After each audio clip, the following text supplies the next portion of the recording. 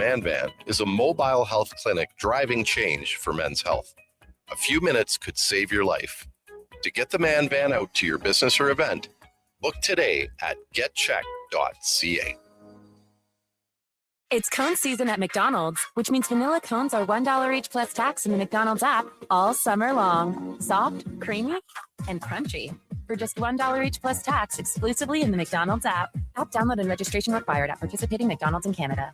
Alberta is growing, but our highways are crumbling. Are you tired of the rough ride? In the last 15 years, our population has grown with hundreds of thousands more cars and trucks on our highways. Today, more than 15% of Alberta's highways are in poor condition. Cutting highway maintenance doesn't save money. It makes repairs more expensive. Don't let the government ignore the problem. Your MLA works for you. Tell them to fix our roads. Visit fixourroads.com for more information. A message from the Alberta Road Builders and Heavy Construction Association. Hey, sports fans, we've got a clear choice for you. At Crystal Glass, we provide customers with the perfect glass for any job. From home to auto and even commercial, installation or repairs, we're your team. Call 310 Glass or visit crystalglass.ca. Crystal Glass. Hey, hon, I'm getting expressions and images to frame my hockey card collection in the man cave. Perfect. I'll come with you and bring our wedding photos. For sports memorabilia and family treasures, think Expressions and Images, your local custom framer since 91. You name it, we frame it.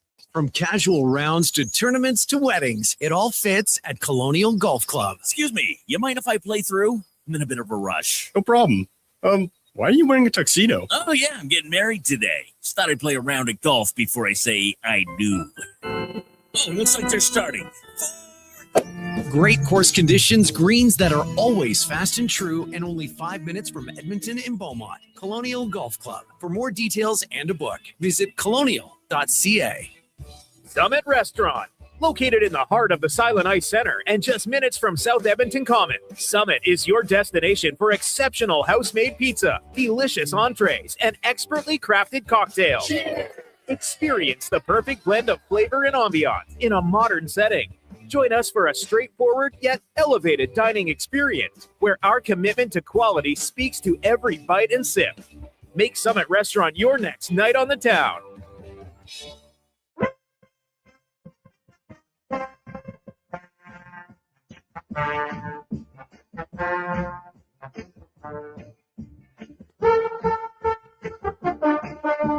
The Jason Gregor Show. That's Cody Fajardo. Pitches this one to Justin Rankin. Could he? Oh, you're doing well. Touchdown Rankin. Unstoppable. On Sports 1440. Fajardo flips this one out. Rankin trying to get there. On second and a couple. He'll get it all. Touchdown, Justin Rankin. His second of the ballgame. Presented by PlayAlberta.ca, Alberta's only regulated online gambling website. Two-way.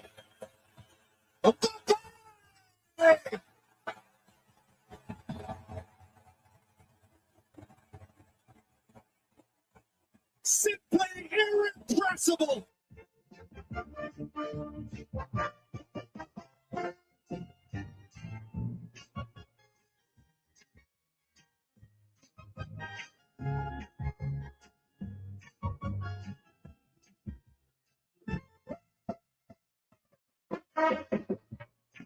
Well, a positive Friday. How are you? And welcome to the Jason Gregor Show, Sports 1440, sports1440.ca, YouTube, Facebook, X, and Instagram and Twitch. Thanks for listening. Thanks for watching the show. It's always brought to you by PlayAlberta.ca, where tonight, Lotto Max. Get your tickets, $25 million and 25 prizes of $100,000. Get your tickets at PlayAlberta.ca. We got a loaded show for you. Lots to discuss. Elks. They're good, man. They're really good. We'll talk to defensive coordinator J.C. Sherritt coming up in the 5 o'clock hour today. The Elks have given up like 40 yards. And really the only thing that gave Ottawa any life was the roughing the kicker penalty on the Elks. That doesn't happen. Might have been more of a blowout. We'll see. But, Like the offense got going in the fourth quarter. It was unreal. That game was probably closer than it should have been for 3 quarters, but the Elks never trailed. They scored a touchdown on their opening drive. That was a little bit sluggish for a while, but then they turned it on and crushed Ottawa 40-17. What a beautiful night for football. We were sitting on the east side of the stadium in the sun. It was unreal. So good, man. Just relaxing, take it in the sun. I'm kind of like, I'm not sure what football fans need to go to a game. Can't get much better of a night. The team's 4-1. You got the most electrifying player in the league on your team. People had talked about, hey, you know what, I'll go if the team wins again. Well, they're starting to win.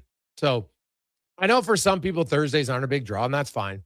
But the Elks, all the remaining 7 home games are Fridays or Saturdays. You got next Friday against the BC Lions. Should be a heck of a tilt. And then they've got afternoon game against Saskatchewan on Saturday. I think they got 3 Saturday games in a row after that, at least at home anyway. So lots of opportunities to go see the Elks. And for the first time in a long time, you are going to see a winning team because they're very good. Now, Justin Rankin obviously is playing great. You look at all of his stats and everything else. Here he is. You come in after, obviously it's week 6, but the Elks had a bye. He's got 513 yards rushing. He's on pace for 1,847. He's got 297 yards receiving. He's on pace for 1,069. If he does that, he'd be the first player ever with 1,000 and 1,000. Right now, he's on pace for 2,916 yards from scrimmage. The record is 24-14. Like he's not just beating it. He's killing it right now. Now, I know it's a projection. Season's not even a third of the way through yet. So we'll see. He also has 6 rushing touchdowns right now. And last night had his first receiving touchdown. So he has 7. As far as rushing TDs go, he's on pace for 21. The record is 19. Total touchdowns, he's on pace for 21. The record is 23, set by Milt Stiegel. He is having an unbelievable start. And you got to give credit to the O-line, man. Now, I like the adjustment. I really believe I'd spread out the Elks and run them more to the side anyway. You get Rankin in the open field. I'd much rather have Rankin in the open field. Not that he can't. We saw in his opening run, he went into the into the crowd and then was able to stutter step, get outside. And once he's outside, it's advantage Edmonton. No question. And the Elks, the one thing, there's a few things. But anybody who's going to the games, anybody who's watching the games this year, the Elks' big play capability, and it's not so much big play capability with the ball in the air, it's yak yards for this team. Like, look at Orange last night. Ends up with a 90-yard run. I think he caught the ball 6 yards from the quarterback and then broke a few tackles and sprinted all the way down the sidelines. Justin Rankin. How many times has Rankin, whether it's a pass or a run, where he just turns it upfield and he's got multiples of 60. He's got multiples of 30. The Elks are a big play team. And as much as we talk about Mac and Rankin and obviously Cody Fajardo, you can't overlook the offensive line. And they don't even have Coulter. Wait till Coulter Woodman's back, because that'll just make them even better. But hat tip for the Elks. I do think, I noticed last night, and Deck, I don't know from your vantage point if you noticed the same thing, but Beard, I'll be curious. Now, this is just, they didn't know. It's after the game when you asked the coach about the injury. You know what? We have to see, which I'm sure is true sometimes. But to me on Beard, it looked like a strained calf. And if that's what it is, that's going to be a few weeks. Calves can take a long time. But Beard, the way he's playing, now maybe Corte will get kind of his game back.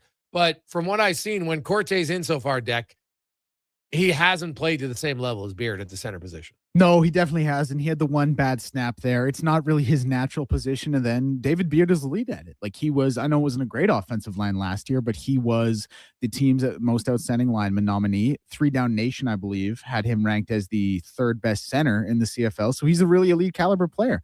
And when you have a guy come in Mark Corte, who, not playing his natural position and just bluntly isn't as good, the team's going to suffer a little bit. I don't think it hurt them too much last night, but you're absolutely concerned about what it's going to do for you in the long run. And David Beard, like, center's kind of an interesting position because it's not as flashy. You don't make movies about it with Sandra Bullock like you do your left tackle. You don't see it pulling as much the way with the guards, but it's a really valuable position because your first step has to come after emotion, right? So it's just like, it's really tough to play, and you need to be a special kind of guy to do it. And David Beard is that guy.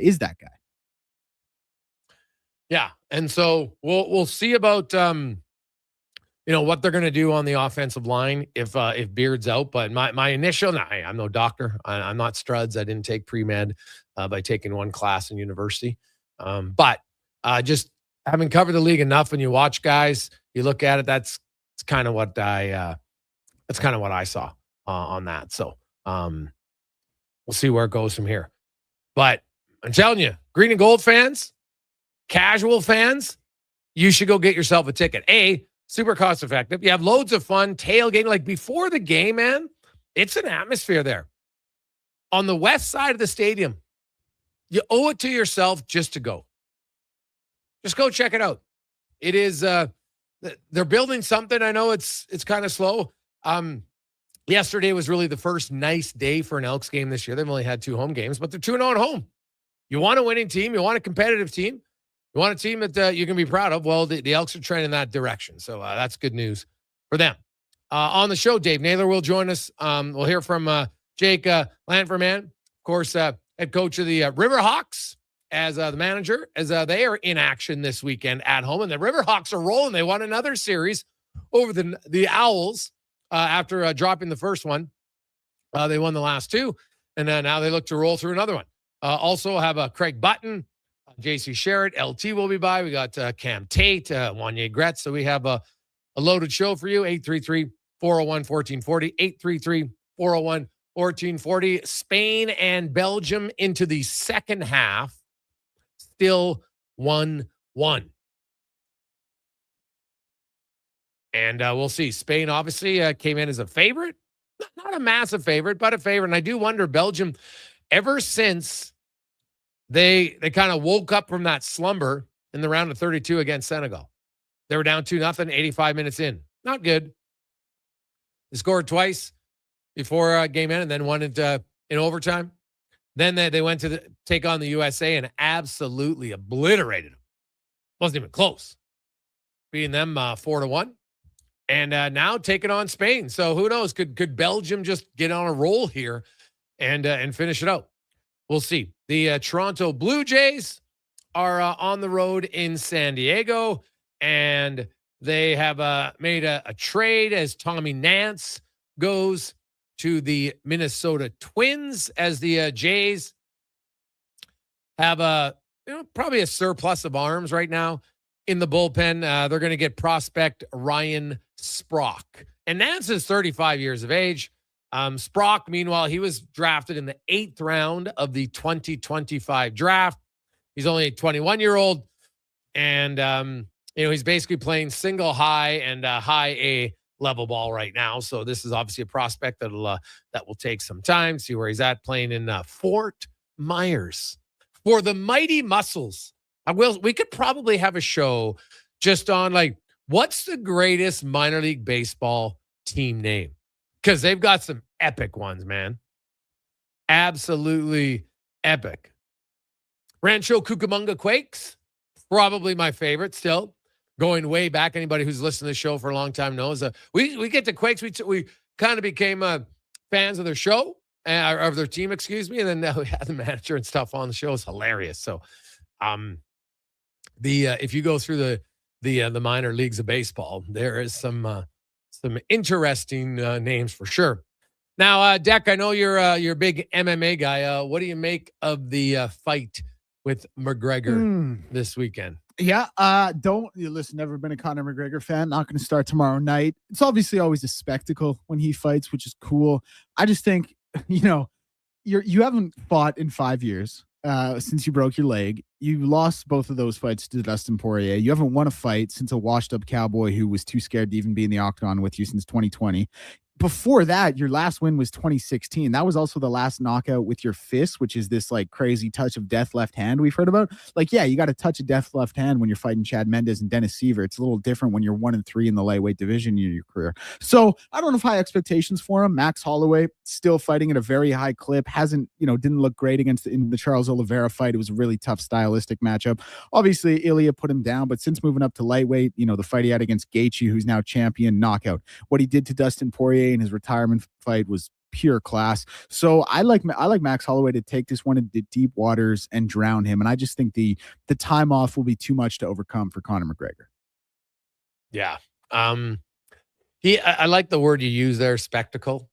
Right? It's always a big show. Hey, Conor is great as a salesman, right? He pumps up. He's talking about all the guys he would have beat in his prime. Like, dude. I love that you could, but see, it's great that you can say it, but there's nothing to back it up.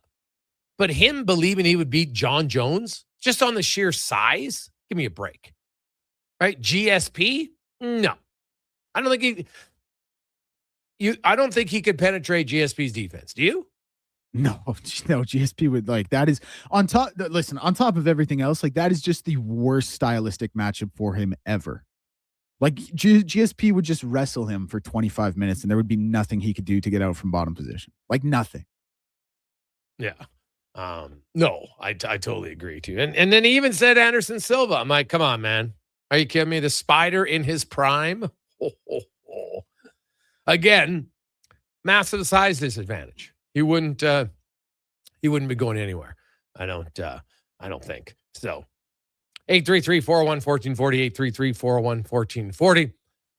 Hey, Gregor, I saw a lot of people talking about now that the Ducks got Carlson, they're going to have to trade away their veterans. Do you think Chris Kreider or Killorn, either one would have interest to the Oilers? Well, they each have a year left on their deal. They basically both make $6 million. I think Kreider's at 6.25. I don't think the Ducks are trading Kreider. I really don't. Now, I could be wrong, but you look at their team and they're going to have to move somebody, but they'd much rather keep both of them and move Frank Vetrano. Right? That's Captain Obvious, but it's true. Right? But Chris Kreider, he had 22 goals and 50 points last year. Big body, fast, always in great shape. I don't think they're actively looking to move him. Frank Vetrano had 5 goals and 9 points in 50 games. And he makes $4.25 million? That's the guy. If they have to move Kreider or Killorn, I think they consider it, but that definitely I don't think is going to be their first one. And I think Killorn would be the guy that they would move first. Kreider's just better right now. But I don't think Alex Killorn, is he somebody I'd look at the Oilers? Not before the season, no. Let's see how he does, and maybe he gets hot again, and you need to add a depth guy at the deadline, maybe. But I don't necessarily see either one. And you got to remember, Edmonton's one of the Ducks' biggest rivals. I don't see them making a move with the Edmonton Oilers. The Sharks, I know you traded Darnell Nurse there, but that is it's just a little bit different, right? So I don't see that necessarily happening right away. Hey, Greg, do you think Rankin is masking some of the play calling from HD? No. Why? What? I guess my question is, what play calling are you upset about? Right? Honestly, I think it's a fair question. Cody Fajardo is not a gunslinger. Okay. But right now, today, he's played the most games, so it's going to go down. But Cody Fajardo is averaging basically 300 yards passing a game. Right? He's got 1,499 yards passing, 8 touchdowns, 4 interceptions.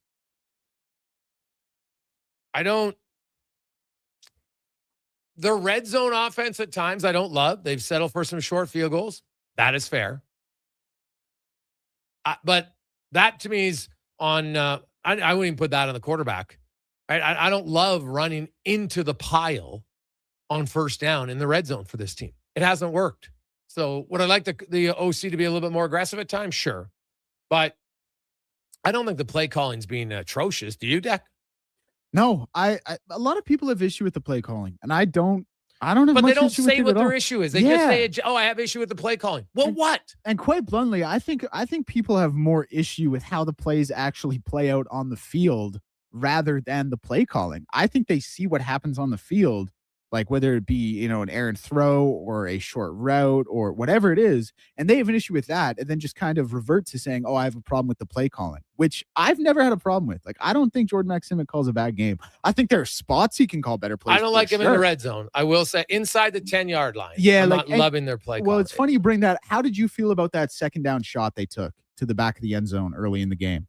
Because I was talking to Brandon Douglas about that as we were watching in the press box. He said, "Hey, how do you feel about this?" I said, "Hey, I had no problem with that call at all. But I would have actually gone for it on third down." He says he didn't like it. He would have rather ran it on second down. Where do you come out on that one? I wasn't going to run it. It was second. You were like 6 yards out.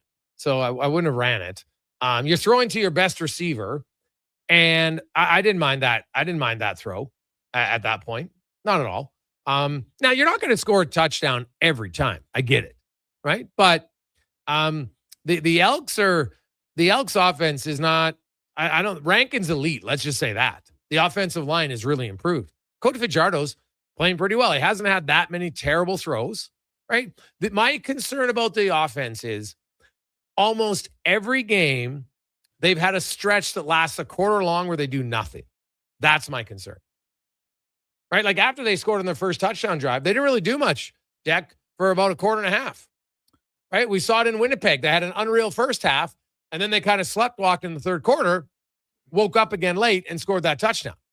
So to me, that's I have a little bit more of a concern where this team's still learning to kind of blow teams out.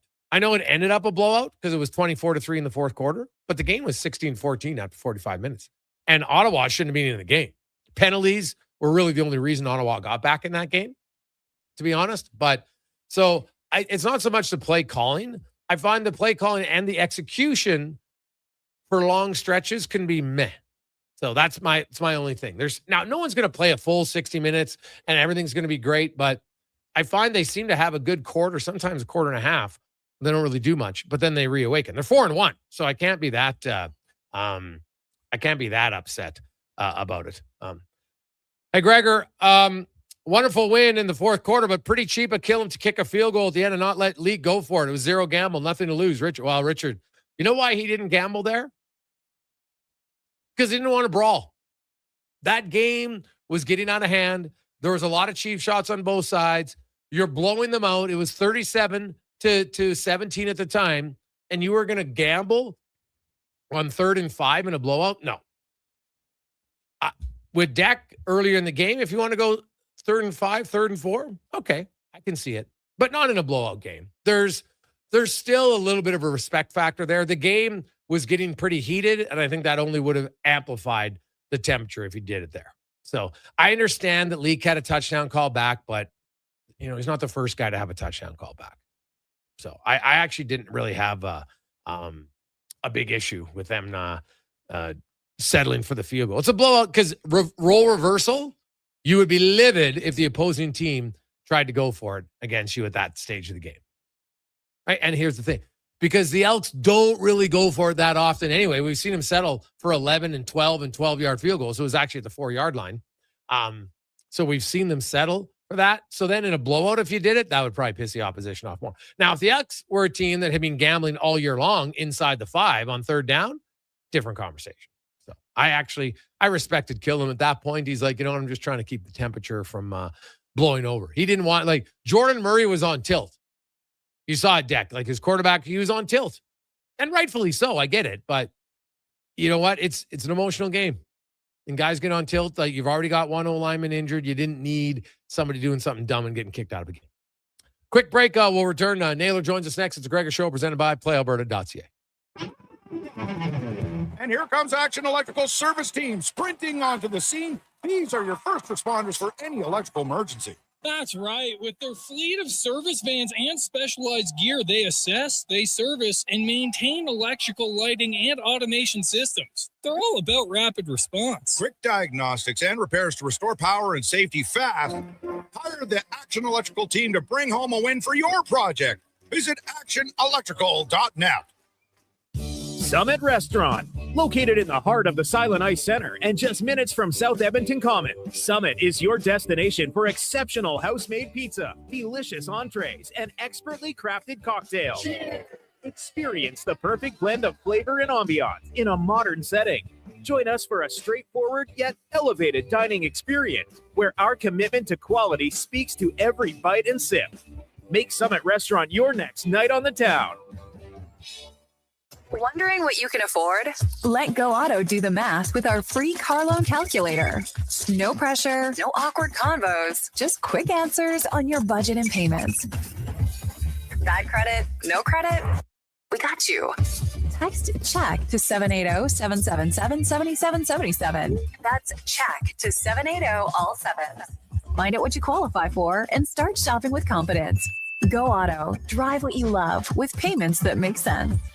Hey, sports fans, we've got a clear choice for you. At Crystal Glass, we provide customers with the perfect glass for any job. From home to auto and even commercial, installation or repairs, we're your team. Call 310-GLASS or visit crystalglass.ca. Crystal Glass. Hey, hon, I'm getting expressions and images to frame my hockey card collection in the man cave. Perfect. I'll come with you and bring our wedding photos. For sports memorabilia and family treasures, think expressions and images. Your local custom framer since 91. You name it, we frame it. You don't just need property services, you need problems handled. HireGood provides cleanup, debris removal, site monitoring, and safety attendance across Edmonton. We reduce issues on your property, keep spaces safe, and take pressure off your team. We resolve real problems for businesses while creating real impact because our team is built on second chances and they show up every day ready to prove it. Visit hiregood.ca or call and mention Jason Gregor for a first-time discount. HireGood. Stable jobs create stable lives. It's dollar drink summer at McDonald's. Sip on a refreshing small fountain drink or a small iced coffee for just $1 each plus tax all summer long.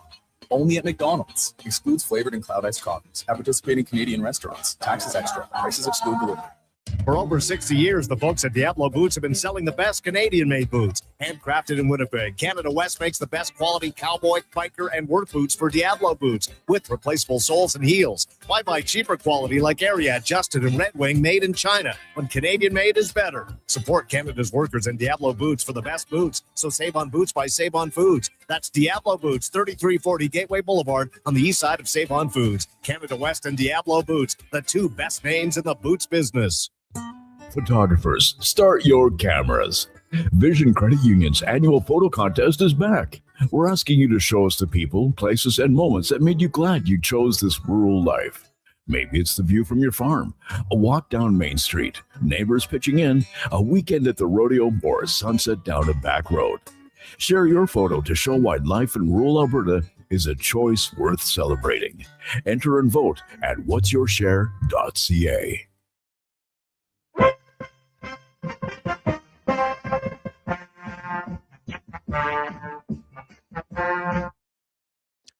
Portions of this hour brought to you by the Nation Golf Tournament. Friday, August 28th at Millwoods Golf Course. Golf, drinks, swag, food, and fun. Every swing supports Gregor's grad and helps graduates shine on graduation day. Early bid pricing ends July 18th, so sign up at nationgear.ca before it sells out. From puck drop to kickoff, it's the Jason Gregor Show on Sports 1440. Presented by PlayAlberta.ca, Alberta's only regulated online gambling website.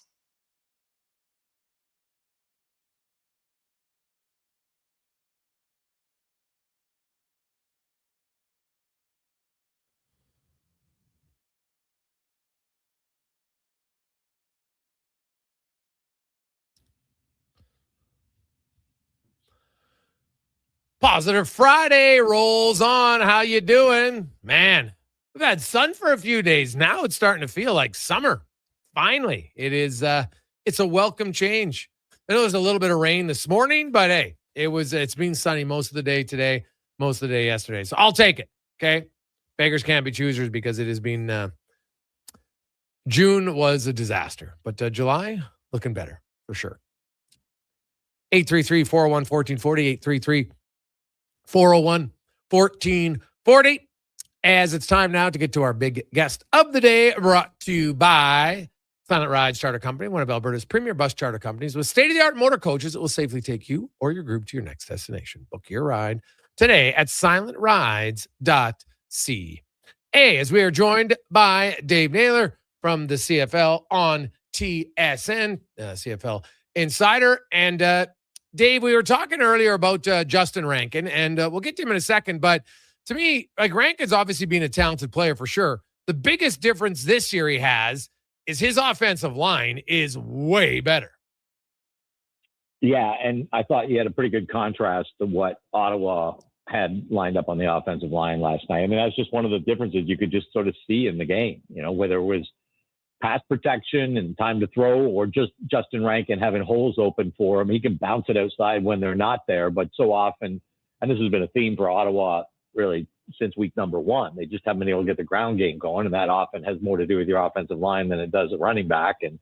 But in the case of Edmonton, when you combine a dynamic running back who, I mean, you see teams, and you know, Ottawa's a good example last night, who did a relatively good job with him other than the first drive, you know, until late in the game. But it just kind of eventually he wears you down and you get tired and you get some missed tackles. And once you get a missed tackle or two, he breaks those for big ones. I mean, it's just such an electrifying player. And really, I think without a doubt, you know, the most exciting running back in the league.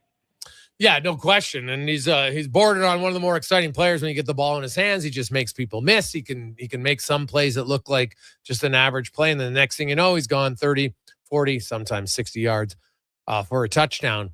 The Elks, the game was probably closer than they wanted, but then they blew the doors off in the fourth quarter.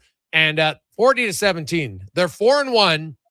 I think it's people have to say, okay, this Elks team is legit. Now, how good they are, we'll see probably when they face off against Saskatchewan. But they've already beat Montreal, so you know what? Mm-hmm. You can't say that this team isn't good. But I think taking on Rourke again next Friday will be another good test for them. It will. And look, I think the interesting thing about the Elks to me is they're kind of the throwback team in the league right now. And I don't mean throwbacks like, you know, to like way back. I mean, like to last year, well, before the CFL evolved into this wild, crazy, you know, overnight, it feels like, you know, past 65 points a game, 400-yard passers on both sides of the ball kind of league. Especially going into last week, I was looking at a lot of the metrics, and you know, the typical right now, the team is throwing for 1 million yards, not running many, and can't stop anything on defense. That's the sort of typical CFL team so far this season. And Edmonton's very different. They run the ball like crazy. You know, they don't always throw it for 1 million yards, although Cody Fajardo's put up pretty significant passing totals the last 2 weeks. And they played really strong defense. They got a lot of playmakers on defense. So it was just funny going into last week that the only team wasn't sort of playing the more aggressive offensive style that we've seen in 2026 was also the only undefeated team. And, you know, that was a fairly low scoring game last night. I mean, both teams had 20 points, I believe, midway through early in the fourth quarter. And then, you know, Ottawa just kind of brought the walls in on themselves. I mean, you just saw once they started to have to press. And look, I'll give Edmonton's defense a lot of credit, because I think with a quarterback like Jake Mayer, who, you know, is not great at playing off script, doesn't extend plays with his legs, but he's got a very accurate arm. He needs time to throw. And if he can sit in the pocket and get the time to throw, he can be very accurate and very effective. When he can't, and I think on most of the throws that went awry last night on him, you'll see he had pressure, you know, all coming at him. He took some sacks as well. Just, you know, his style of play, I think, doesn't go very well with the team moving him off the spot the way Edmonton was able to last night. You think Bethel Thompson's going to be the starting quarterback next week for Ottawa? Don't. And that's a gut thing. I think, I mean, look, and the thing with Jake Mayer, I don't think he played terribly last night. The 4 interception stat line looks bad, and, you know, you see the score, it looks bad. But if you watch the game, you know, 3.5 quarters into the game, you wouldn't have said that he was a disaster. You know, he made some throws he shouldn't have, again, but he was under duress much of the night. I look, I think Ryan Dinwiddie kind of owns this one, right? Because he had his choice of two guys, and he, without any hesitation, wanted Jake Maier. Mm-hmm. And I would expect that he's probably going to ride that a little hard. And if Maier had been a disaster, 4 picks in the first half or hadn't completed any decent throws all night, I think that may be more likely. Here's the thing. If you put McLeod Bethel-Thompson in and it's not as good or no better, and then you do that another week, what do you do then? You go back to the guy you benched. You keep riding McLeod Bethel-Thompson, who wasn't anybody's idea at the start of the season. I just feel like the season kind of gets away from you more quickly if you move off Jake Maier and go to McLeod Bethel-Thompson. And I'm not sure that, all of the problems with the offense are necessarily quarterback related. If McLeod Bethel-Thompson sees the same kind of, he's not a mobile guy either. He's not somebody who's going to move off the spot and buy time. So I don't know that and again, the run game, that would help as well. The panel talked about that at halftime. Where's the run game? So I'm not sure what ails this offense right now is necessarily solved by a quarterback change, and I think it could get worse. Dave Naylor joins us here in Sports 1440, sports1440.ca. So you look ahead to this weekend, Dave. What do you make of the coaching decisions for the two starters in Winnipeg and Hamilton? Let's start in Winnipeg. Well, there's a golden rule. The thing that teams value more in a backup quarterback than anything else is, experience or time on task with that player.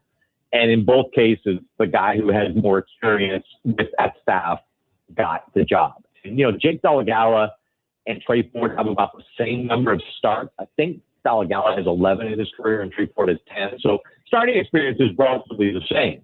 But Jake Delagala was in Hamilton last year. He's had more time with Scott Milanovic. Yeah, and do it now. I think just do it now. For a guy who fade him down. Yeah, we'll try to get Dave on a better connection there. So keeps kind of going in and out. So hopefully we'll get that rectified. A little too tough. If I'm having a tough time hearing him, then I'm guessing you are too. So we'll try to reconnect on that one. It is interesting to me when you look at the matchup in quarterback. I'm curious to see kind of how much the guys play. Like you look at that Hamilton game, and I wonder if you're basically going to see two quarterbacks here. So we'll try to figure that out and see where it's going to go from there. But I'll say this: injuries to that position. Now that's why the Elks went out and got Powell, and I do know for sure that they'd like to get him in. Right now, they really haven't had an opportunity. There was late. I guess you could say, you could put him in on the last drive of the game. Maybe you could have done it then, but I don't really have a problem with them not doing it. But I do know that they're pretty high in Powell. Remember, he got a 2-year deal, right? Fajardo has the 1-year deal. So, having a veteran or just a backup that's competent is a key. So we'll see. And I look at Hamilton, Dave, and I just wonder if we're going to almost see kind of like a quarterback guy by committee between those two here down in the next few weeks.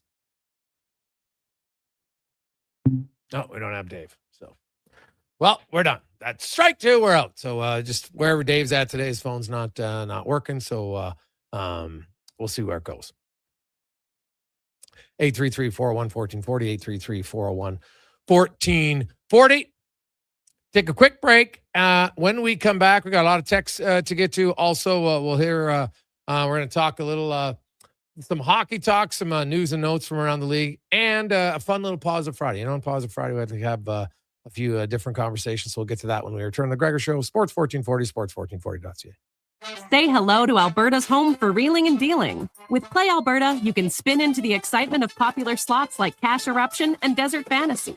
Experience Alberta exclusive games and get in on the action of live dealer tables with all new elevated stakes. However you prefer to play, the fun is ready when you are. Visit playalberta.ca/Gregor to learn more. That's playalberta.ca/Gregor. Must be 18 plus to play. If you gamble, use your game sense. For all your welding supplies, think AWS Welding. Located in Nisku, their readily stocked storefront carries a wide variety of welding glasses, cylinder rentals, plus welding rod, wire, and consumables. Same-day delivery is always available. And if they don't have it, AWS Welding will find it for you fast. Visit their online store today at awswelding.ca or give them a call or text at 780-979-0470. AWS Welding. They make it happen. Action Electrical Solar Team is now making a play for sustainability and savings. They're specialists in powering up for a greener future.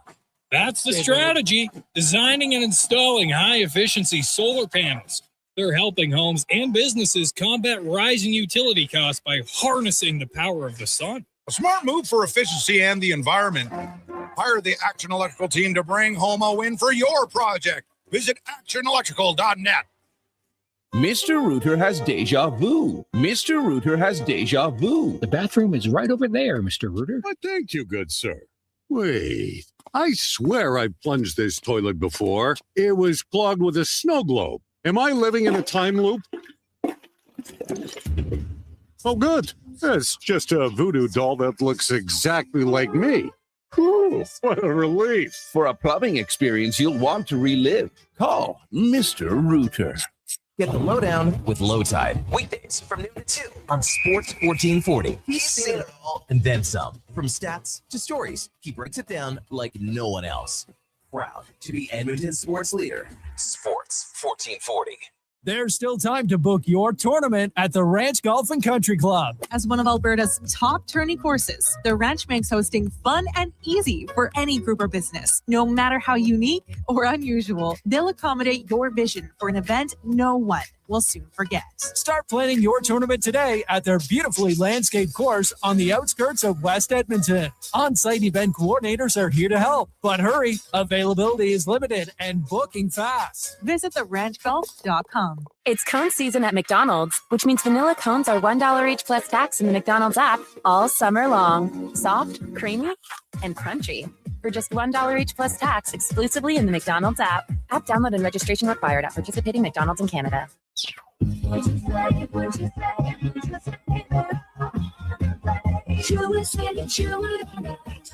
It's finally time to escape your four walls and see where your four wheels can take you. Sherwood Honda helps you head out on the road the way you want to, with the right vehicle, including freedom-seeking SUVs that give you the versatility to drive where, when, and how you want to. It sure would do some good to get out and stretch your horizons, and sure would be easier with Sherwood Honda. This is the moment you become queen. The global phenomenon returns, only on Crave. HBO's House of the Dragon is back for its most fiery season yet. Don't miss new episodes of breathtaking spectacle, shocking betrayal, and explosive drama. You are the queen of dragons. You have an absolute power within your grasp. House of the Dragon, stream now, only on Crave. Subscribe at crave.ca.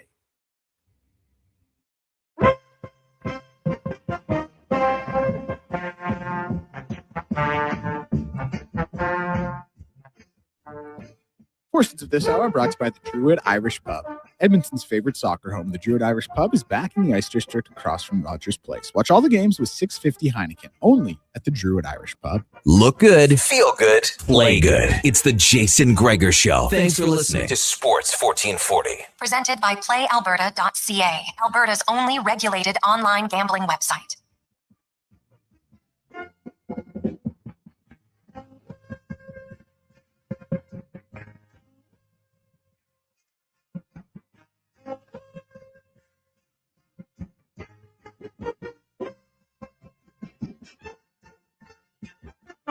Plaza Friday continues on Sports 1440, sports1440.ca. Big plans for the weekend?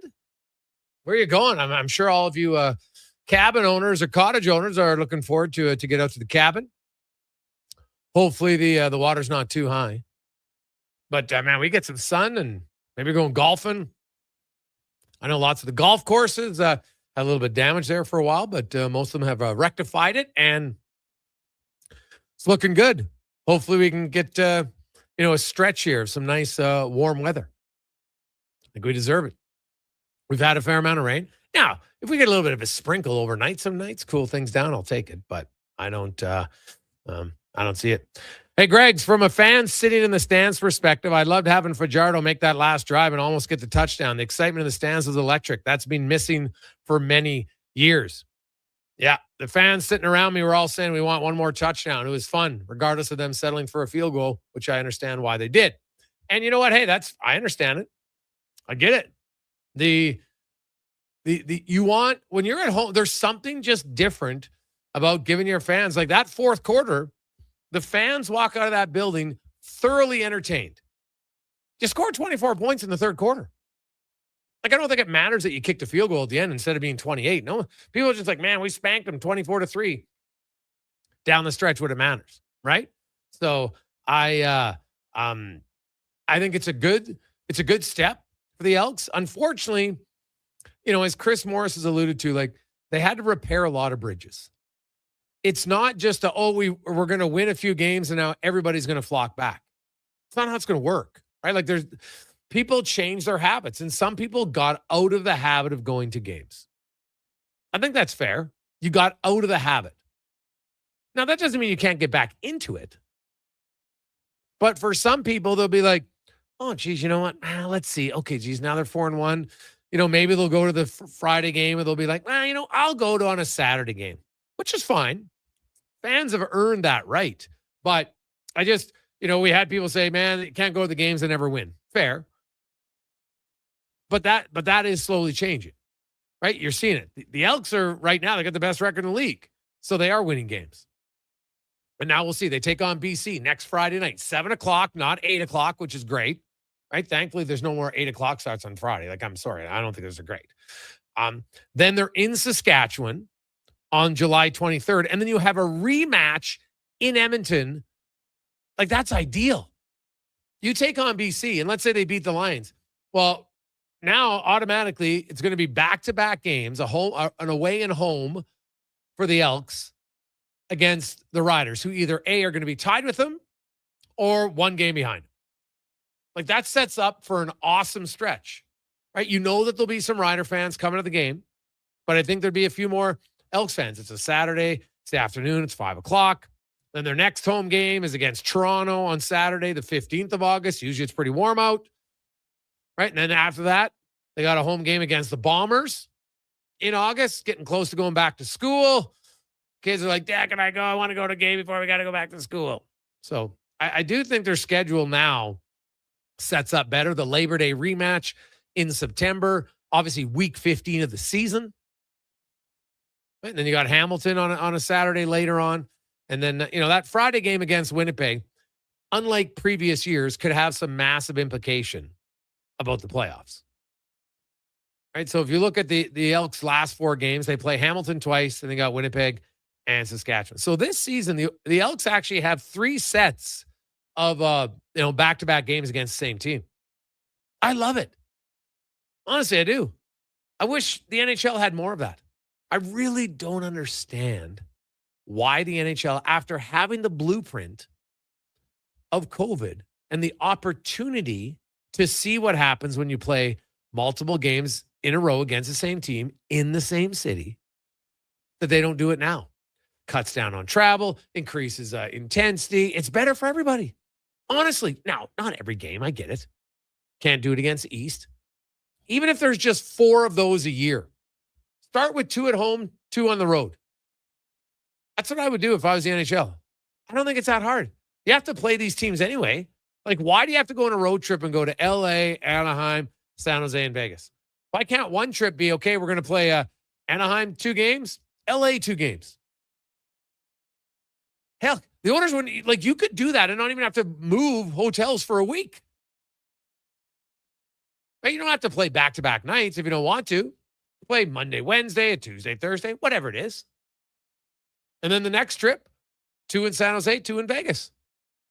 I don't understand why I can't do this. The team's got the home nights. It's right there for you, NHL. I would just love to hear one reason why you wouldn't do it. What's a good, sound reason why you wouldn't do it? That's all I like to see. So, I don't get it, right? I don't get it. So we'll see where it goes. A few other notes. 833-401-1440, 833-401-1440. Hey, guys, I know it's the offseason, but I'm curious about the Oilers. What do you think about Ike Howard? I'm reading people think that he's not going to become the player the Oilers hoped he would be. Well, who wrote that? Steve. That'd be my first question. Who wrote that? Like, honestly, please tell me the name of the person who wrote that. Because I have no problem. If the person wrote it, they put their name on it, then let's talk about it. Right? Like, I've seen a lot of people, oh, you know what? They lost the trade to Tampa Bay because of Sam O'Reilly's junior season. Really? We're now comparing what you do in junior, saying it's equal to what happens in the pros. Hey, maybe Sam O'Reilly's going to be awesome.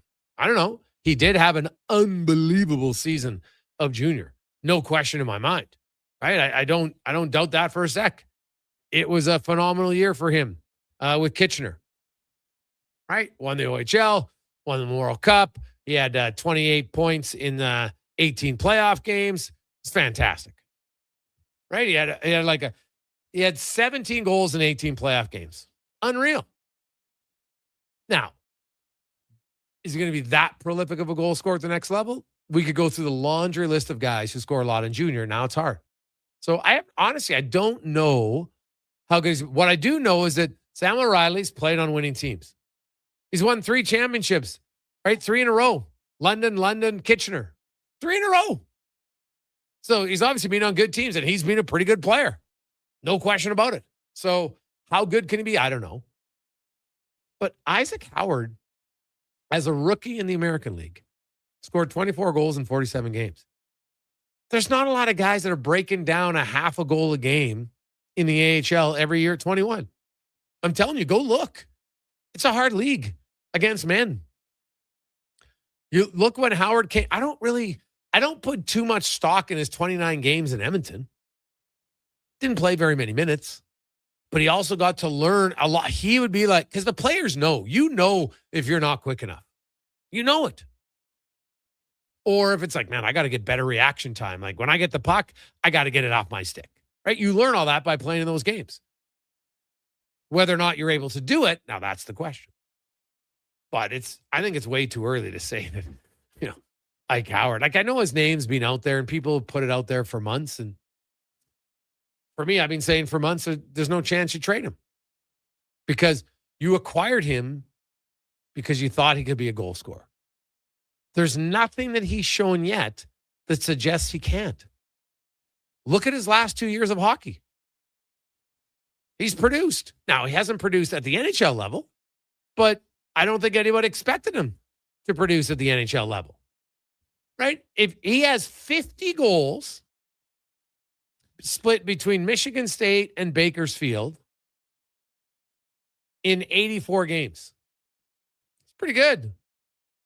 Right? Pretty solid. Now, the NHL is a different beast. Totally agree. But I don't know. I don't know where that's coming from. And I don't know if it's fear, because trust me, there's people out there that write the same garbage all the time. And hey, some of you keep reading it, so obviously it's working. But, oh, this trade's bad. And based on all what ifs. There's nothing factual about it. What if, right? Hey, Gregor, would you trade Howard for Kreider? No. Chris Kreider is going to be 35. Now, he's more proven at the NHL level right now, no question. But Chris Kreider's on the back 9 of his career. Howard's like on the first 3 holes. So, no, I wouldn't do that. Now, any player's tradable. You give me a 26, 27-year-old forward who's got a, multiple time 20-goal scores, 20-goal season. Yeah, I'd consider that for sure. But you acquired Howard for a good prospect because you believe he's going to be a good prospect for you. So at some point you have to see what's going on.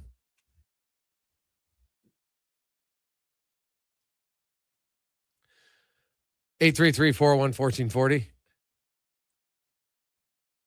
Hey, Gregor, people should be excited about the Ryan O'Reilly pick because they clearly have someone who's good at identifying players, and they traded up to get him, which means they're showing willingness to take risks to get them from Ontario home. Well, that's Rick Precy. That's who they got now, right? Rick Precy's overseeing their draft, and he hasn't had the opportunity to, draft in a real high position. And based on the Oilers have already traded next year's first rounder, that he's probably not going to be in that position anytime soon. But, we got to see, like, does Rudolph's Burzkoln, does he become a player? Gasper and all those other guys, like Tommy Lafreniere, they took him in the third round, right? He was like 80th, 83rd or something last year. Guy scored 41 goals, had a pretty good year, right? Pretty big jump for him. He, it's his 19-year-old season now. He could go back to the Dub. Maybe I haven't seen if he's going to the Dub, if he's going to NCAA yet or not, but possibility, right? And who knows? Like, usually, like, guys that are third rounders, like, it takes some time, if ever, on what they do. But you're right, Sam O'Reilly, like, that's the only first-round pick. It's the only pick in the top 50 that the Oilers have had with Rick Precy running the draft. So it's kind of challenging to know whether or not any of these guys are going to pan out because, it's a long way to go. Now, they also took Clattenburg, and he's already played. I know it's only 5 games, but still, he played in the NHL. Look at that 24 draft class. And if you look at how many guys have played more games than Clattenburg, I know it's 5 games. I don't know if Connor Clattenburg is going to play 5 more games this year or when he's going to get back in the NHL. But the fact that he even played 5 games to this point, it's good early. It's good early on for him. And we'll see. I know he's got the willingness and the tenacity. I think they just want him to now just, work on his skills. Passing, stick handling, all that stuff, right? Like, you can't just be fighting all the time, right? They want to see what else he can bring. So there you go. 833-401-1440, 833-401-1440. Hey, Gregor, Howard and O'Reilly are different players. We would have kept O'Reilly if we want a third-line center, but Howard is what we need now in a younger winger. True. Well, but I can't say for certain that O'Reilly's only going to be a third-line center. Now, in Edmonton, yes, he would only be in a third-line center. But maybe down the road. Now, again, what if in 2 years or 3 years, there's different guys here, right? But you're right. They are different players. But who knows? I don't want to put a lid and say O'Reilly can only be a third-line center. Maybe he'll be a second-liner. Hey, Greg, do you think the Oilers would have any interest in Shane Wright? I don't think so. Center. Now, they've got Dickinson, they got Draisaitl, they got Nugent Hopkins, you got McDavid. I just don't see where Shane Wright helps them at this stage. They need a scoring winger. That's what they need. Right? Now, it's a need that doesn't have to be filled right away. You can give Savoy and Howard opportunities early in the year to see if they can emerge as that. That's what you can do. But Shane Wright, for me, I would be surprised. So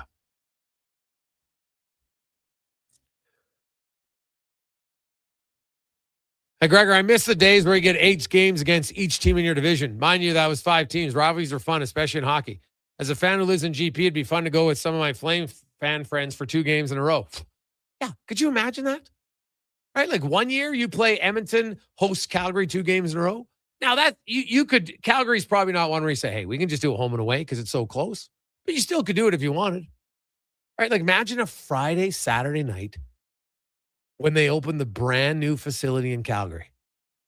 And their first weekend of games is Friday night against Edmonton, Saturday night against Edmonton. So imagine that. Are you freaking kidding me? You'd have tons of Oilers fans who'd want to go down for at least one of the games. You want a lot of Flames fans who'd want to be there. It'd be unreal. Like, you have to, if you want a rivalry, you got to have ways to kind of juice the rivalry a little bit. So I would love to see more of it in the NHL. Heck, the Kings and the Ducks, right? Sharks and the Ducks. Pick your teams. Colorado, Dallas. Imagine the Avs flying in playing Dallas 2 in a row or vice versa. Go out east. Florida, Tampa. You're not even a Florida or Tampa fan. And you'd be like, what day is that game on? I'm watching. Because if the first game wasn't great, you know the second game would have more animosity. It'd be awesome. Montreal, Buffalo. Pittsburgh, Philly. Pittsburgh, Washington. Like, there's so many good opportunities here. Wake up, NHL. Wake up. The fact that the Elks play 18 games and 3 times they're playing the same team. Now, I know it's, they play, weeks. They don't play back-to-back games, but still, you're playing a Monday, Saturday at the Labor Day. You're playing a Saturday, Saturday. Like, at least you're playing the same team 2 in a row. I'd love to see more of it in the NHL. I think it would be awesome. Let's get to Declan Kruger and a Sports 1440 update brought to you by Hire Good for professional property services that you can feel good about. Get Hire Good. Site cleanup, debris removal, seasonal maintenance, and more. Check out hiregood.ca. Stable jobs create stable lives. This is a Sports 1440 update. FIFA World Cup action. Spain leading Belgium 2-1. Currently in the 96th minute, Belgium's keeper Thibaut Courtois came off in the 71st minute with an apparent injury. In Wimbledon today was Jannik Sinner, the top seed, over Novak Djokovic in straight sets in one men's semi, and it was Sasha Zverev over Arthur Ferry in straight sets in the other. MLB action will get going at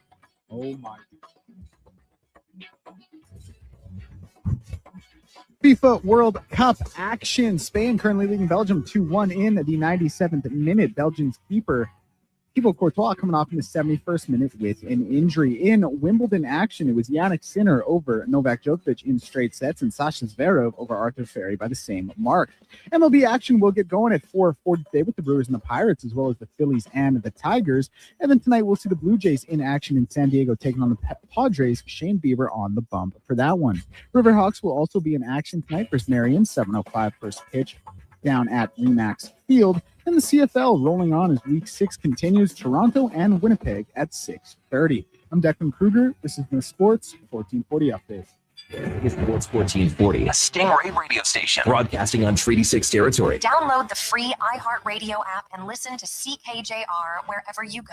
Come for Canada's largest trade shows, the biggest names in entertainment, exhilarating sporting events, and more. And stay for the experience at the Edmonton Expo Centre. Looking for the perfect place to host your next big event? From trade shows to galas, meetings, and concerts, the Edmonton Expo Centre has the space, event expertise, and service to make your next event unforgettable. With over 522,000 square feet of flexible event space, in-house catering, and operational expertise, they bring your biggest vision to life. Learn more at EdmontonExpoCenter.com today. Canada's men's rugby team at Clark Stadium, July 11th. Don't miss an international doubleheader as Canada takes on Portugal and Tonga battles Spain. Build the home field advantage for Team Canada. Tickets at Ticketmaster. Hi, I'm Colin Livingston, president of CanTorque. We've been tightening bolts and redefining our industry for 25 years. Yes, a quarter century, and we're just getting started. Check us out at CanTorque.com. Our tools age better than I do. Listen up, friends. Operation Pizza is a go at Papa John's. They're introducing new personal pizzas just in time to celebrate the premiere of Toy Story 5. These adventure-sized pies come in new exciting flavors like Sheriff's Roundup, Space Ranger-oni, and Reach for the Pie. Or take your personal pizza to infinity and beyond by creating your own flavor just for you. Order 2 or more with Papa Pairings and get yours for only $9.99 each. New personal pizzas are ready for takeoff. See Disney and Pixar's Toy Story 5 in theaters June 19th. Legacy Heating and Cooling is serious about cooling. In fact, we offer multiple ways to cool your home. So you better call Legacy. Call Legacy. If you're looking for traditional air conditioning, we got you. Call Legacy. Or ask us about a heat pump to help you heat and cool. Call Legacy. Call Legacy. Cool with AC or cool with a heat pump. Cool your home with Legacy Heating and Cooling. Got a car you're ready to part with? Find out what it's worth. Fast, easy, and totally free at Go Auto. We're talking top dollar trade-ins, whether it's a little worn or still rocking that new car smell. Just a few clicks, and boom, you've got your value. Text VALUE to 780-777-7777 to start. That's VALUE to 780 all sevens. Why guess what it's worth? Let Go Auto show you the money. It's dollar drink summer at McDonald's. Sip on a refreshing small fountain drink or a small iced coffee for just $1 each plus tax, all summer long. Only at McDonald's. Excludes flavored and cloud iced coffees. At participating Canadian restaurants. Taxes extra. Prices exclude delivery. Alberta, we're wild and tough and beautiful. We agree that good enough isn't good enough. And though everything that matters starts with a home and a family. At Lux, our family has been handcrafting windows and doors for this incredible place for over half a century.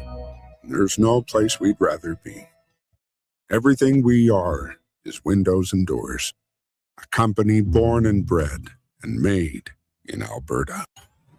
Have you made your favorite radio station a preset on the new and improved iHeartRadio app? What about your favorite podcast? Whatever you choose, it's as easy as a tap to make a preset. Just tap the app. And with the all-new live radio dial, it's easier than ever to discover new stations you'll love. Just tap the app. Plus, a new trending section and the lyrics to your favorite songs. Find out what everyone's talking about. All new, always free. Get the new and improved free iHeartRadio app today.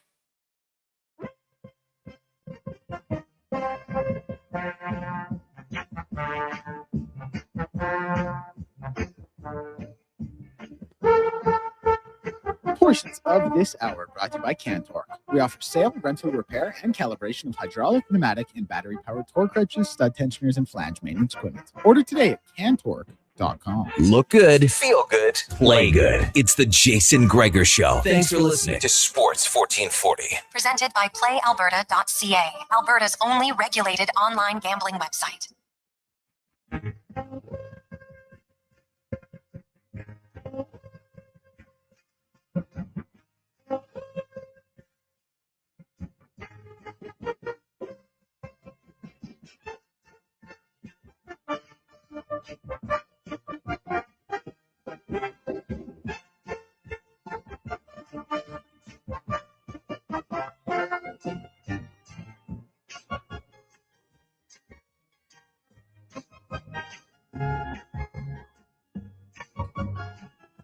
.304, welcome back, Jason Kruger.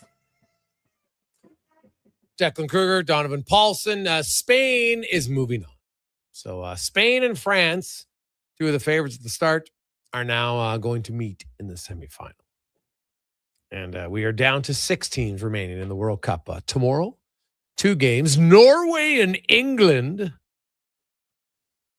And then you have the final of the quarterfinal matchups, which will see Argentina and Switzerland go at it at 7 o'clock tomorrow night. Now, we got a lot of texts coming in, 833-401-1440. It is the Gregor Show presented by PlayAlberta.ca. Lotto Max tonight. $25 million and 25 prizes of $100,000. Get your tickets. PlayAlberta.ca. Now, we got a lot of people text in, hey, Gregor, the NHL can't do that because of arena availability. Guys, I don't understand what you mean. The Oilers have a 4 or 5 game homestand multiple times in the season. Why can't they play one team 2 of those games? Has nothing to do with arena availability. That doesn't change it at all. Philadelphia is coming into Edmonton. Then they go to Calgary. Then they go to Vancouver on a road trip. Why can't they play 2 games? Because Calgary sometimes are in Edmonton are on 5 and 6 game homestands. And again, you're only going to do this twice at home, twice on the road. Venue availability has nothing to do with it. Nothing. Edmonton, look at their schedule. It'll come out next Thursday. And we can go through it. And it's going to be very easy to say, oh, look, here's LA. They got a 4-game homestand. And they're playing Edmonton. And they're playing Calgary and whoever they're playing. Well, Edmonton just plays there twice that time. Honestly, it would be simple. It has nothing to do with arena availability.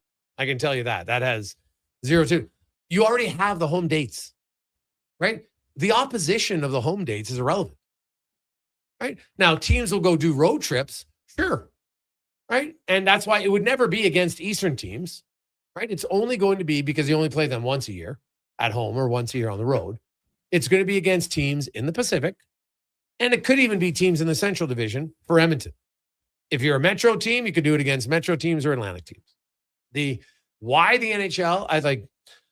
I'm going to talk to the schedule maker again because I would love to just give me a reason why. Because actually last year there were a few teams who did it. So they even do it, but they're like, well, you know what? We only want one team to do this. It's wild, man. It's wild to me. So we'll see. We welcome in Wanye Gretz in very bright. What do you got on there? Holy cow. I almost need shades of that thing on. It's kind of like a yellow, but almost fluorescent. I've just never seen that bright of a color. It's a hot day. Got to cool down. Wear a different colored hoodie. You wear a hoodie on a hot day? Yeah, because it's cold in here. Oh, dude, you haven't been in here this week. It ain't cold in here. Doesn't feel like it today. Actually. You're going to be sweating bullets here in about 5 minutes. Good times. Good times. Yes. I was listening on the way in, and your idea of back-to-back home games with a team, it was great. Yeah. Like when they did it in the COVID, it was. Yeah. Yes. I remember you saying it then. You're like, one of the things that's going to probably come away from this weirdo season is they see that people get really excited for the second half of a doubleheader. Yes. They freak out for it. Yeah. It's right like there. a zero-cost move. Yes. Totally. It actually saves the money. Yes, when you said it saves travel, I was nodding my head in traffic. Like you want to be and say, hey, you know what? We can be a little bit more green because now there's less flights. Like there's so many reasons that this could win. Players have talked about, geez, the season's longer. It's more travel. Well, here's a way to reduce it a little bit. Right. And if you reduce a little bit here and there, hey, you know what? We want to bring it back, whatever. We're rolling back 3%. Travel. Well, that's better than increasing it by 3%. I read that the average NFL team's travel costs are like $30 million a year. So say the NHL is who knows what, because there's way longer seasons. A 5%. The NFL has a bigger group, but really that many. That's what it said. Travel was $30 million. Yeah, for all the offices and ballrooms and 20 floors of the hotel and the big traveling entourage. Yeah, they have a pretty big entourage, right? When they travel. And they bring like training equipment and their own food. So the NHL is a little bit less in terms of the entourage size, but the season's longer. So if you could save 5% of your travel costs, that's a season of Cal Pickard hockey. Yeah, it's true. I like I've said, I've been waiting for anybody to tell me one negative to having, and I'm only starting small by having twice at home, because now you have 42 home games. So the other 38 will still be the normal, and 4 of them will be Kings twice in a row and then Vegas twice in a row, for instance. Right? And honestly, I would look at it and see, okay, based on last year, who are some? Was there something that was a little bit more oomph? Maybe they met in the second round of the playoffs. No brainer, right? Like Edmonton, Vegas, right? Like I'm telling you, if Edmonton went into Vegas twice, imagine Oiler fans.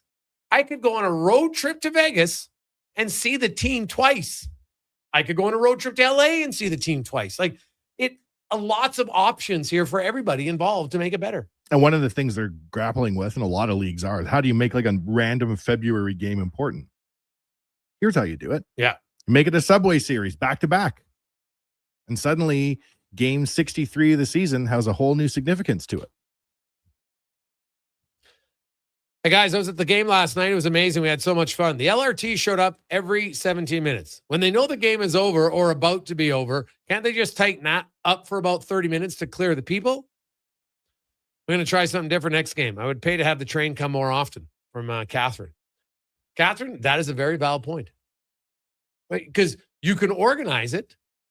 Okay, we know it's Thursday night. Game on average probably is going to end close to 10 o'clock. It's usually how it is. Sometimes it's a little bit shorter now, right? So let's say so you run now for half an hour instead of, now we'd have to talk to somebody on the LRT. If it was 17 minutes apart, is it 12? I don't know what's doable. I have no idea. But it would make sense. Like people have, you bring in more vehicles. Uber drivers and taxi cabs purposely go and hang outside the facilities when they know there's more people there. Right? It's not like you have to go more. You're just having more in the short area. Hey, we want to get people out. Let's try to get people out. Now, I don't know. Now, do they have enough trains? I have no idea. So there'd have to be a question to the city, but I think it's a fair question. Because what's going to happen when you start to get more people coming again to the games? They probably forecast these things in advance, and there probably aren't a lot of fans going. The incremental cost of adding like another train every 5 minutes. Yeah, so they're probably course. looking at it. Yeah, right. They might look at it, but again, it's only 9 games a year. But chicken and the egg, though, Right. right? If you don't have the subway capacity, Yes. you're not going to be able to take all the people off the platform. Yeah, like so you look at next Friday's game. I would guess it'll be the biggest crowd of the year, unless there's a monsoon.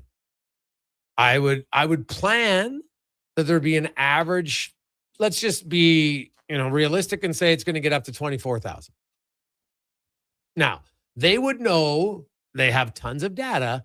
How many users do we have? If we have 24,000, if we have 16,000, whatever it is, they must have that data. I would assume if you ran the LRT as long as you had.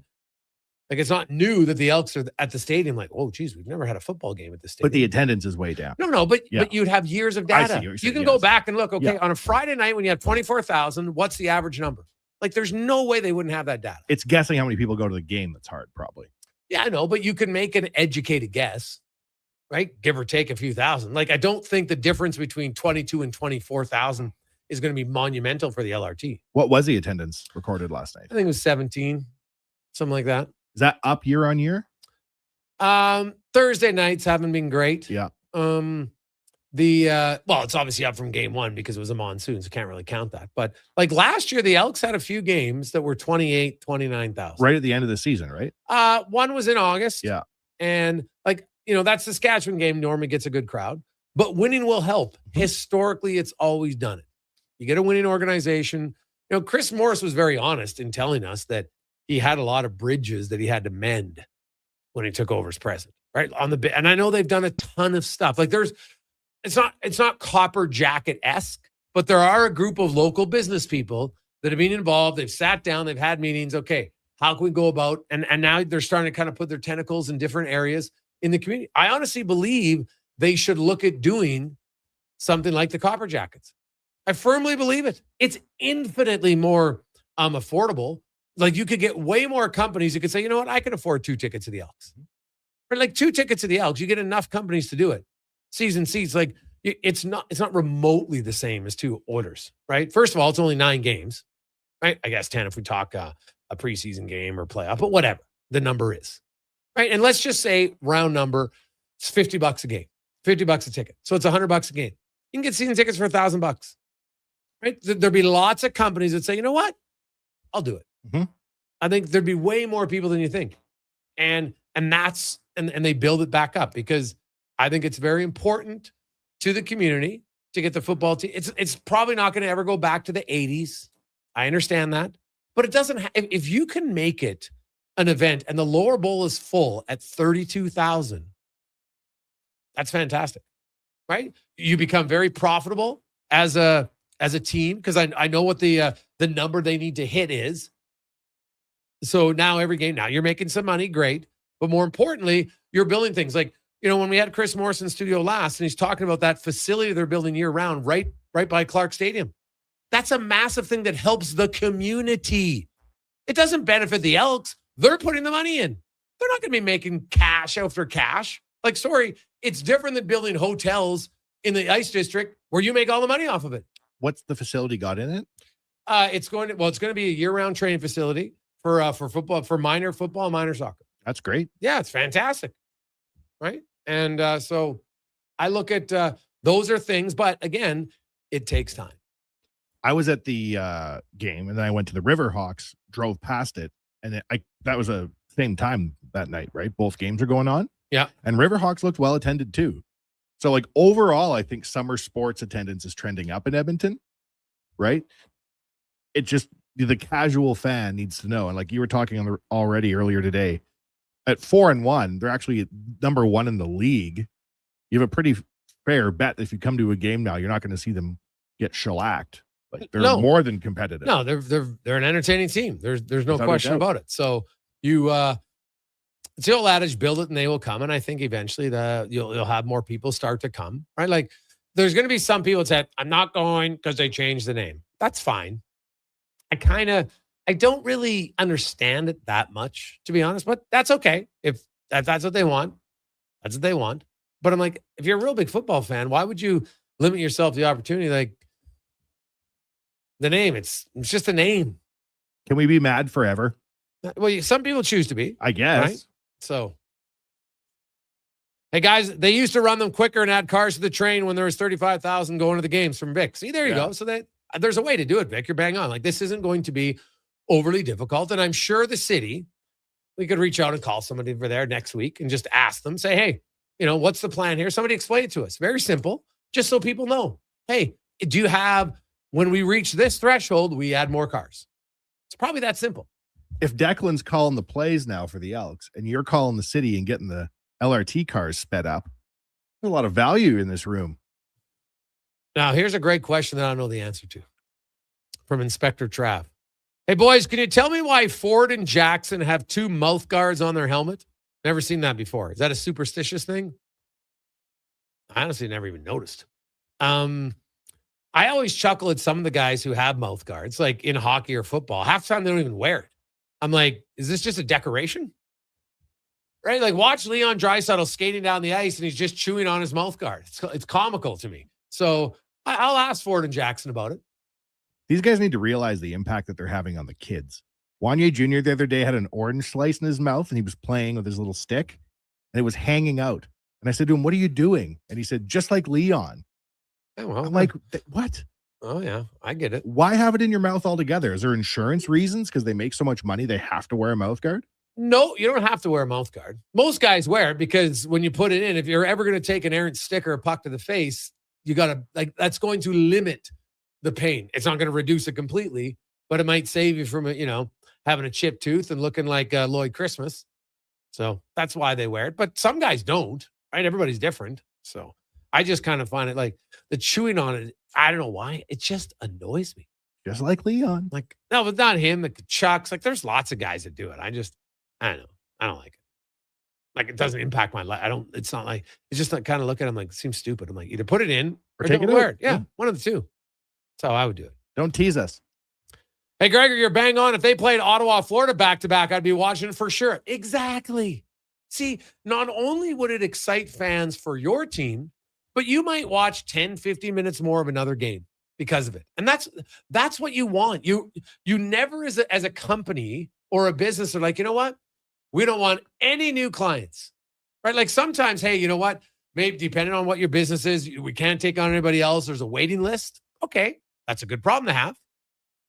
Right? And then you have to find a line like, geez, do we have to expand? How can we do it? That's always a challenge. But you're always looking to keep fresh. So, because there's somebody that just moved to the city, right? Somebody just moved here. They've never listened to Sports 1440 before. Happens all the time. So keep doing it. There's going to be people that every year, there's people go to their first Elks game, first Riverhawks game, first Oilers game every year, right? Some, I haven't been in 5 years. That's how it is. So I look at the NHL and this is such an easy thing to do that would, how about, I don't know, rewarding your loyal fans? Because we have not had one, because anybody who's a listener to this show is likely a diehard NHL fan or you're a diehard sports fan if you're listening to the station. No question in my mind. And so whether it's the Oilers or your NHL team, most fans I've talked to be like, yeah, I'd be up for that. Because again, it's not going to be all the games. We're talking 2 times a year, maybe 3, where you have it. And think about it, 6-month season. You do it in early November, do it in January, maybe you can do it in March. Like imagine in March, down the stretch, and now all of a sudden you got games back to back, and it's Edmonton and Dallas. And they're separated by 3 points and 2 points in the standings, even though they're not even in the same division. Maybe they're battling for first or second place. And that's going to be the difference of if they meet in the conference final. Now they're going back to back. Both fan bases like, ooh, it's going to be a big game. I'm actually thinking about the NBA. They should do this too. They're coming up with every idea they can to make games relevant. They're painting the court a different color. They should do this too. Yeah. Part of the fun of the playoffs is they reset for the best of 7. Yeah. Bringing it to the regular season, you should start a petition, Gregor. Get 5,000 people to sign up. Send it to the commissioner. Say, how come? Well, it's a fair question, man. Might not get a fair answer, but it is a fair question for sure. 833-401-1440, 833-401-1440. We'll return and we'll talk a little baseball next on the Gregor Show. Sports 1440, sports1440.ca, presented by playalberta.ca. Albertans love to debate the best way to enjoy summer sports. No. Playing on the field is the best, man. No way. Watching from the sidelines, way more relaxing. You're both crazy. Checking out the game from the bro zone is where it's at. But there's one thing every sports fan agrees on. Wilhauk Beef Jerky. Wherever you catch the action, load up on Alberta's best beef jerky. Wilhauk Beef Jerky, because you can't have summer fun with salad. Only available in Leduc. Experience the home ice advantage with your window coverings. Novo Blinds provides factory direct pricing and fast turnaround on roller, zebra, blackout, drapery, and motorized blinds. Book a free in-home consultation at novoblinds.ca. Hurry in for hot summer savings at Wolf GMC Buick. Take advantage of 0% purchase financing for up to 72 months on select new 2026 GMC Sierra 1500 pickups. 0% purchase financing for 36 months on select new 2026 Sierra 2500 Denali and Denali Ultimate models. Plus, huge cash savings on GMC Sierra heavy-duty trucks. And ask about the $1,000 truck trade-in bonus and low-rate lease offers. Wolf GMC Buick. We're making it easy. WolfGMCBuick.com. Thinking of growing your business? In partnership with Prairie's Can, the Alberta Chambers of Commerce is helping businesses explore new opportunities, new markets, and build connections through organized trade missions across Canada. Find the right mission for you at abchamber.ca/trade missions. Listen up, friends. Operation Pizza is a go at Papa John's. They're introducing new personal pizzas just in time to celebrate the premiere of Toy Story 5. These adventure-sized pies come in new exciting flavors like Sheriff's Roundup, Space Rangeroni, and Reach for the Pie. Or take your personal pizza to infinity and beyond by creating your own flavor just for you. Order 2 or more with Papa Pairings and get yours for only $9.99 each. New personal pizzas are ready for takeoff. See Disney and Pixar's Toy Story 5 in theaters June 19th.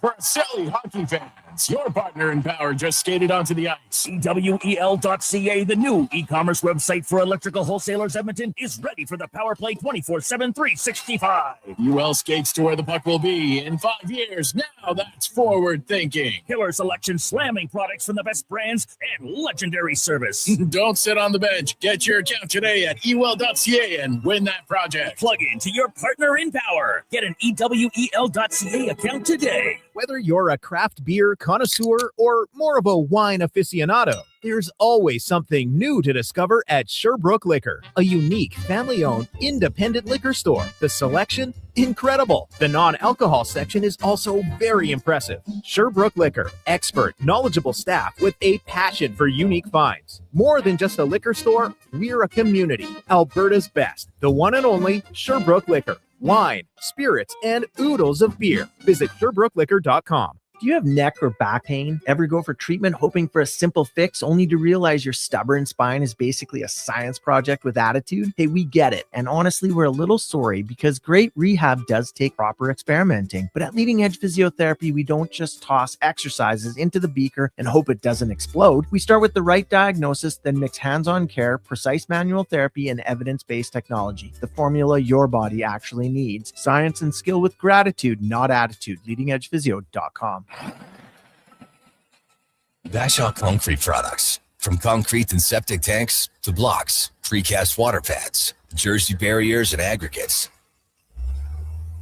Farmers, contractors, homeowners. Plan your next project at BashawConcrete.com. Family owned, over 60 years pouring. Bashaw Concrete Products. Once again, start here. BashawConcrete.com. For over 60 years, the folks at Diablo Boots have been selling the best Canadian-made boots. Handcrafted in Winnipeg, Canada West makes the best quality cowboy, biker, and work boots for Diablo Boots with replaceable soles and heels. Why buy cheaper quality like Ariat, Justin, and Red Wing made in China when Canadian-made is better? Support Canada's workers and Diablo Boots for the best boots. So save on boots by Save On Foods. That's Diablo Boots, 3340 Gateway Boulevard on the east side of Save On Foods. Canada West and Diablo Boots, the two best names in the boots business. Portions of this hour brought to you by Emerald Equipment. Emerald Equipment is Edmonton's newest dealer for Yanmar compact equipment. Machines built tough for the jobs that don't quit. Get your new Yanmar compact track loaders with ASB Posi Track at Emerald Equipment. From puck drop to kickoff, It's the Jason Gregor Show on Sports 1440. Presented by PlayAlberta.ca, Alberta's only regulated online gambling website.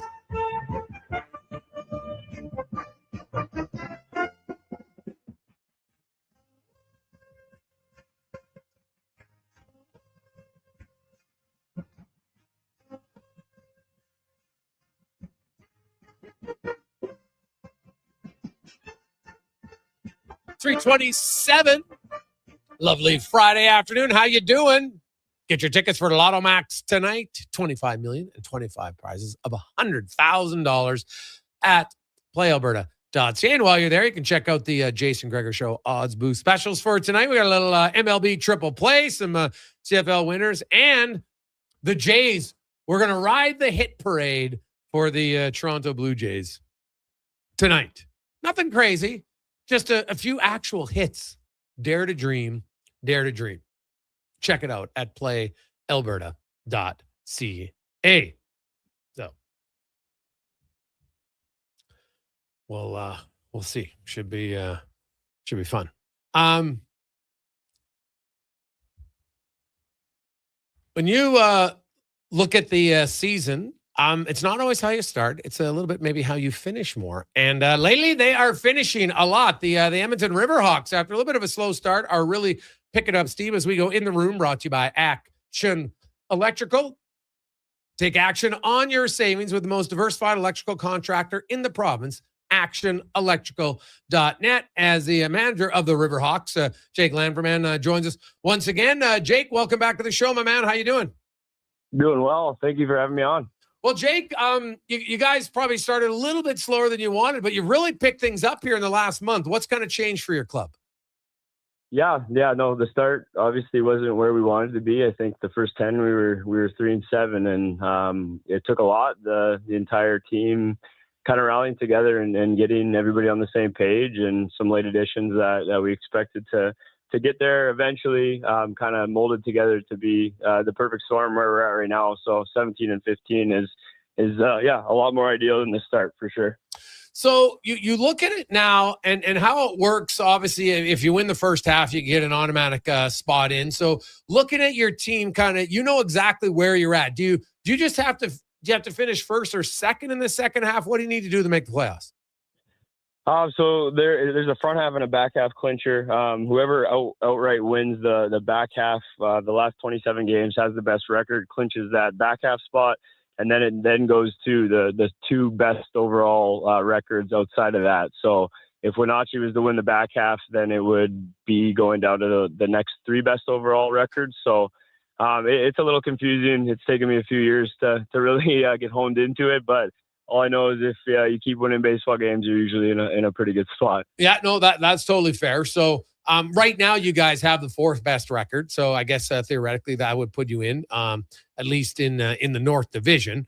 You come off another series win. And as a coach, is that really what you're looking at? Say, hey, you know what? We just want to win series. Ideally, you'd love a sweep here or there, but it's just keep trying to win 2 out of 3? Yeah, no, you nailed on the head. I think we've won 4 of our last 5 series. We've done a really good job as of late to play our best baseball. We had that 7-game win streak that really turned it around, and being back home is always ideal. It's tough to sweep series at this level. So especially losing the first one to Nanaimo 3 days ago, we found a way to win this series and continue to roll into Marion tonight. The strength of schedule, the front half is really challenging. We had a lot of teams that are notoriously playoff performing teams that we really tested our ability. And now I think we have 14 games left against teams that are under our record currently. So yeah, we're excited to keep kind of getting to where we need to be. What do you know about the Marion Berries who you'll take on this weekend? I don't have much. We've never played them in the 5 years that I've been coaching. They're a South Division team. So okay. It'll be kind of cool to get them for the first time here at Remax, but you can't really underestimate anybody. It depends what week and who's starting and all that good stuff. But they made playoffs last year. They know how to play good baseball. So we're just trying to continue to focus on us and what we can as of late. I was at the game last week with my 5-year-old son, and he was very confused by the tree huggers concept. And I was trying to explain to him, I'm like, no, and he thought that the other team looked like what he expected the Riverhawks to look like. And I was trying to explain to him, no, the Riverhawks look like trees today. Could you explain to me what the idea was so I could explain it to him? Yeah, so every summer we do an alternate identity. So it's kind of our fun play on summer ball and the ability to wear some pretty wacky uniforms over the years. So I've been around for them all. We had Talus Balls, we had Silver City Dragons. Last year was Green Onion Cakes, and this year for a few select games we're the River Valley Tree Huggers, and we're 3-0 in those uniforms. So I won't complain too much, I guess. Are the pants made of like velour, or what are we dealing with? It's very similar. It's a similar material. It might look a little unique from the stands, and I know there's a woodpecker and a squirrel on our log pants, so it's a fun play on. But it's a little different for sure. Now, Jay, having been here with the team, do you keep these special unis? Do you have them all hanging in the closet? I like to have a good collection of the ones that we've worn over the years. My favorite being the Trappers throwback we did a couple years ago, and then the Strikeout Cancer jersey this year was just phenomenal. That was a really great one. Yeah, no, the Trappers. Well, it brings back great memories for a lot of people for sure. Looking at your team specifically, you mentioned the wins, and I've seen it. It's kind of being, some days it's your bats, some days it's your pitchers a little bit, but. Looking at your pitching rotation for this weekend, who you got going in the 3 games? Yeah, we have Sam Coxon going tonight, which we're really excited about. He's our kind of true ace. This will probably be one of his last. It will be his last start before we lose him to innings. So he just signed with OSU, Oregon State University, on a full scholarship. So we're really excited about that for him. But I think we're in a really good spot. The other game, the second game against Nanaimo, we won 3-2. We used 4 pitchers back to back that were all brand new and hadn't pitched for our team yet. So there's some promising arms to get us through the back half. And I think everybody's coming together at the right time and getting on the same page. Okay. What about at the plate? How have you liked your offense overall? Yeah, I think, the first 10 games, I think we were hitting maybe collectively 213 or 215. And now we're sitting at, I think, 264, and things are, I think we're 5th in the league with average, and we're hitting a lot stronger. We're making it tough on pitchers. We're finding ways to get on base, whether that's a walk, a hit by pitch, or a well-hit ball placed somewhere. We've had obviously our all-stars with Easton Andrews and Shiru Sato, and some other really big bats that have been doing it for us over and over again this whole summer. So I like where we're at offensively for sure. And I think off the field and in the stands too, as somebody who's gone to games at that ballpark for a long time, you guys are dialed in. Like, we were really impressed when we were there, having now service in the stands and having bar setups there and all the concessions open. It was a really good experience for the fan. You guys really should be commended for the job you're doing. Yeah, well, appreciate it. That's definitely, I know the admin side and everything work extremely hard to keep making it easier and easier for fans to get food, get drink, and enjoy the game at the same time. And it can be challenging when we're getting the support that we have been, and I know that's been a main focus. So that's good. It's great to hear. Jake, you mentioned that you're losing guys, and that's kind of part of it. We were at the Canada game. And I think I counted like 53 players on the roster, or at least 33 players that were dressed standing for the anthem. Obviously, you're not having 53 all the time. You just have that many because that is there like a transition period? Some are going to be on their way out, so we have to fill them in. Is that why there were so many? The Canada game is a huge selling point for all of our guys to come, and it's the one game of the year that we kind of don't want many guys to miss out on. So That's usually our crossover date. That's when that series, the Canada series, is when we go from front half to back half in our schedule, and that's when we have our front half guys and our back half guys kind of crossover. So as of right now, I think we have 38 players on our team that are not here locally in Edmonton. We usually have 4 to 5 guys from our Edmonton Collegiate Hawks team that are also on the bench, and then a couple guys that have been getting in regularly too, which is awesome. But that's the big roster in Canada. But it's fun to let them all experience that, and I try to get in as many guys positionally as we can to experience that, just because it's a special night. It is, and obviously it was rain delayed for a little bit. What do you do as a coach during a rain delay? What's your strategy in the room? I'm usually talking to the umpires, trying to see if we can get this game going or not. So it's just, consistent between checking the field, talking to them, and I know they got to call the league and see if everybody's on the same page to get her back going. But hey, when the rain delays usually happen, we don't know how many people are going to stick it out. But Canada Day is the one day we know we know everybody's waiting for the fireworks. So it wasn't too much stress, I guess. Yeah. Okay. How closely now that you've been here for 5 years, Jake, like how closely are you working, kind of with the business side of the team, even though you're the manager?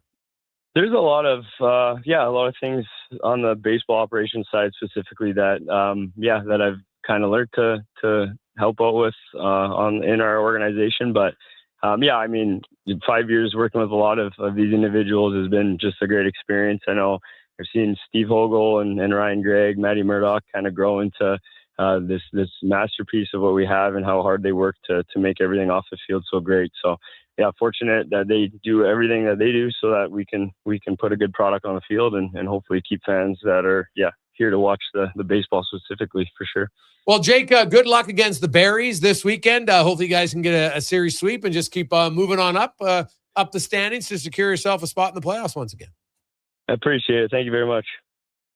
That is Jake Lanferman, manager for the Edmonton Riverhawks. If you want to check out some Riverhawks action, of course, they are playing tonight, tomorrow, and Sunday. Of course, 7:05 tonight and tomorrow, and then 1:05 on Sunday.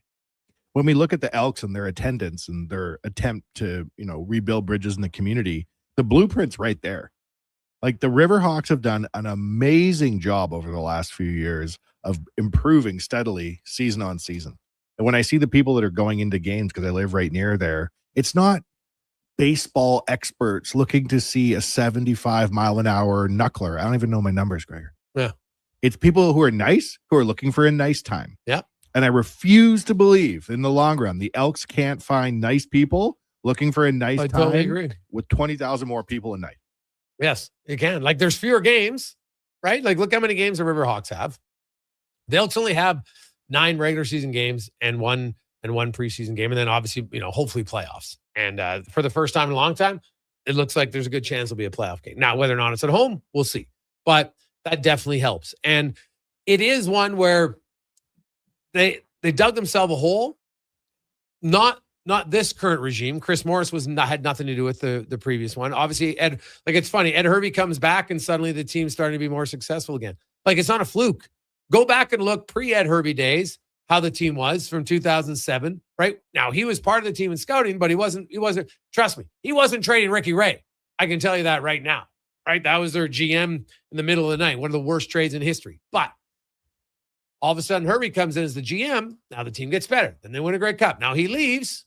Then the team just in the ditch again. So you need good leadership. I think they got good ownership. They have strong ownership who's committed to, unfortunately right now, sadly, committed by losing money. They're not making a lot of money right now with the organization, but they, Chris Morris and his team, they made a lot of changes on the business side. They had to get some of the people out of there that just weren't on the same page as Chris Morris, who's much more of a glass half full type human. He just is. Right, like anybody who sees him around, I had a guy who emailed the show, and man, I should try to find that email because he talked about he sent an email complaining to the Elks, right, and he didn't like what they were doing, and I got to see if I can find the email, and he was pretty annoyed, and he goes, but here it is, I found it from Jonathan. He goes, guys, I had an interaction with Chris Morris. I was a previous season holder and was offered a credit early in the year for any tickets and, been going. I'm a new father and I wanted my son to go. I think the CFL is very important. I was about to pull the trigger until I read a headline about Chris re-engaging the team and the change debate and all that sort of thing. I was pretty frustrated. My exact words were, you're actively turning away businesses to allow this to continue. Today, I received a detailed, personalized email from Chris. It was 4 paragraphs long. He was fair, thoughtful, and explained himself in a greater context. Well, I'm not sure I agree with him. I was so impressed by his leadership, it would have been easy to never respond to my rant-filled email, yet he took the time to respond and further laid out the changes the organization hopes to make to improve. And that's it. We don't always have to agree on something, right? Like, there's sadly people out there, that guy said something I don't like. now I'm going to hate him forever. Like, it's so childish. It's not childish. Watch kids. They argue and fight. They cry. Siblings get mad. And then the next day, they're best buddies. Right? But now all of a sudden, as adults, well, you know what? You might lean left or right. I can't be friends with you. Like, it's embarrassing. Embarrassing. And so I think, you know what? The fact that you take the time to say, hey, man, I'm not trying to change your mind, but this is where I'm coming from. Whether you agree or is irrelevant. But now you know where I'm coming from. Have a great day. Smart. When we went to talk to Chris about Elks Nation, I thought it was a really interesting experience because I've been talking to the Elks for 15 years. And I've dealt with various regimes and everyone's always very nice, right? And the moment for me that I was like, well, because I mean, our time is short, right? We got a lot of stuff to do. We're not like sitting around looking for things to put our time towards, you and I. And we were talking to him and I said something to him. I said, we know what we're going to need if we do this is a helmet for our set. And he turned around and grabbed his helmet off the desk and handed it to me and said, here you go. And I thought, that's a leader, man. To take your own helmet off your desk, like in the moment, in your first meeting, and be like, we're committed. I was like, these guys deserve the benefit of the doubt. And I think fans should make the same conclusion. Yeah, you can't. Unfortunately, they kind of have to pay for the sins of their predecessors, but you can't hold them accountable for that. They didn't do it. So you know what? You could say, hey, I've been really frustrated with the previous regime. Okay, that's fair. I listened to you. But we're not the previous regime, right? It's like if you get a new girlfriend, you're like, yeah, but my previous girlfriend did this. The girl's like, well, yeah, but I'm not. That's her. This is me. If you can't get over your previous girlfriend and how she treated you, then you're never going to be in a good relationship moving forward. So at some point, you got to move on. That's a very good analogy. Yeah, you got to draw a line, start a fresh page. 100%. I think of all the fun I've had back in the day at Eskimos games. And I think about my son who's 5 years old and the experiences in Edmontonian I'd like him to have. And like we do secret handshakes. And one of the things we do is at the end, we yell high school football. Yeah. And we do the touchdown. Yeah. Because yelling high school football as a kid at Elks games was a thrill. Yep. And I think you got to decide. The girlfriend analogy is perfect. Like, what kind of time do you want to have? Do you want to have a good time? Or do you want to be mad about stuff that happened 8 years ago? I always like to bug John Sexsmith all the time because when I was, I'm younger than Johnny, not by a ton, but I'm still younger than him. And so he was the guy who was always, another football into the end zone for high school football. If you went to an Elks, you heard it all the time. And when I got to know John, I'd always do it. He's like, yeah, I get it. Like it was just like a funny running little gag. But I remember that, man. It was simple and short, but you remember that. And there's small little details like, so I was sitting in the crowd last night with my buddy Tom, and he had his twins, and they're 10.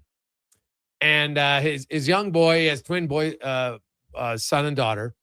And the greatest part of the game for his son was every time, like when they scored a touchdown on the first drive, because it was his first football game he'd ever been to. And they scored, and all of a sudden people are running by and they're throwing footballs. And he's just like, what is this glorious thing? He's like, yeah, when they score a touchdown. And so when Edmonton got an interception, he jumped up thinking that they're going to, he's like, no, you got to be a touchdown. Oh, okay. And so as much as he would cheer but he was just like ravaged about the chance he could catch a football. And then he got one. So of course, it was the greatest day of his life. And it's funny. I still see people I watch people go crazy over the t-shirt toss. I never understand it. But I get why a kid gets fun because you can use that football. You'll play it at home, you take it home with you. You play with all your friends. Where'd you get that? I got it at the Elks game. And then other kids want to go. It's genius, right? And I was telling him how you can go on the field afterwards. And he's like, what? Yeah, just go get in line. You get that. It's $10 or maybe it's 15 now. $15. You can go on the field every game after the game this year if you're 12 and under for a kid. Well, that's my son. The reason we got season tickets was because even when they were losing, he's like, yeah, Dad, we're not leaving. I'm going on the field. Right. And it was genius, right? It was genius because the kids go on the field and what does he do? Him and his friends. Okay, you be at the 20. I'm going to be the quarterback. You're the receiver. And then they emulate him. Right. And that's how they remember that. And so now he's almost aged out because this is last year he can go. And I was like, yeah, buddy, you better enjoy it. This is their last year. What do you mean? Well, once you're 13, you can't go. What? So he was all fired up about it. But either way, you get people to do that. The Riverhawks do it in baseball. Small little things, it builds up. It takes time. It's not everybody's like, oh, don't complain about other fans. I hate when media people say, oh, I can't believe it. Are you paying? Because sadly, most of the media guys aren't paying. So zip your lip about telling people to go to the games. Right? You shouldn't do it. Like, unless you got season tickets and say, hey, you know what? I think it's a good thing to do. Support the community, even if it's only one game. If every Edmontonian went to one game a year, they'd easily get 30,000 fans. It's funny to think of what drives your enjoyment of the game, because the general manager is like, should we get a new player?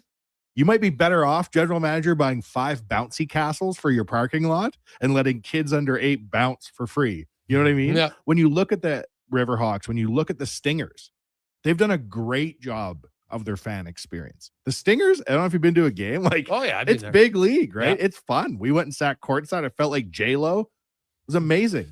J-Lo, eh? That's the person you felt Yeah, like? exactly. Like, just like J-Lo. Yeah. And the Elks are starting to turn the page on that too. Yes. Like every year you see, I honestly think it's introducing the elements of fun. And every year I've been impressed with the Elks of late that there are more fun elements being introduced into the game. They did a thing at the Riverhawks where they covered people in ketchup and mustard. And I was like, this is ridiculous. It was like a challenge. They were on a slip and slide. Okay. They were doing Yeah. hot dog night. They kept yelling weenie at a guy, and we didn't know what was going on. And I watched this guy getting ketchup. I'm like, this is preposterous. But then I looked at a 5-year-old right beside me who looked at this as though he was at the World Series. He was so excited. You have to experience these things through the eyes of your fans. And it's not necessarily the quality of ball. The Riverhawks play good baseball. Don't get me wrong. Yeah. But it's not like people are like, wow, I'm here to see the center fielder because they just signed him and this is crazy. It's like, how fast can I get food and how delicious is it? And the Riverhawks have done every single concession, Gregor, was full and was staffed. I've been going to games there for 15 years. I can remember when you'd walk in, there'd be one thing open. And one time the guy told me they're out of beer. In the Cracker Cat days. Oh, yeah. When it was $2 for hot dogs and I would go there 4 nights a week because I didn't want to cook. I lived off those baseball stadium hot dogs. Well, lots of people did, man. Lots of people did. We'll take a quick break. We'll return to Gregor Show presented by PlayAlberta.ca. Say hello to Alberta's home for reeling and dealing. With Play Alberta, you can spin into the excitement of popular slots like Cash Eruption and Desert Fantasy. Experience Alberta-exclusive games and get in on the action of live dealer tables with all new elevated stakes. However you prefer to play, the fun is ready when you are. Visit playalberta.ca/Gregor to learn more. That's playalberta.ca/Gregor. Must be 18 plus to play. If you gamble, use your game sense. It's cone season at McDonald's, which means vanilla cones are $1 each plus tax in the McDonald's app all summer long. Soft, creamy, and crunchy. For just $1 each plus tax exclusively in the McDonald's app. App download and registration required at participating McDonald's in Canada. Legacy Heating and Cooling is serious about cooling. In fact, we offer multiple ways to cool your home. So you better Call Legacy. Call Legacy. If you're looking for traditional air conditioning, we got you. Call Legacy. Call Legacy. Or ask us about a heat pump to help you heat and cool. Call Legacy. Call Legacy. Cool with AC or cool with a heat pump. Cool your home with Legacy Heating and Cooling. Canada's biggest appliance sale is on now at The Brick. Save big on top appliance brands throughout the store. Buy more and save more, up to $1,000 off qualifying appliance packages. Plus, take until 2030 to pay with no interest on appliances OAC with Flexity. If you find a lower advertised price on appliances, The Brick will beat it. And check out deals for the rest of your home, like up to 33% off sofas, love seats, sectionals, and recliners. Some exclusions apply. See store for details. The Brick, saving you more. Silent Rides is one of Alberta's premier specialty charter companies. With our luxury motor coaches, we provide our customers with the safest and most reliable ground transportation services. Our seatbelt equipped, top-of-the-line motor coaches have become the preferred carrier for many local sports teams, tours, corporate outings, and other various travel needs across Western Canada. For more information and to request a quote, contact sales at 877-748-0991 or visit silentrides.ca. I'm Dr. Vance Elliott. The goal of every one of the thousands of hair restoration procedures I've performed is a full, natural-looking head of hair. I work directly with my patients for the consultation, the procedure, and the follow-up, so we can achieve the best results possible. When people see what we accomplish, I don't want them to think, wow, great hair transplant. I want them to think, wow, great hair. Go to drvanceelliott.com and contact us today. Like to score a winning deal at Car West Leduc. Like raising the cup in your hometown on your birthday. Feel it now. Car West Leduc. Experience a vast, uncompromising selection of top-quality used vehicles with no extra fees. Trucks, sedans, vans, SUVs, and more. Backed by family-run service and top dealer ratings on Google. So when the final siren goes, you go home with a deal you'll never forget. Car West Leduc, 6514 Sparrow Drive, Leduc, or at carwestautosales.com.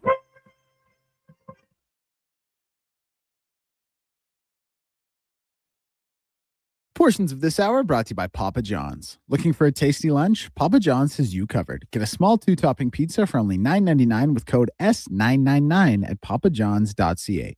Better ingredients, better pizza. Papa John's. The Jason Gregor Show, the best of Edmonton sports talk and beyond. This is Sports 1440. Presented by PlayAlberta.ca, Alberta's only regulated online gambling website.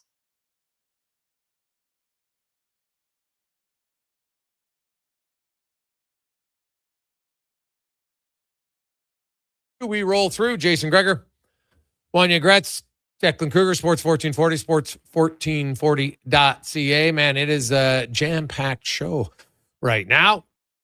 Hey, guys, isn't it a concussion thing, too? Concussions from your teeth clenching together in a hit? Yeah, possibly, but if you're never wearing it, how does that help? So, no, I understand that. I all know why they're supposed to wear it, but chewing on the thing all the time is the only part that I don't get. Hey, Gregor, the only negative I see to back-to-back games is if you have an injury to a star player or multiple injuries and it's a divisional game, that could put a hurt on your spot in the standings of the team. Yeah, maybe, but, injuries are going to happen at any point. And again, this is only going to be for 8 games out of 84. I'm starting 2 sets on the road, 2 at home. So let's say you're going on the road and you got to play LA once and Anaheim once instead of playing LA twice. What's the difference? It's still divisional games, right? And maybe one of those teams is like, who knows? Maybe you get LA when they're bad or in a down year. To me, the worry of if you have a player hurt, but if you have a player hurt, you still had to play the 2 games regardless. And who knows? Maybe instead of having 2 against Anaheim, you might have had against, pick or poison. Maybe it was Anaheim and then you're going to Colorado or something. So, I don't know. Injuries are just part of it that we have to accept. I really agree with your point, though, that it would drive travel to that city from the opposing team. 100%. We do nation vacations. Yes. We've hosted hundreds of Oilers fans over the years on the road. We've gone through the economics of it with them. How much is it? That's crazy. I mean, it's a very expensive trip. If there was a second game they could attend, yes, you would see way more people making the trip. 100%. Right. And now, if it's Vegas, if it's Dallas, if it's Nashville, if it's Colorado, you pick the place. Heck, if it's Vancouver, people would look, hey, I got some family friends there. Hey, we're going to Vancouver, whatever. They're playing a Friday, Sunday, do something on a, you could make it anytime a trip where you have 2 games. Because I know a lot of people like to go on road trips, but they end up going to like a baseball game or an NFL game. And they're like, yeah, I like it, but it's not the team I really want to see. All I care about is the Oilers. When I go on a road trip, I want to see everything Oilers. You should get Bill Daly on the show and pitch him. Yeah. And Greg's, I couldn't even imagine all the other events you could have in a city for that weekend on your Oilers Flames idea. That would be epic. Well, it's true. And I know people are like, well, Gregor, that's benefiting Calgary. It doesn't matter.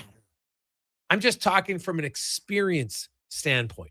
When you think about it, when they talk about what you want to do, you want experiences because it's hard to put a price tag on experiences, whatever that experience is, right? Maybe all of a sudden you go to the opera and you're like, God, that was way better than I thought. Or whatever it is for you. Movies, some movies experience. Those are great. Now, some might be a dud, we get it, but some are better than others. And to me, if you had it, the new arena opens up in Calgary. Now, who knows? Maybe it'll be ended up, they're not going to play at home. They're starting on the road for 6 games because they want to ensure that everything's ready. It's possible, right? Or whoever, and it doesn't even have to be, because I probably wouldn't play Edmonton on the home opener because the home opener is going to be massive anyway, right? But if I had, early in October where we have a Battle of Alberta, 2 games, Friday, Saturday nights in Calgary against the Oilers, or bring it back to Battle of Alberta. Are you kidding me? It's a marketing dream. All the would improve. Yes, they would all improve. Because nowadays, somebody hit somebody bad. And when do we play them next? 3 months? Yeah. It's gone. Right?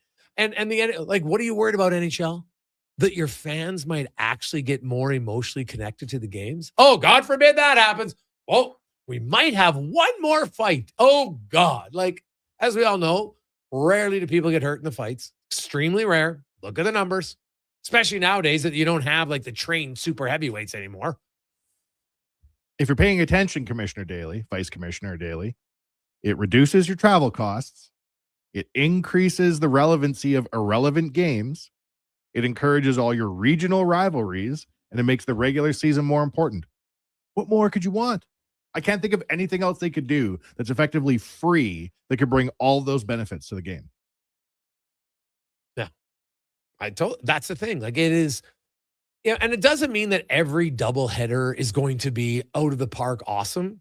You can't ask for that. That's how many times do people get fired up and think, okay, this game's going to be good. And then we watch the game and it's like, it wasn't really that good. Happens all the time. So I'm not going to say that every one that you have where you play the same team in the same city twice in a row, it might be back-to-back nights, but it could easily be a Friday, Sunday. It could be a Tuesday, Thursday. It doesn't matter when it is. It cuts down on travel. It increases the odds of the second game having a little bit more heightened emotion, and more importantly, a little bit more hype, because it could be something as simple as, you know, so-and-so cheap shot at a guy or said something after the game. It doesn't have to be like a full-on brawl to get people excited about it. Heck, it might have been an unreal game. It's 5-4. It's back and forth. And you're like, God, that was a great game. Because we have regular season games that are great. And then you're like, now these two teams are going to go at it again in 2 days. Sign me up. I thought it was really fun during the one shortened season with the Canadian division. Facing the Leafs over and over and over again, facing the Habs, it was a good time. They learned nothing. They learned absolutely nothing. Hey, Gregor, great idea, though, but usually teams combine road trips to Calgary and Edmonton. With a team like Dallas, would they play 2 in Edmonton, then also play 2 in Calgary? Dan and Tasper. Well, not really, Dan, because remember that they will, and I can go look at the Central team. Not every road trip that they do is automatic Edmonton, Calgary, Vancouver. Sometimes it's 2 of them. Sometimes it's 1, because every second year in the Central, you got to come, you play in Edmonton twice, and then the next year you only play once, right? So again, it might only be in the division to start. It doesn't matter to me, but you're cutting it down automatically. You are, because if Dallas is coming in and they're still going to have a 3-game road trip, and Dallas could easily do it if they wanted to do on one road trip, 2 in Calgary and 2 in Edmonton, 1 year, no problem, right? You could do Nashville. Nashville to Edmonton's pretty far. Like, what about Nashville the year they got to go to Vancouver, or the year Vancouver has to go to Nashville? If you said, hey, you know what?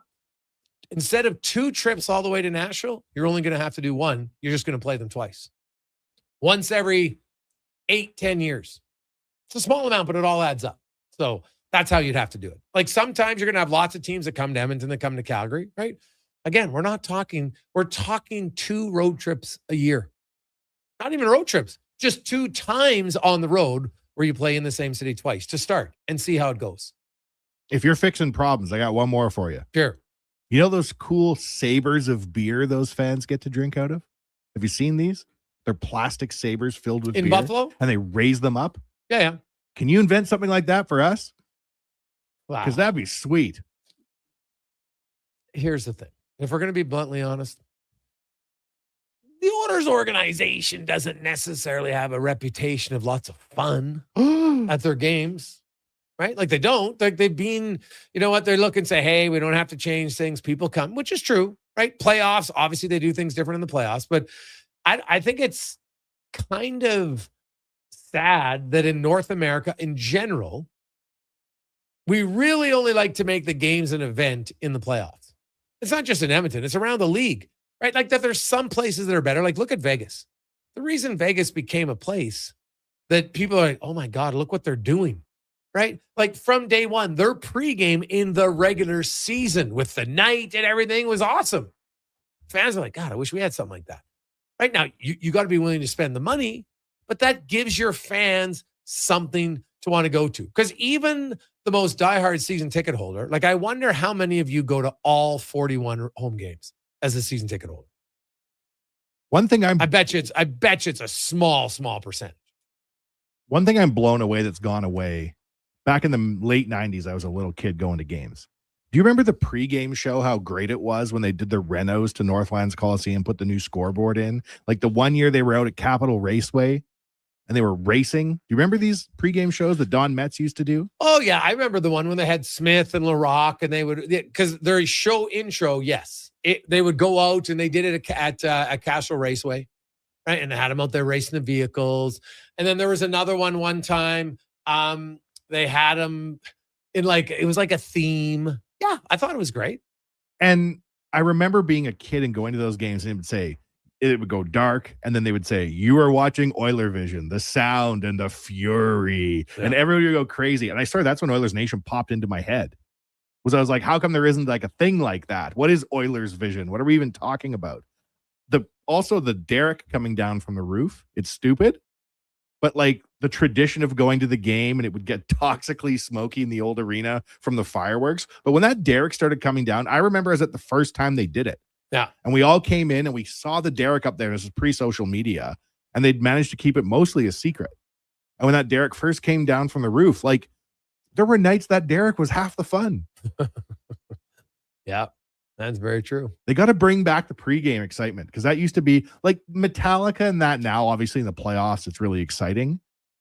But like that year that I think it was George LaRock in a Plymouth Prowler, it was thrilling to watch.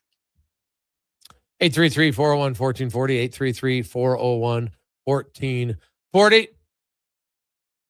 Hey, Gregor, half the games guys are just trying to get through. What if there's more incentive, like the winner of the series gets home ice if they play in the playoffs? If we're talking about 3-game sets within the division, Jordan. Yeah. See, now we're getting too gimmicky, Jordan, and the player, they're never going to go for that. You can't have 2 games in November decide playoffs. No chance. We don't need to do it. The Labor Day has been historic in the CFL for a long time. There was no gimmick to it. You didn't get extra points if you wanted, but you played. And it used to be on the Monday and the Friday, which is wild. Now it's Monday, Saturday. And it's been tradition for a long time, and people loved it. So you don't need gimmicks. Just play the 2 games. That the game itself, they need to believe that their product's good enough. And you can add a little bit of animosity because fans, hey, man, I don't want to go. Like, they're not as excited about a Columbus game, or heck, the Wild are different now. But for many years, trust me, the Wild were not a team that you got overly riveted about, right? But everybody knows each organization in the West has every year probably 6 to 8 teams they could pick from to be the one that they play back to back. And like, if you were an Oilers fan, and because it's like, well, I don't want to have it rotate where I see all the teams. Fair, right? But Seattle and Vancouver are natural, right? They're natural to do it. Edmonton could do it with Calgary. But right now, Edmonton did it against Vegas. Oilers fans will be fired up. Imagine in Edmonton, Colorado, 2 consecutive games. McKinnon, Makar, right? All those guys, McDavid, Draisaitl, Bouchard. Not only fans in Edmonton and Colorado, fans around the league. I can tell you right now, Tampa Bay plays Florida back-to-back. I'm watching. Guaranteed I'm watching. It's almost like a mini playoff series. A little bit, the coverage of it is like in the second game. Why was this guy quiet in game 1? And you see a lot of revenge games in game 2. Yes. And it doesn't mean they're all going to be that way, but it's just the potential for it is what sells. Let's get to Declan Kruger. Sports 1440 update brought to you by Go Auto. You're looking for a vehicle this weekend? Stop in goauto.ca. They have over 15,000 vehicles for you to choose from. Cars, trucks, vans, SUVs. I highly recommend the Honda Pilot. If you're a little bit of a taller chap, you want a little bit more space interior, the Pilot's got more than enough room. Try one today. Goauto.ca. This is a Sports 1440 update. FIFA World Cup results from earlier with Spain over Belgium 2-1. Mikel Merino with the winner in the 88th minute. Thibaut Courtois subbed off in the 71st minute for injury for Belgium. In Wimbledon today, it was Jannik Sinner getting by Novak Djokovic in straight sets in one men's semi, and Sasha Zverev over Arthur Ferry in the other. MLB action will get going in about 35 minutes time here with the Brewers and the Pirates, as well as the Phillies and the Tigers. Jays also in action at 7:40 as they take on the Padres. Shane Bieber on the mound for that one. And ahead of their weekend series with the Padres, they have dealt reliever Tommy Nance to the Minnesota Twins in exchange for minor league third baseman Ryan Sprock. Edmonton Riverhawks will also be in action tonight. 7:05 first pitch down at Remax as they take on Marion. And in the sporting world, Dodgers superstar Shohei Ohtani will miss the All-Star game because of a left knee injury. I'm Declan Kruger. This has been a Sports 1440 update. Sports 1440, Stingray radio station. CKJR broadcasts from West Edmonton Mall and Wetaskiwin. Download the free Stingray music app and listen wherever you go. Expand your brand with Fusion Promo Marketing. Fusion is your trusted partner for all things branded merch and apparel. Thousands of products perfect for businesses, sports teams, and corporate events. Fusion with a Z. Promomarketing.ca. The Riverhawks are back, and the fun is too. Catch Italian Plumber Video Game Night, Star Wars with a post-game fireworks show, and kids crash the park Sunday with a poster giveaway presented by Save On Foods. Bring the family. Kids tickets from $10 at GoHawks.ca. Are you a skilled laborer? All-Star Construction wants to talk to you. A heavy equipment operator with Traco or backhoe experience? All-Star Construction wants to talk to you, too. With work in and around Edmonton for local land developers, All-Star Construction offers year-round employment. Whether it's power, gas, or telecom, developers rely on All-Star Construction to get the job done. So if you're a skilled laborer or a heavy equipment operator with Traco or backhoe experience searching for work, search All-Star Construction on Indeed. And now Action Electrical's testing team is on defense duty. They're the guardians of safety and compliance, a critical part of any lineup. Precisely. They perform rigorous safety and code compliance testing for commercial operations. Think of them as the referees, ensuring everything is up to standard before disaster strikes. Their preventative plays are legendary, spotting faults early. Hire the Action Electrical team to bring home a win for your project. Visit actionelectrical.net. Scott McGilvery here, HGTV host and renovation expert. The one upgrade I know homeowners will love: better, fresher Culligan water straight from the tap. Culligan's Aquasential reverse osmosis filtration system takes your water to the next level. With up to 7 stages of filtration and 14 filter options, they're certified to reduce over 90 contaminants. Your tap water is about to get a major upgrade. Safer water that tastes great. Get started with a free in-home water test at Culligan.com. Culligan, water you love. For decades, the pioneer spirit of Alberta has been exemplified in the chuck wagon racing legacy of the Dorchester family. And today, you can experience it every time you hit the links. Dorchester Ranch Golf Course is in top mid-season form. Enjoy the longer days on this historic 18-hole course near Pigeon Lake. Stunning views, reasonably priced, and only 40 minutes from Edmonton on newly paved roads. Play the course built with pioneer spirit and family pride. Dorchester Ranch Golf Course. Book your tee time today at dorchestergolf.ca. It might have been scraped by the snowblower, dented while door crashing, or crunched at the company Christmas party. At some point over the winter, your car was damaged and it's been hiding under a coat of winter grime. Then come and see Robertson Body Works. We can take care of the damage and the dirt. This week only, call and book a repair and get a complete auto detailing absolutely free. But you have to book your appointment before the week is up. Go to robertsonbodyworks.com. I'm Tim Robertson, and I fix cars.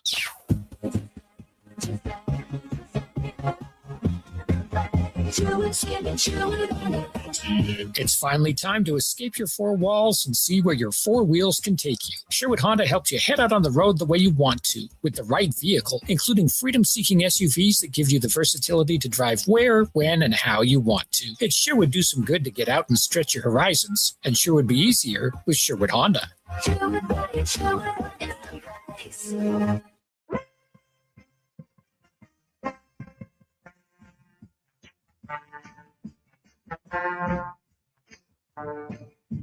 Portions of this hour brought to you by Leading Edge Physio. From weekend warriors to professional athletes, kids playing soccer to grandparents in the garden, rotator cuff tears and tendonitis to post-surgical knees and hips. We fix your body. Life shouldn't hurt. LeadingEdgePhysio.com. From puck drop to kickoff, it's the Jason Gregor Show on Sports 1440. Presented by PlayAlberta.ca, Alberta's only regulated online gambling website.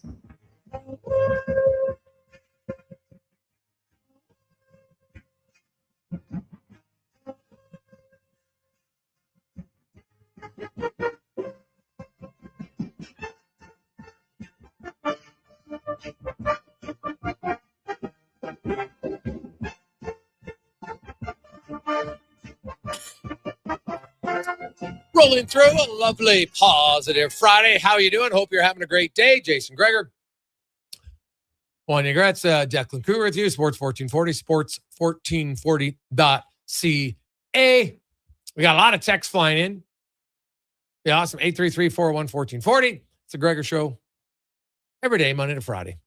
Here. Thanks for listening. Thanks for watching. Edmonton Elks, big win last night, 40-17. Justin Rankin, 3 touchdowns. He's up to 7 on the season already. On pace for 25. Which would, come on. I don't think he's going to get 25 touchdowns, but you never know. Man, you never know. He gets in the open field and you can almost see it coming sometimes. You're just like, oh my God, this guy's going to score. And sure enough, there he does. And you know what? The one guy we probably haven't mentioned, he's perfect on the season. And Blanchard hit from 50 yards last night in only his second year in the CFL.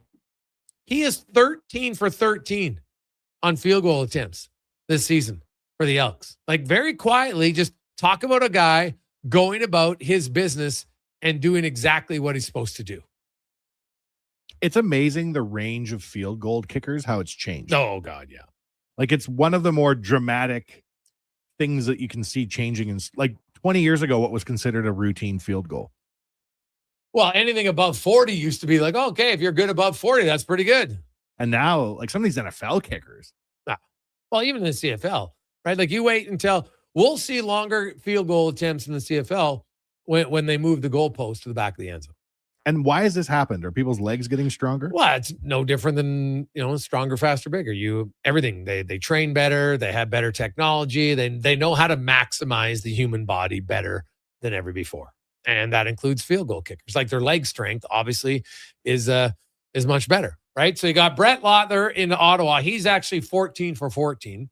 And you got Vinny Blanchard, who's 13 for 13. Those are the only 2 guys left who are perfect on field goals this year. And, Blanchard hit from 50. That was his career long or season long this year. Lothar has one from 51 yards. Malto Diaz in Montreal has a 50-yarder. And Arlahu has a 52-yarder.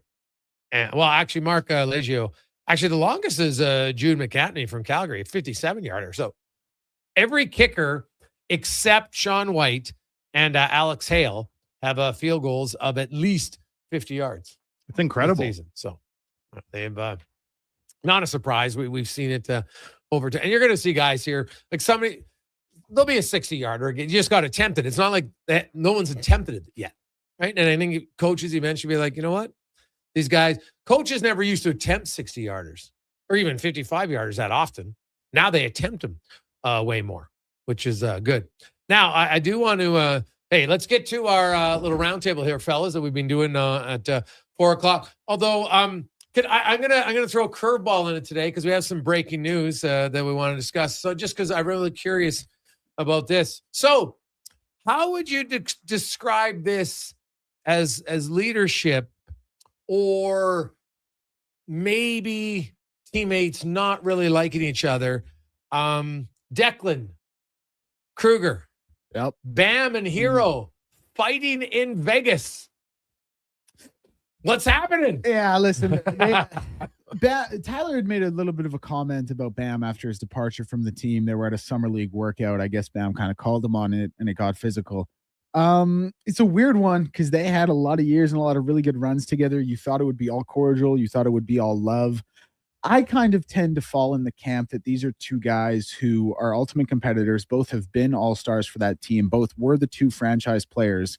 And kind of quite bluntly, both felt that the other one probably held them back a little bit. And so I just think this was 7 years of that. And then, like, when Jimmy Butler left, who was going to be the alpha? We couldn't really figure it out between those 2. Tyler was hurt. Bam was scoring 83. And then everything came to a head at this workout. So it's pretty crazy. It's something you would see from a fake Shams account. But that's kind of how I look at the situation from 1,000 feet away. What did he say to annoy Bam? He had just made a comment basically like the team wasn't where it needed to be, and like Bam wasn't doing what he needed to do in his role, and like things of that caliber. Like, it was he didn't come out and do an interview with Good Morning America where he was like, Bam Adebayo held us back. I needed the ball 25 times a game. Bam was the reason we didn't have success in the playoffs. It wasn't like that. It was a little bit more subtle. It was a little bit more kind of like just stuff you would say to get under the skin where you don't, when you don't actually say what you really want to say, but everyone knows what you mean. Okay. All right. Dak, what's your topic today, buddy? Yeah, like I don't know if you guys are going to disagree with this one, and I'll keep it kind of quick here, but just keeping in theme with the World Cup, there's been every 4 years when the United States inevitably gets walloped by someone who's way better than them at soccer, they'd love to turn around and say, well, we would be better if our best athletes actually tried. And I don't think, like, I don't want to use the word never, that's disingenuous, but I cannot foresee America ever catching up to the rest of the world in soccer. And I don't care about the money they have to pour into these resources. I don't care about the population base or their other athletes. They do not have the right academy systems for it. Like, people talk about, oh, look at our college football players and college basketball players. What if we put them in soccer? At 15 and 17, these guys in Europe and South America are getting senior team caps. Like, you just do not have the development in the States, and you will never have the development in the United States, and that's why they'll never catch up. You ever been to a Buc-ee's in the States, Declan? Yeah, I've seen them once or twice. Never been. I went to a Buc-ee's one time on a road trip, and I got out and I looked, and there was like 70 gas pumps. And every restaurant you can imagine is inside the gas station, and it's huge. And I was like, wow, we could never, ever do this at home. When the Americans get into something, it's a whole new thing. Never bet against the American machine. If all of a sudden they love soccer, I'll happily bet against them in soccer. I don't know, man. Yeah. I don't know. Given a long enough time horizon, CTEs isn't like that like in other sports. There's a lot more kids going into that in the long run. The only sports that, like, the best baseball player in the world is Japanese. The 5 best players in basketball are European or Canadian. The best players in hockey are Canadian and Russian. They're only the best at the sport they invented, which was American football. Like, that's all they have. It's true. What about sprinting? Jamaica. Jamaica's been pretty good. Fair, but the Americans win a lot of Olympic medals in both winter and summer. You know who won the most this No, past year? not as much in winter. Like, Norway got more medals than them in winter. Don't bet against the States if they get good at something. Trust me, man. Right now, I would be betting against them all day long. They invented beer sabers. We have not No seen. chance they invented that. Who did? Somebody in Europe. Every single sport in Europe can't sell beer anymore because they go crazy and try to smash each other. Really? Oh, yeah. Soccer games are sober because the TV deals are like, we don't want anybody shooting fireworks off. We don't want chaos. The one thing I don't get about European soccer is the flare infatuation. Like, I just don't get it. It's like, let's erupt this flare, and it's got all the colors right in your. That's the one thing I don't understand. But someone can explain it to me. Maybe I'll get it better. But I know it comes out in your color of your team. I get it, but it's not good enough a reason for me. If you did that in Rogers Place, people would like run away from you. Well, no, it'd basically be like we were having the monster trucks inside at a hockey game, right? Have you ever seen Croatian basketball? They're indoor leagues. People bring flares. It's crazy. They love the flares over there. Like, they love flares. It's honestly, I wonder if I would have the nerve to go to a Croatian professional basketball game. If anyone listening has been to one of these things where there's flares in the stands in an inside arena, hit us up. Okay. Because it's dangerous. Well, fellas, you guys were, Jason, you were talking a lot about Isaac Howard earlier in the show today. And to me, like, if Isaac Howard is going to find his way in the NHL this season, he has to be a top 6 forward. I just don't like that. That third line looks like it's going to be a type of shutdown line, right? Obviously, Jason Dickinson going to be leading that third line. And to me, he can't play on the fourth line in a Mike Babcock system. To me, I think if he's going to make it this season, I think he has to be a top 6 forward. I do believe in the player, though. I understand the rationale behind that. Because, Jason Dickinson is not necessarily but it was interesting listening to Dickinson, and he said, hey, man, I kind of can play whichever role I need to be, depending on what the strengths of my teammates are. If you need me a passer, I'll be a passer. If you need me more of a shooter, I'll be a shooter. Now, he's only really been a shooter for 1 year, and he did score 22 goals the year he was a shooter, and he had way more shots. So there is, I guess, some truth to that. I guess I look at Matt Savoy, and I know Matt Savoy got a lot of penalty kill minutes, so that's maybe the difference. But Matt Savoy was basically a third-line player for much of the year until Draisaitl got hurt, and then he played a ton in the top 6. So if I look, okay, I've got Hyman, I've got Podkolzin, I think I got Savoy's top 6 wingers. I could move Nugent Hopkins to my third line with Dickinson and play, Kapanen with them, right, if I wanted to, and then put Howard in the top 6. I could see it. I think they're going to give him that opportunity because you acquired him to be a shooter. So I understand it, but do I think that Howard, it's like I can only play in the top 6 or he's not going to play? I don't think so. I think he'll play in the top 9, and you would like more games with McDavid and Draisaitl, but the games that McDavid and Draisaitl play together, then you're going to want somebody on your second line, or the third line. They might be different roles at that point, right? Like, I'll be curious how the coach runs Dickinson. Is it going to be lots of hard matchups, or does he want a hard matchup more McDavid and Draisaitl? So that will impact it. But it's a fair statement because he doesn't kill penalties, whereas Matt Savoy killed penalties, so he could play in your third line because he was responsible defensively. But I brought in Hike Howard to be a shooter, so I would start him there in the top 6. But I don't think he has to stay there to be 6 because I'll guarantee you he's going to have a funk. He's a rookie. Most rookies have a funk at some point. Deck? Yeah, I get the set. I tend to agree. With Donovan, I don't want to be boring here, and I don't want to hold up the segment either. But I just think style-wise, style of play, fit on what a Babcock team would look like. I think I have to agree. It's a boring answer. It doesn't make for a great round table, but you're doing your best. I'm doing my best. I'm excited. You know me, Gregor. I got real excited about Reed Schaefer. And you made fun of me then that I got a jersey made before he played a single game in the NHL. I may have jumped the gun a bit. I'm trying to hold back on Ike Howard. He showed up in a pinstriped suit, and he already had his own nickname, the Iceman. There's a lot here to like if you're a feral hockey fan that likes to make memes about hockey. I would be thrilled if he had a bigger role. Well, yeah, I know. Realistically, I could see him playing 14 minutes a night and still having most of those minutes as in your top 6. Right? I could see that. And he'll get some shifts with other guys coming, power play and different things like that. And I know and I don't understand it, but there's lots of people pushing, you got to lower the minutes of the top unit power play. I think that might be the dumbest idea that I can recall. Do you know where McDavid was in power play minutes in the NHL last year? 11th. Right, 11th. Did Colorado's other guys score a lot of goals in Colorado? Yeah. Nathan McKinnon, Colorado had 3 guys with more power play minutes than McDavid and 3 guys with over 300 minutes. McKinnon was almost at 363 minutes and McDavid was 280. Because I know that the thought process is, well, if you play him less, then the other guys get their cookies and they start scoring more. Yeah, but Colorado kind of bucks that trend. The difference was you can lower McDavid's minutes on the penalty kill for sure. I don't need to see him on the penalty kill. And even I could lower him a minute on 5-on-5. But the Oilers are the greatest power play we've ever seen. If you look at their stretch over the last 7 years, in that 7-year span, the Oilers have the number 1 power play in the NHL over 7 years. They've been the number 1 power play in 4 of those years. They've got the greatest 5-year total power play percentage at 28.5%.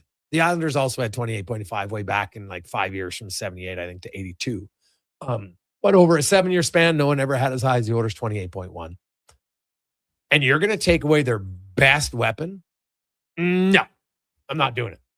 I'll remove a shift 5-on-5, and I'll remove 2 shifts on the penalty kill, and that's how I get him down. Taking him to put your second unit guys? No, thank you. I think that would be a terrible idea.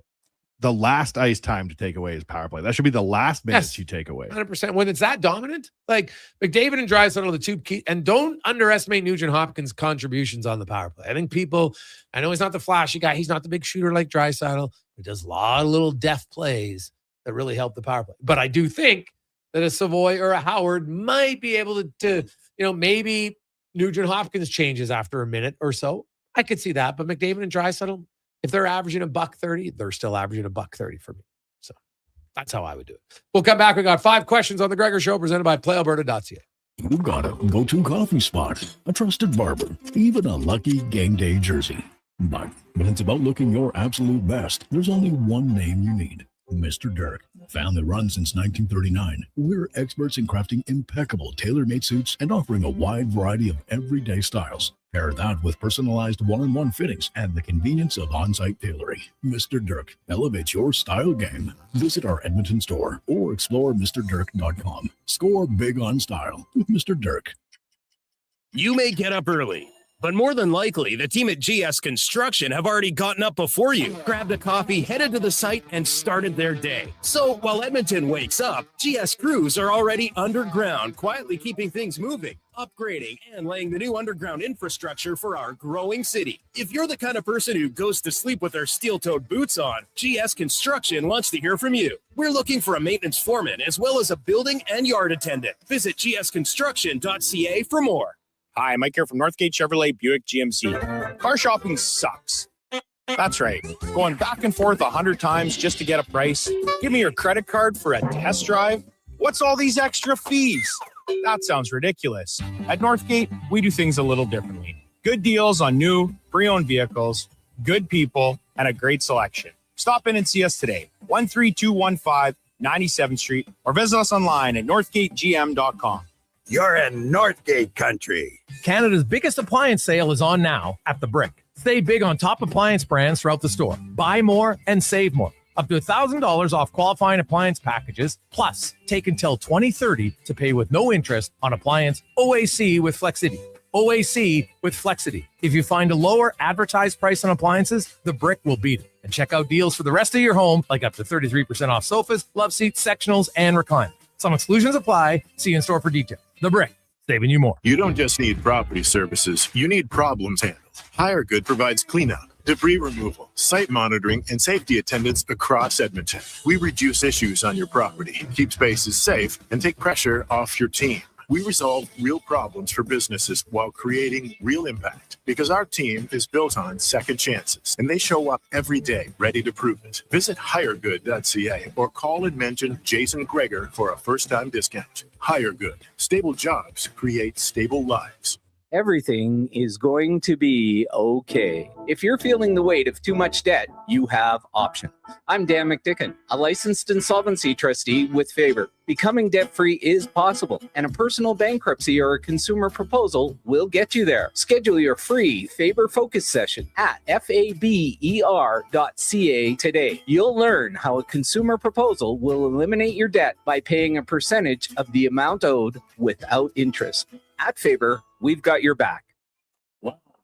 Bracelli hockey fans, your partner in power just skated onto the ice. EWEL.ca, the new e-commerce website for electrical wholesalers Edmonton, is ready for the power play 24/7, 365. UL skates to where the puck will be in 5 years. Now that's forward thinking. Killer selection, slamming products from the best brands, and legendary service. Don't sit on the bench. Get your account today at EWEL.ca and win that project. Plug into your partner in power. Get an EWEL.ca account today. I'm Rick Showers from Noble RV with a question. Are you camp ready? Camp Ready is our 12-month RV maintenance plan. You might think from talking to you on the radio or my online videos that I'm a do-it-yourselfer, but you'll notice the real work is being done by my maintenance team, the same team that looks after your RV when you become Camp Ready. Camp Ready is a custom scheduled maintenance plan for your used RV. That's right, Bob. For one predictable monthly fee, your fall winterization is handled, spring startup is on your schedule, roof assessments twice a year, and if something goes wrong during the summer season, guess who goes to the front of the line? That's right, people like you who are Camp Ready. You're expanding Camp Ready memberships now, right, Rick? Bingo, Bob. We're accepting 100 new members. We have to keep it limited due to the capacity of our team, so we know we can serve you dependably. Ask about Camp Ready next time you see us. And that's Noble. NobleRV.ca.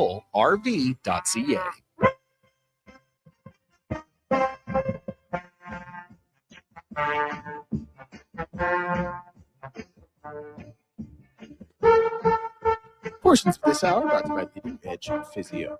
From weekend warriors to professional athletes, kids playing soccer to grandparents in the garden. rotator cuff tears, and tendonitis to post-surgical knees and hips. We fix your body. Life shouldn't hurt. Linking it to physio.com. This is Sports 1440, where Edmonton talks sports. On YouTube, Facebook, and X. Here's Jason Gregor. Brought to you by PlayAlberta.ca.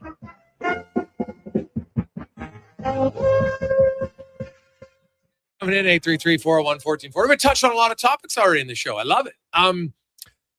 Gregor Show always brought to you by PlayAlberta.ca, where you get in the game tonight. Lotto Max, $25 million up for grabs, and 25 prizes, $100K. And while you're there, check out the Jason Gregor Show special. We got a little CFL action for you. It's a little MLB, and we're going the Jays offense. Not anything crazy, but just a little bit of a hit-focused parade today for the Jays. Check it out at PlayAlberta.ca. We need a double from Ernie Clement. So go, Ernie, go. Now, I do want to read this quick text. Hey, guys, talking about things we invented. I'm pretty sure Canada invented the keg stand. We're pretty good at it. Kevlar, you know what? Why not? We'll take onus of it. Who invented the keg stand? We could just say Canada. I can't confirm or deny it. Can you imagine the first guy to do a keg stand at a party, and he gets up and he's like, here's what we're going to do. And they hoisted him up. Must have been electric in that room. Yep. So they're saying that it started in college and fraternity culture in the mid to late 20th century as metal beer kegs became the standard for dispensing beer. But the origin of it is not known. The exact origin. So we'll claim it. I don't like how you said late 20th century there, like it was 400 years ago. I'm reading what they're saying online. It's I was late 20th century. I was around in those days. Yeah, there you go. Let's get to 5 questions brought to you by The Brick. We're saving you more. That's what they do. Hey, their appliance sale is on this weekend. You need some appliances? Stop in at The Brick. Unbelievable savings on your appliances, but only for a few days at The Brick and thebrick.com. It's time for 5 questions on the Jason Gregor Show. Okay, question number 1. Following the Elks win last night, now I don't want to get too ahead of myself here, but how many Elks, I said will, but let's say could be, West Division All-Stars this year? I don't want to be disrespectful to the Elks deck, so let's talk this through. Like, who has a shot? Well, Rankin's easiest. Easy. Right? Rankin's one. Mac maybe, but there's some receivers that are putting up huge numbers, so even he would be hard. I think you'd have to look at their offensive line. I think O'Donnell for sure. Beard would have been there, but now that if he's injured and he misses a few weeks, probably not. But I would say Beard for sure. On the defensive side, I think Cordell Jackson is going to get some love in that regard. I would also I would look at I think it's pretty much a no-brainer just based on how he's played. Or like if we were doing it right now, he would be an easy choice at the linebacker position. Joel DeBlanco has been phenomenal. Deck, do you see anybody else? I would say if the voters watch the games and don't just check box scores, I think Terrell Ford and JJ Ross as well could get nods. But they will still need to put up some stats to make that happen. But those would be 2 I would add. So that puts it at 7? Yeah, like when you're a good team, usually you can get 5 or 6 for sure. 7 sometimes, right? Winnipeg, I think Winnipeg had 9 one year. Well, also like Blanchard would be up there for sure. There's him and the 2 kickers. So from a West Division All-Star, I think Blanchard has a very good chance because the only guy who's got more field goals is in the East in Ottawa. Question number 2. Scotty Scheffler has missed the cut at the Scottish Open. First time it's happened for him in 4 years. What is the hockey equivalent of Scotty Scheffler missing the cut? Well, it's hard because it's like one weekend of a season, right? I guess it would be equivalent to, McDavid, McKinnon, Kucherov. They go pointless and -3, over a weekend set of games. It's kind of how, because it's two rounds for Scheffler. Like, I guess that would have to be it. I don't know. I was thinking maybe like going on a 2-game road trip and going winless. Just one bad weekend. Question number Excuse me. Of all the teams left in the World Cup, who would you most and least like to see win? This is a tough one because I really like Erling Haaland, which is not a controversial topic. But England, I watched 2 of the 3 episodes of that Beckham documentary deck. They were like spitting at David Beckham years later because he got a red card. Like they are so dialed into this and they've had such a long period of being terrible. Just to put the world at ease, I almost want to see England win. And so who's least that you want to see win? I don't have any beef with really anybody. I think if you can go the distance, good on you. I probably wouldn't mind seeing. I guess if I had to pick a team to win, Norway. Team I'd least like to see win, that's Switzerland, because they're way too defensive. Question number 4. Keeping it, we talked about this during the opening segment. Excuse me. Conor McGregor returning to the octagon for the first time in 5 years. Hasn't won a fight in 6 years. Win before that was 4 years prior. Is the interest and allure still there for you surrounding Conor McGregor when he fights? I'm not a big MMA guy, but I understand what a transformative athlete he was for the sport. I think he like snapped his leg, didn't he? Yep, he did. So I'm going to guess that that's a tough one to come back from. So I'm going to say maybe this is his last fight. And if that's the case, it'll probably be a classic. Well, you look at it, he lost his last 2 to Poirier, right? Now he's taking on Max Holloway, and they fought like, was it 12 or 13 years ago, Deck, is the last time they fought? I think it was 2013. 2013? Yeah. Okay. So, I don't know, man. Like it's hard to turn back the clock. Like he's not going to be as good as he used to be. Now, Max Holloway's been fighting way more, right? He's fought Poirier recently and Oliveira. Like I think the fight will be entertaining, but I'm kind of past the point of guys who've been out for that long that I'm like pay to watch it. So probably won't be paying to watch it. I would watch the highlights. And question number 5. Who is on your Mount Rushmore of movie characters you'd like to be friends with? So we'd be friends, like kind of we're hanging out in a group of friends? Oh, interesting. I thought of it more as like you're like individually you're friends with them. It's not a okay. friend So you have different kind of, Yes, okay. yeah. So I would have 4 friends.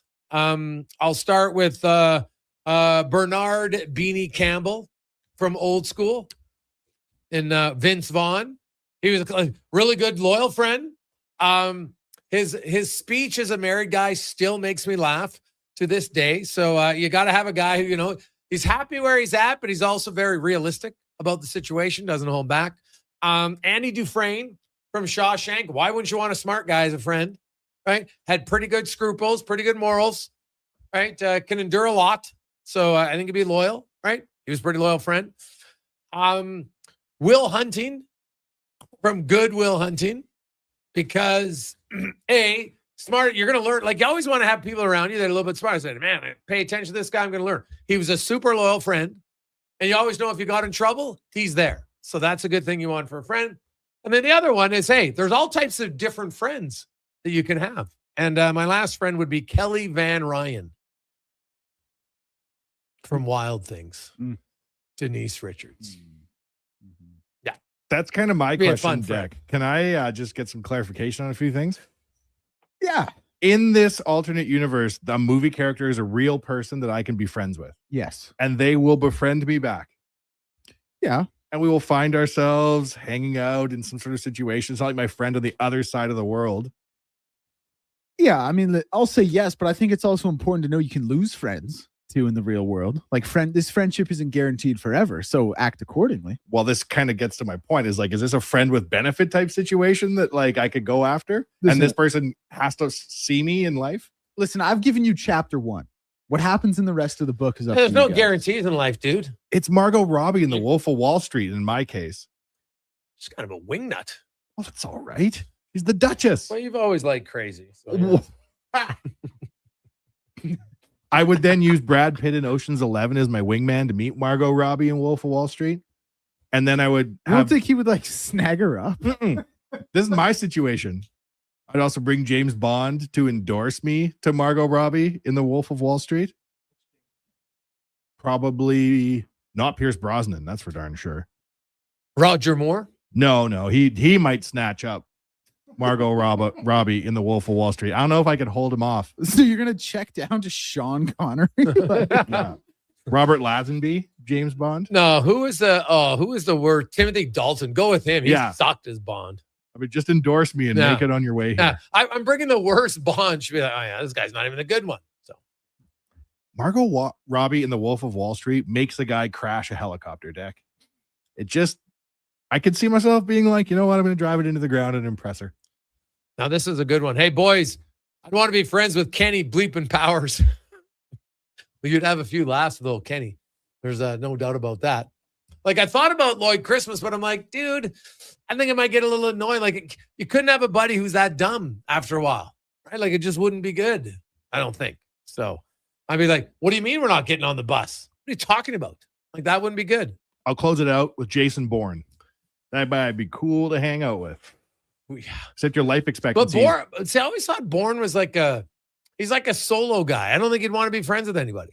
What if he showed up at your house and he was on the run and he's like, remember me? Oh, well, yeah, you'd let him in. But I would also probably leave the house because it's about to blow up probably with Margot Robbie in The Wolf of Wall Street in a helicopter. Hey, guys, Lenny Feder from Grown Ups. Well, that was Adam Sandler. It's a good character. Yeah, not bad. Not bad at all. So I like it. Hey, guys, just so you know, Canada invented what is referred to as American football from Beach Goat. Oh, don't tell them that, Beach Goat. Just like basketball. I love how they jump. Oh, yeah, we invented it. What are you talking about? James and Naismith invented it. So, yes, classic stuff. Quick break. We'll return. Craig Button's going to join us here on Sports 1440, sports1440.ca. Say hello to Alberta's home for reeling and dealing. With Play Alberta, you can spin into the excitement of popular slots like Cash Eruption and Desert Fantasy. Experience Alberta exclusive games and get in on the action of live dealer tables with all new elevated stakes. However you prefer to play, the fun is ready when you are. Visit playalberta.ca/Gregor to learn more. That's playalberta.ca/Gregor. Must be 18 plus to play. If you gamble, use your game sense. It's dollar drink summer at McDonald's. Sip on a refreshing small fountain drink or a small iced coffee for just $1 each plus tax, all summer long. Only at McDonald's. Excludes flavored and cloud iced coffees. At participating Canadian restaurants. Taxes extra. Prices exclude delivery. Hi, Mike here from Northgate Chevrolet Buick GMC. Car shopping sucks. That's right. Going back and forth 100 times just to get a price. Give me your credit card for a test drive. What's all these extra fees? That sounds ridiculous. At Northgate, we do things a little differently. Good deals on new, pre-owned vehicles, good people, and a great selection. Stop in and see us today, 13215 97th Street, or visit us online at northgategm.com. You're in Northgate country. Canada's biggest appliance sale is on now at The Brick. Save big on top appliance brands throughout the store. Buy more and save more. Up to $1,000 off qualifying appliance packages, plus take until 2030 to pay with no interest on appliance OAC with Flexity. OAC with Flexity. If you find a lower advertised price on appliances, The Brick will beat it. And check out deals for the rest of your home, like up to 33% off sofas, love seats, sectionals, and recliners. Some exclusions apply. See you in store for details. The Brick, saving you more. You don't just need property services, you need problems handled. Hire Good provides cleanup, debris removal, site monitoring, and safety attendance across Edmonton. We reduce issues on your property, keep spaces safe, and take pressure off your team. We resolve real problems for businesses while creating real impact, because our team is built on second chances, and they show up every day ready to prove it. Visit hiregood.ca or call and mention Jason Gregor for a first-time discount. Hire Good. Stable jobs create stable lives. Portions of this hour brought to you by 01 Hockeyology, Edmonton's home for elite hockey development, skating analysis, performance assessments, and year-round training at West Edmonton Mall. Elite hockey development at 01.ca. That's ZERONE.ca. The Jason Gregor Show, the best of Edmonton sports talk and beyond. This is Sports 1440. Presented by PlayAlberta.ca, Alberta's only regulated online gambling website.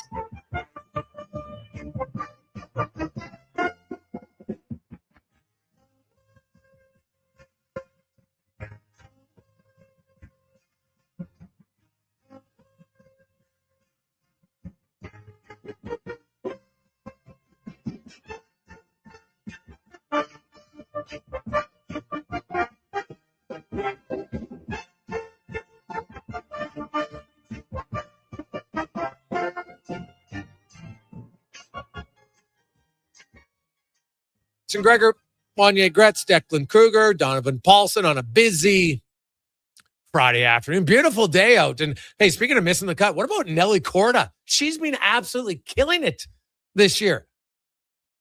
And she missed the cut by 1.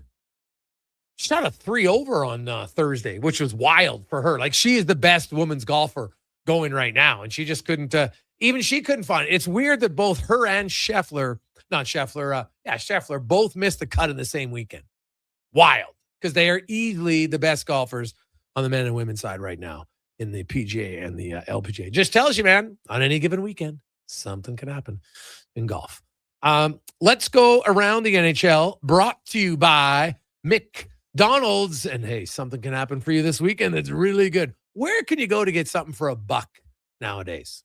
Well, you know what you can do? You can download the McDonald's app, and you can get dollar cones, not just today, all summer long, only at McDonald's. So good. As we welcome in a gentleman who I'm going to guess is wearing jeans and a striped shirt and a cowboy hat, as he's a big fan of the rodeo, as he should be. Stampede's a great time.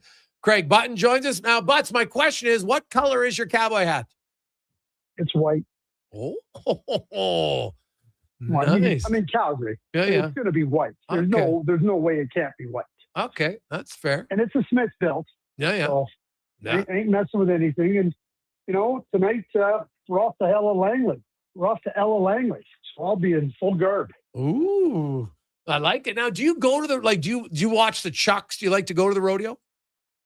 I love it. Like, I volunteer at the Stampede, Jason. Okay. So I'm on the concessions and exhibit committee, and we run all kinds of things, judging, food tours, all kinds of things. They had a taste of the Stampede culinary cook-off this year that I emceed a couple of times. So, I love it. I was at the Chuck Wagons last night with my daughter and granddaughter, and we had a grand old time. So now, just what you love watching the Bulls? Oh, the Bulls are unreal. Are you a tour guide? No, not a tour guide. Oh. What we do is we bring in groups. Okay. The committee, it's called the Food Experience Committee that I'm on. Okay. So we bring in groups, and then we try to give them the best of the midway, 5 foods, a couple of drinks. We set them down at Nashville North, and away they go. And we just bring groups in, and it's a unique experience. We're really focusing in on expanding it next year, so that it can be something an extra offering. Last few years, we've just proven out the concept, and it's a good one. I like it. Concept. The Ducks had to match, didn't they? Even though, you grit your teeth because it's 18 mil, but you wanted the player, and it's hard to find another player like that. I'm sure, though, if you look at it, if you're Pat Verbeek, you'd be like, what did we do to get to this position that we don't do again in the future, right? Everything is a learning process, and I think for Patty and the Anaheim Ducks, they got good, smart people there. It doesn't mean that every decision you make is going to be the right one, but you need to learn. You need to understand. Okay, maybe we've been a little bit too rigid in holding our line, and I get that in contract negotiations, and certainly you come to a point when you're dealing with a unique player. You're dealing with a unicorn. How many unicorns are there in the NHL? I mean, McDavid, McKinnon, Matthews, McCarr, Quinn Hughes. Neil Carlson's a unicorn. And, I was talking to a friend of mine today, and one of the things he said was, if it was a winger, you might not be willing to match. Yep. Unless his name was Ovechkin. But with a center like Carlson, who's as big and as strong and can impact the game in so many different ways, you look at it. And I forget who put it out today, Jason, but somebody put out that when Crosby signed his 8.7 cap hit a bunch of years back, it was the same percentage of the cap as Carlson is and Ovechkin. So there's been other players that have taken this percentage of the cap. You just got what Patty and them have to now understand is, how do you manage it with $18 million on your cap right now? But cap's going up and revenues are good. The league's in good health. So you feel you can do it. But I feel they have to match. And let me add one more thing. I think they have to match as well. You can't trade them for a year. What happens next summer? What happens? There's other players that might hit the market. You want to leave yourself open. You might be able to make a deal if you feel that Carlson hasn't hit his mark. And I'll just use an example. I'm not trying to suggest anything. Let's say Austin Matthews says, hey, listen, I'm not really interested in Toronto. I don't think they can do it, trade me, but I'd love to go to Anaheim. Well, maybe Anaheim can, sign Matthews and satisfy Toronto's wishes to get something for Matthews. That's something you need to have to happen. So I think matching was the prudent move. Same with Utah. I thought that one was obviously a little bit easier. It's not anything that's like debilitating. 4.775 for a guy like Baden Harrett. You look at him and Barrett Hayton, and he's like your third line center, and you move on. You were in the GM chair, Craig, before. So you look at the Dallas Stars and you look at the Detroit Red Wings and, Jason Robertson. At least that one, there's going to be a conclusion. Either you're going to like the number or you're not going to like the arbitrator's number, but at least that one has a conclusion. Detroit Red Wings, there's not a conclusion yet. And Larkin, like Whippy, he added one more team to his no trade list. So there's Florida, Vegas, Minnesota, and now Dallas. And he's got a great contract at 8.7, especially the way the cap's going up. Like if I'm Steve Yzerman, I kind of have to play hardball. But do you think as a GM, Craig, it would be disruptful to have him come back and start the season if there's not a viable trade? Or do you have to trade him before the season starts? No, I don't believe in that. I think that, first of all, Dylan's a competitor and Dylan's a quality person. People might not like that he asked for a trade. Okay, we can disagree with that, but he's a competitor. He's a quality person. If you recall back a number of years back when Matt Duchene asked out of Colorado, and I remember talking to Joe Sakic about this, right? And Joe said, hey, listen, it's real simple. He goes, I told Matt, okay, you want to be traded. We think we have a good program here, but you want to be traded. It's in your best interest to play well so that I can get the value that I need to get for you in a trade. So you play well, I'll continue to work to see what makes sense for our team, and then we can go there. And I think that's the same advice I would give to Dylan Larkin. And on the flip side, and I don't expect this from Dylan, and Matt was great too in Colorado, just go and play. Don't be disruptive. Because if you're disruptive and now the team goes away, so you signed a contract, you asked to be moved after we gave you a no move clause, okay. Now you might want to dig your heels in. And I don't know if you recall when Pavel Bure wanted to be traded. And Brian Burke came right out. He goes, you know what? He goes, we don't want players that don't want to be here, but we're going to make the best move for the Vancouver Canucks. I think that's the same case with Steve Yzerman, and I think he will. And you talked about the contract. Like, there's not only value in the player, there's massive value in that contract and the term. So Steve's got to do what's best for the Detroit Red Wings, and he's going to exact a price. He has to exact a price for Dylan Larkin.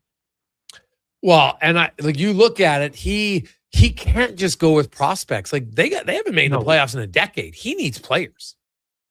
He sure does, and he has to be able to get players that can come in and help him now. Like because to your point, I mean, we're talking about 10 years out of the playoffs. They've been close the last couple of years and fallen off in the second half of the year. I mean, I would suggest that for the Detroit Red Wings current management, it's make or break year for them. There you go. Craig Button joined us from TSN. Craig, we kind of put a bow on the offseason. Like Anthony Mantha, where'd you come out on him? Like, is he going to enter what Jack Roslovic went through last year and be a late signing in the summer? Now, he did score 33 goals. Roslovic had scored 22 when he got his deal. Where do you come out on Mantha? Yeah, well, I mean, Anthony has skill, and Anthony, like Jack, for, first-round draft picks. And, Anthony, different reasons, some injuries and, maybe just not ready to do what he's shown here in the last year, specifically with Pittsburgh. But there's two things I think that have to happen.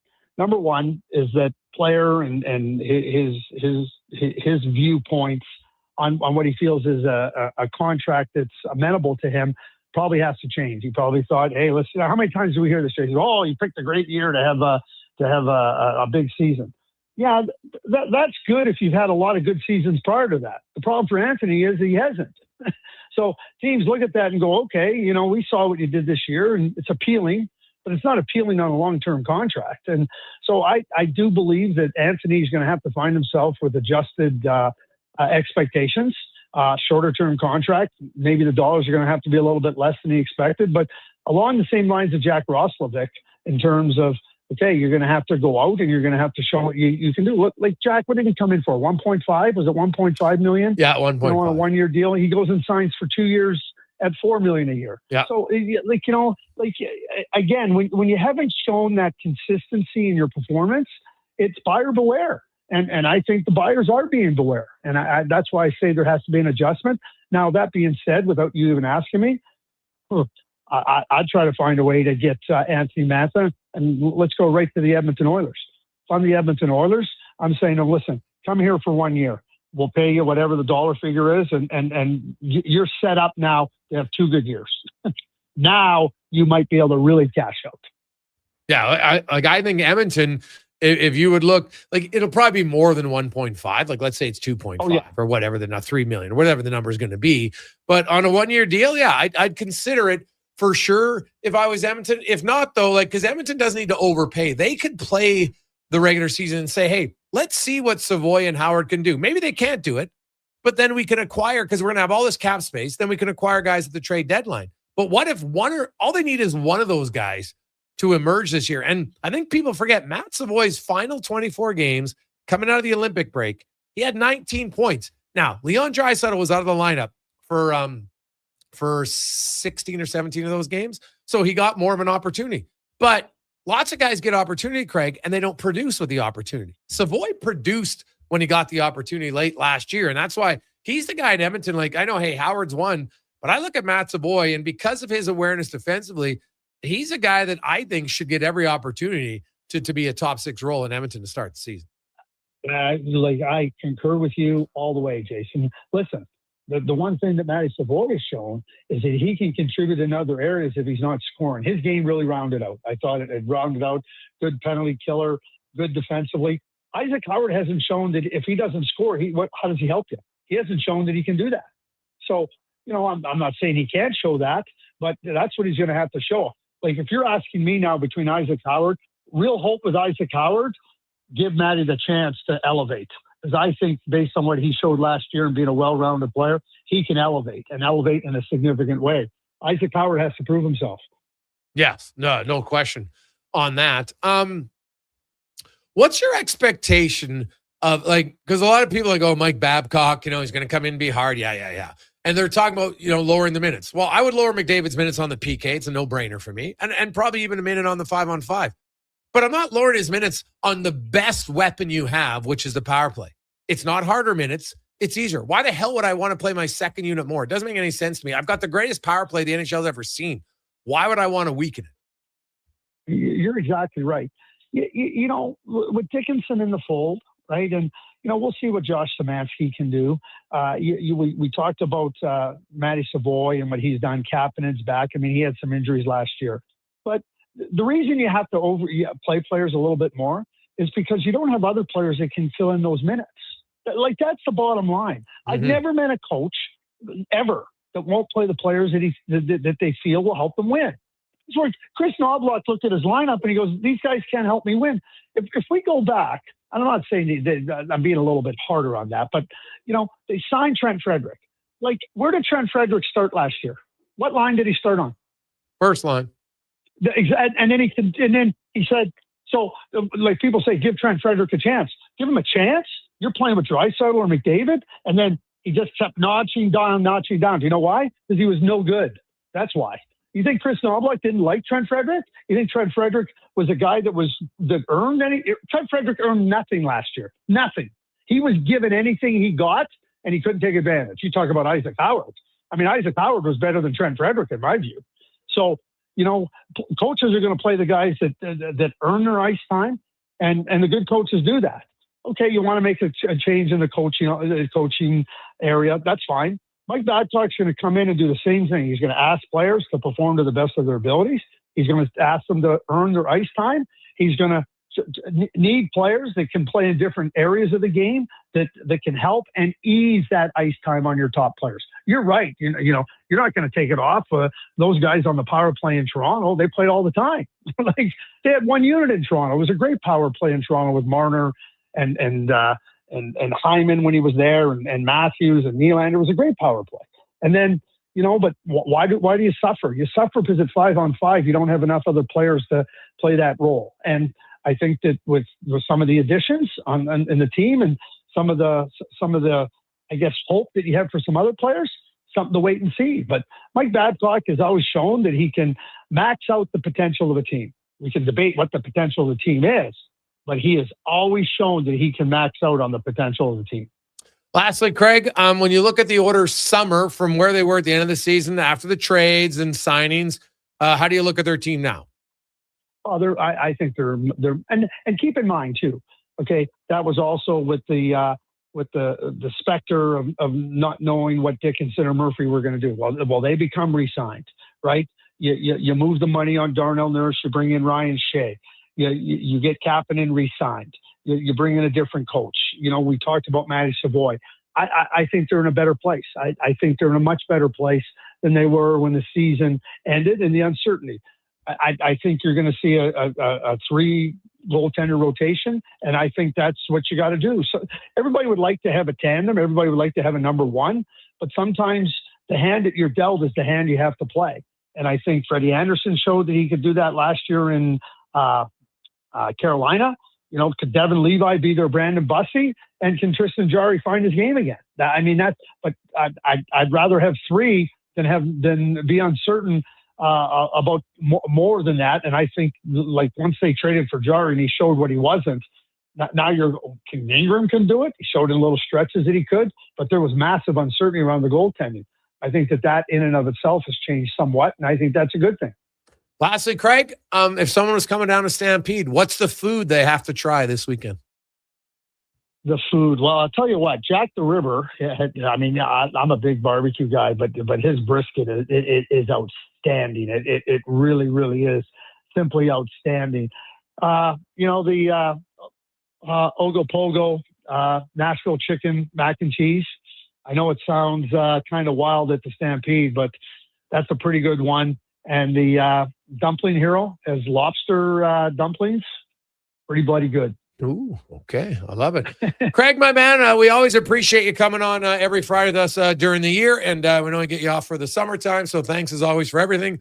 And we'll touch base again earlier. Of course, the season is going to kick off in September this year. Are we gonna see you at the Wanye Gretzky? Yes, you probably will. August 3rd to the 8th. Yeah. August 3rd to the 8th. Yeah, I come. I'll be back. I'll see you later in that trip because I won't be there for the earlier parts because I'm good. Well, I look holiday. forward to seeing you. And we'll get together. You betcha, buddy. Okay, Craig, have a good one. Thanks. Have a great weekend. There you go. That's Craig Button from TSN. Let's get a quick break. We'll come back. JC Sherritt's going to join us in the final hour of the Gregor Show here in Sports 1440. Sports 1440 update brought to you by Northgate Chevrolet Buick GMC. This weekend, you're looking for a vehicle. You want a truck? You want a vet? Well, how about great deals? You get employee pricing all month long in July. Northgate Chevrolet Buick GMC. Stop in today on 97th Street. The Sports 1440 update. Final from the FIFA World Cup earlier today was Spain over Belgium 2-1. Mikel Merino, the 85th minute sub, scoring the winner in the 88th minute, and Belgian goalkeeper Thibaut Courtois leading the game in the 71st minute with injury. Wimbledon final saw Jannik Sinner over Novak Djokovic in straight sets. Sasha Zverev winning over Arthur Ferry in straights as well. CFL Week 6 will get going tonight. We'll keep going tonight with Toronto and Winnipeg at 6:30. And in the MLB right now, scores around the league. See the Brewers and Pirates, Phillies and Tigers, Yankees and Nats, and Red Sox and Mets all tied at 0-0. In the sporting world, Victor Wembanyama has agreed to a 5-year, $252 million contract extension, 25% of the 30% max he was able to extend for, and ex-Miami Heat teammates Bam Adebayo and Tyler Farrell getting into a physical altercation in Las Vegas today. I'm Declan Kruger. This has been a Sports 1440 update.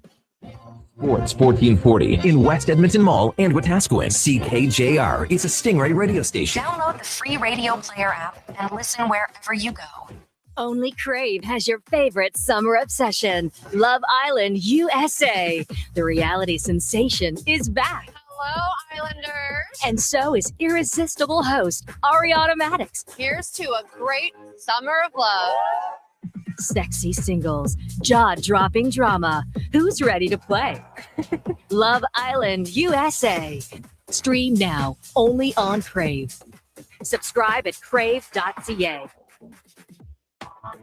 Attention Alberta construction pros. For over 50 years, Japa Equipment Rentals has been your go-to for top-notch equipment and stellar service. Whether you need rentals or expert maintenance, we've got you covered. Stop by our Edmonton or Calgary locations today.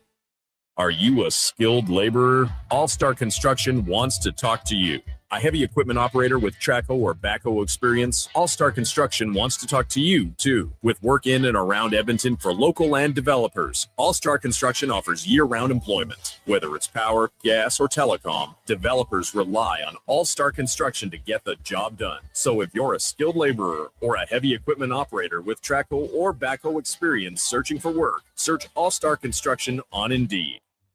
Day or night, tasting just the right. You can order oodle noodle at oodlenoodle.ca, delivering you the news almost right away. Remember, you can order oodle noodle at oodlenoodle.ca. So stay on your couch all day and order oodlenoodle.ca. Oodle noodle. You got a go-to coffee spot, a trusted barber, even a lucky game day jersey. But when it's about looking your absolute best, there's only one name you need: Mr. Dirk. Family run since 1939, we're experts in crafting impeccable tailor-made suits and offering a wide variety of everyday styles. Pair that with personalized one-on-one fittings and the convenience of on-site tailoring. Mr. Dirk elevates your style game. Visit our Edmonton store or explore MrDirk.com. Score big on style with Mr. Dirk. Cheering on Canada, Mexico, Australia, France, England, Brazil, Germany, Spain, and the rest of the world at the Druid Irish Pub. Your World Cup headquarters. Wear your colors, cheer on your team, and enjoy $6.50 Heineken every game. Plus, your chance to win a ton of World Cup merch, including hoodies, jerseys, soccer balls, and more. The Druid Irish Pub, your World Cup headquarters. Bringing Edmonton together, one soccer game at a time. The Druid Irish Pub. Cheer with us in the Mercer Building across from Rogers Place and Ice District. Okay, new strategy. I'll just live in the freezer till October. It's spacious in here. It's spacious. There's a better way to survive the coming AC season. Pro Solutions is your one-call solves-it-all expert for AC repairs, tune-ups, and new installations. We offer convenient financing options and fast appointments so you can enjoy your entire home, not just the freezer. Now I can leave the frozen peas where they belong. Book now at prosolutionsinc.ca. Did you know that when you play Colonial Golf Club, just 5 minutes from Edmonton and Beaumont, you can have a monkey be your caddy? We interrupt this commercial to let you know Colonial Golf Club does offer great course conditions, greens that are always fast and true. We offer memberships, and we have a newly renovated clubhouse with a new menu offering great food and drink, but we do not offer a monkey as a caddy for you. Oh, man. I really like monkeys. For more details and to book, visit colonial.ca. Monkey not included. School's almost out, and road trip season is just around the corner. But if your brakes sound like they're grinding harder than a hockey fourth liner, it might be time to visit Napa Auto Parts. Napa has all the quality parts, tools, and know-how to help keep your vehicle running smoothly and road ready. With over 85 locations in Alberta, visit your local Napa store today or shop online at napacanada.com. That's Napa know-how.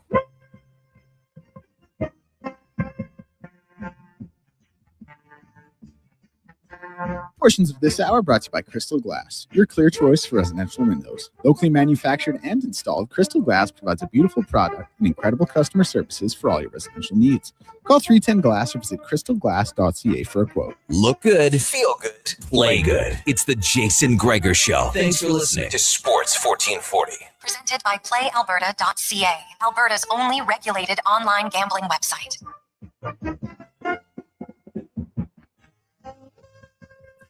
So Friday continues on. Gregor, Wanye Gretz, Declan Kruger, Donovan Paulson with you. Hey, you made it through another week, boys and girls. Hope the weekend is good. You got a lot of plans, maybe golfing, biking. Weather should be nice. Check out the Riverhawks in action tonight. Hopefully you went to the Elks game. If not, plan ahead. Next Friday night, Elks will host the BC Lions in their first weekend home game of the year. Is the Gregor Show is always brought to you by PlayAlberta.ca. We're going to get to our CFL report brought to you by Legacy Heating and Cooling. Home with no payments, no interest for 1 year on your AC unit. Stay cool all summer at legacyheating.ca. And we are joined by the defensive coordinator of the 4-1 Edmonton Elks, JC Sherritt. Joins us. JC, my man, how you doing? I'm doing good. How are you? I'm excellent. So tell us, what does the DC do the day after a game? When you come in, like, what film are you breaking down specifically today? So right after the game, we come in, we grade it individually. We grade our positions. Then we come together as a defensive staff, watch the game back over, just to make sure we're all on the same page. We see everything the same. And then our players come in. We recap as a defense, and then we split to our position groups and then watch it all together. Okay. So when you're grading out, so do you grade out the groups, JC, or do you grade out each individual player? Oh, we'll have to get him back there. It looks like it just dropped out. So, because I'd be curious about like that. You're great. So you got to watch the play, but then well, I know that in their films, like they have different than what we just see on TV, right? Like they got the different camera angles, so they can just pick up the D linemen and different things like that. So it'll be, I'll be intrigued to see kind of how it goes. One of the kinds of content I'd like to see about the Elks that I think the everyday fan doesn't necessarily understand is the effort that goes in to the games, the effort that goes into watching tape, the playbook, how much work it is. Some of those NFL films behind the scenes, like I'm not the biggest NFL fan, right? But when I watch them, it impresses upon me like how much work goes into this. Oh, yeah, no, there's a lot of hours, man. Like I know a lot of players kind of left. They're like, man, coaching is way harder than playing in football because you're there. A lot of JC's back with us. So JC, do you evaluate the positions or do you do each individual player gets a grade? Each individual player, we gets a grade. We have a grading system and a formula, almost a data formula we punch in, and it lets you track consistency, both good and bad. And then, it can go down quite a path data-wise, but we track everything from a data concept, each player individually, and then as a group as well. It was funny when I spoke to Ed Hervey about your rookie middle linebacker, Jaboma, and he kind of laughed and goes, well, those other guys better be careful. Once JC got in, he didn't give it up.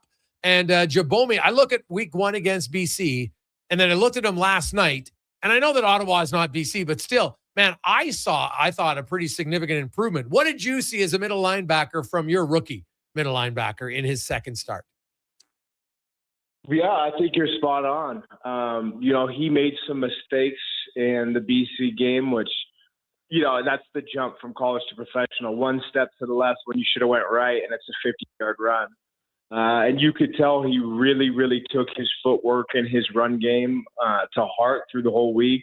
And I told him in the meeting, that's what I was most pleased, most proud of, is him just understanding the importance of his footwork and being in the middle. And maybe you don't make the tackle, but you made the play for somebody else. To see that jump in one game is very, very encouraging. Overall for your defense, I know we had Aaron Grimes on the show earlier, and they were like, hey, man, like our secondary is leading the league in knockdowns, but no, we got to get some picks. Well, they held on to 4 of them. And your defense, the one thing, you guys are 4-0 in the games that you've won the turnover battle, so it's not a surprise to me. But what did you see maybe different? Is it just a fact that they just held on to the ball, or was something different from the secondary last night to get the 4 picks? It's funny, as cliched as it is, like when they come in bunches. The same thing happened to us last year when we finally caught one. Now, that took a whole lot longer. But, I know the linebackers caught them last week, but once a DB catches one, it seems to catch fire in their group. Whether that's the competitive spirit or confidence jumps, but it's T Ford again for the second year in a row. And they always have a side pot going for the first one of the year, so it's hilarious that he got it again. But I don't know what it is, but it seems, when you are in little droughts, when one DB grabs one, it seems the other starts snatching them too. Your defense had given up hardly anything up until the penalty for roughing the kicker, and that gave Ottawa a little bit of life. And then there was a string of penalties, JC, and Ottawa, finally got a little bit of offense there. But And then after that, in the fourth quarter, obviously only limited him to 3 points. Kind of take me through how that one penalty just seemed to kind of turn things around. Did you sense that as a coach on the sideline in the moment?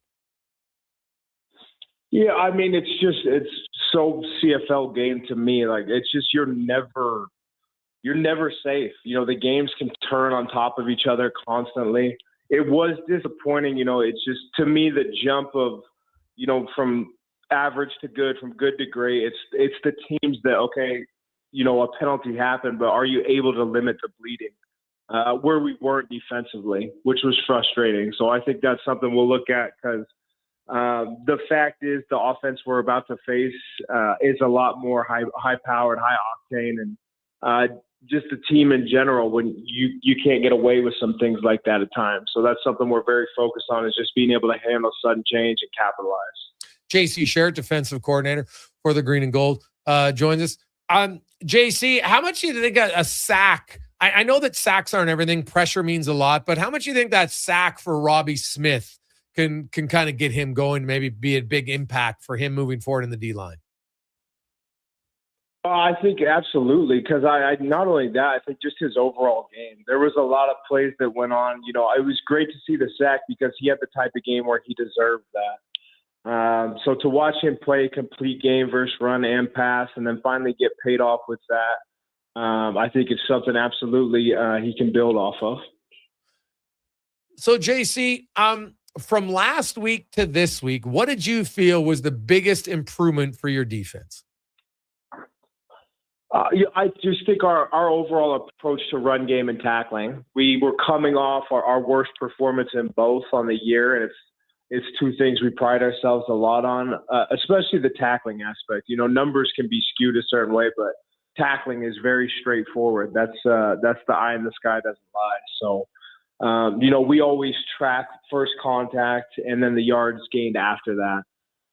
So to watch those guys bounce back, especially, from our secondary, the way they tackled, they were challenged and they responded. To be able to limit yards with their just ability to tackle, no scheme, no anything, that's just their want to, was great to see. So now you get some days off, and you're a defensive player twice in 5 games. You guys played 3 games in 14 days. It was a stretch. I'm sure it's even, for a coach. So does the coach get a day off? Like, is tomorrow a day off for you finally?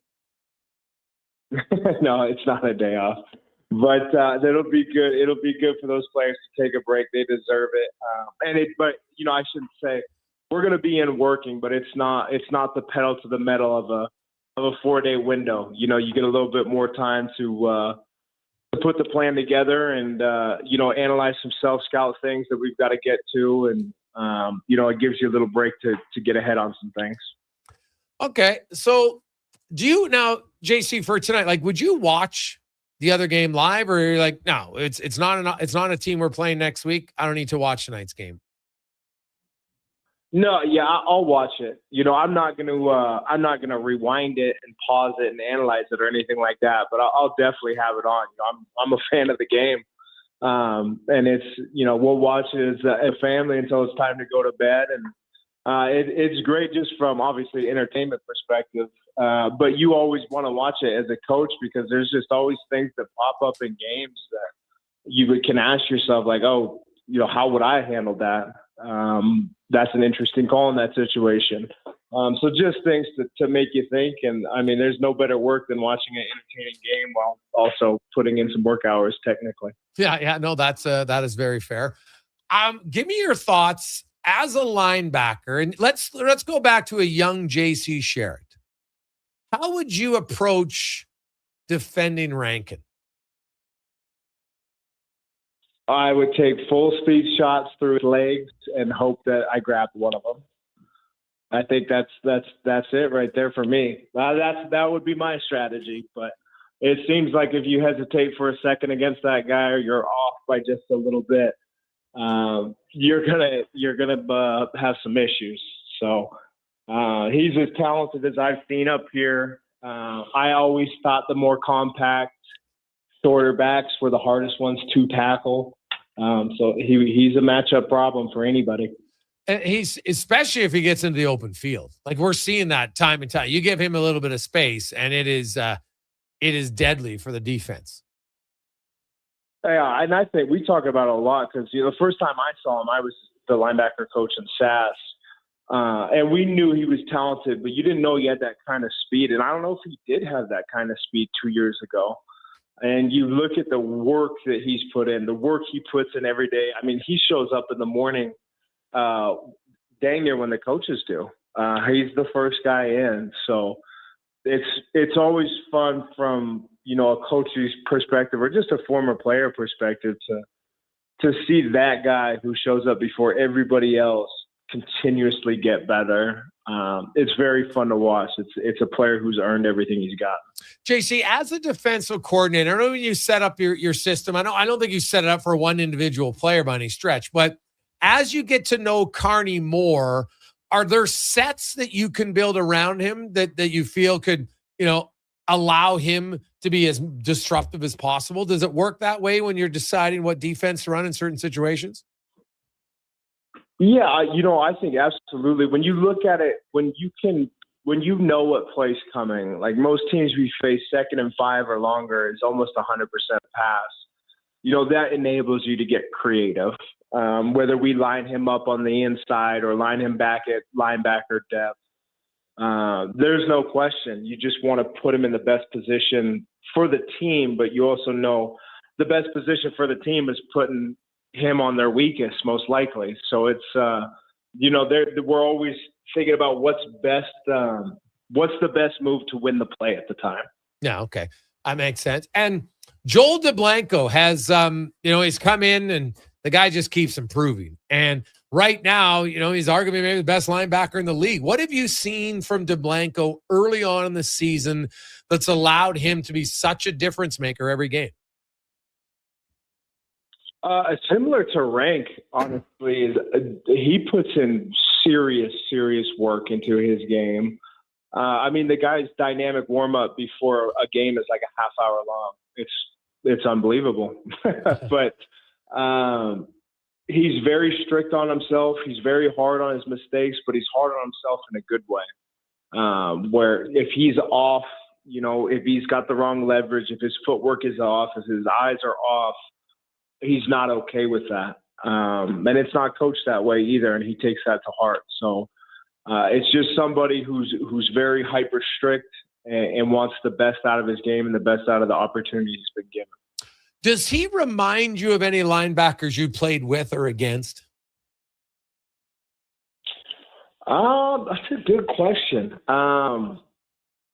The one thing that stands out about Joel that I haven't seen is he's the most conditioned linebacker I've ever coached or played with, I've ever been around, period. Okay. And I think that's where maybe he's not like anybody else that I've been around. He has one speed, and he's the only player I've seen on the field where it's never altered, ever. And I think that in a CFL game, that's one of the most, wide open games. Certainly from a football perspective, it is the most wide open conditioned football you can play in. It is a huge advantage for him. It's something he takes seriously and works hard at. So his engine can run hotter, longer than most other players. Yeah, it's no hyperbole. We're coming up on almost 30 years of football. I've never seen a more conditioned defensive player. Oof. Wow. Love it. JC, congratulations on a great start, and hope it continues next Friday. We'll see you down at practice. Have a great weekend. Awesome. Thanks for having me on. There you go. That's JC Sher, defensive coordinator of the Green and Gold, and pretty lofty compliment there for young DeBlanco. I know the season's young, so I didn't want to ask the question and risk any sort of jinxing, but you have to think the vibes in the Elks dressing room after this many seasons of sub 500 football. It's early, but you have to think the vibes are high at a 4-1 start. They are high, but I sense they're. It was funny because I talked to someone in the organization, I won't say who said he felt like in BC, maybe there were some guys who kind of read their press clippings. They were 3-0, and then they had 2 event galas, and everyone was telling them how awesome they were. And sometimes, that can creep in a little bit. And a loss every now and then isn't the bad thing. It's how you respond to it. And obviously they responded with a big win last night. And now it'll be easy to get up because the only team they lost to is a team that comes in here on on Friday night. You definitely don't want to lose again because you don't want to get BC any momentum, right? A lot of people thought BC was going to be the top dogs, as they should be. So, they still got some injuries. So I think although they are getting healthier for sure, especially at the receiver position, but if you're Edmonton, I think they're going to look at that BC game and say, hey, we got something to prove here. And that's why I think Friday night, early on in the year, no question in my mind, that's the game to watch for the green and gold. Take a quick break. We'll come back. We'll get to LT. It's a Gregor Show presented by PlayAlberta.ca. The job isn't done until the last load is hauled, and having a semi-trailer out of commission is not an option.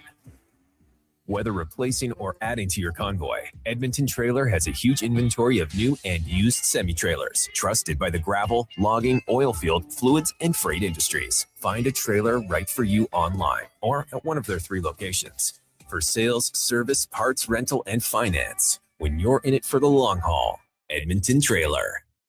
Day or night, tasting just so right.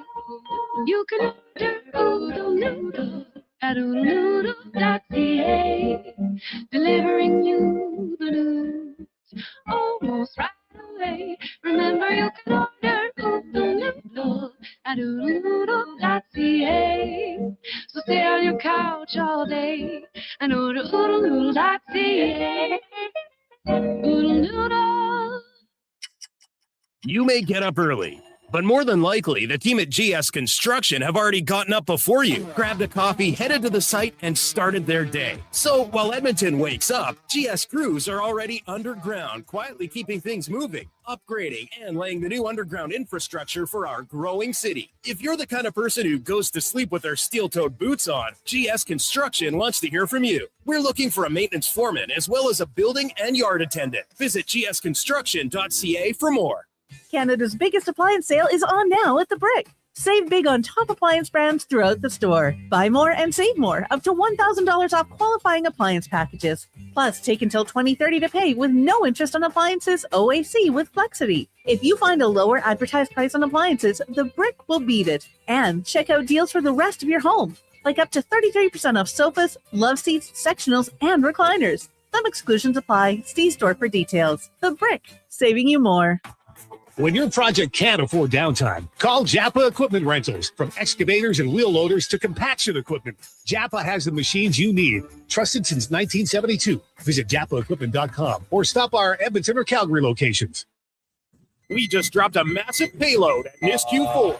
It's time to unload some deals at the Truckload of Savings event. If you've been waiting to upgrade, we've backed up the savings with unbeatable offers on our toughest Fords. Right now, haul away exactly what you need and take advantage of massive price drops across our entire lineup, including the legendary Ford F-150 for the job site or the weekend getaway. Shop the Truckload of Savings at nisqford.ca. Nisq Ford, above expectations. Alan Olson Auctions presents the annual Camrose Summer Consignment Auction, open right now for online bidding through July 14th at alanolsonauction.com. This huge consignment sale features a totally unreserved retirement dispersal for Jace Craft. Bid on a variety of new and unused equipment in excellent condition, including machinery, lawn and garden tools, skid steers, and attachments. Plus, trucks, construction and farm equipment, buildings, and so much more. For more info, call 780-672-2434 or visit alanolsonauction.com today.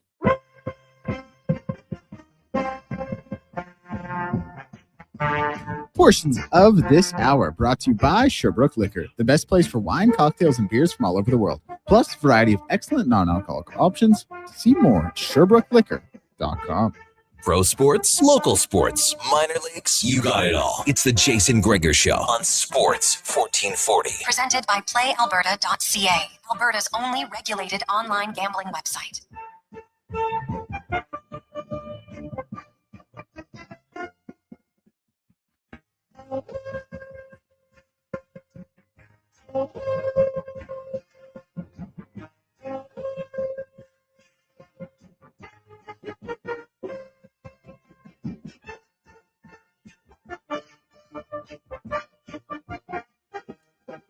.30.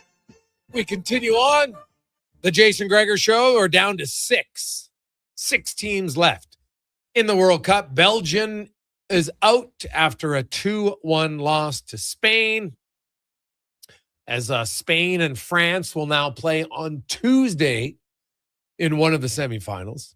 Tomorrow, we'll find out who the rest of the teams are. Norway plays England at 3 o'clock our time, and then Argentina, Switzerland. I think a lot of people think Argentina is going to win over Switzerland, but Norway, England, that's England is the favorite in that game. But I don't know, man.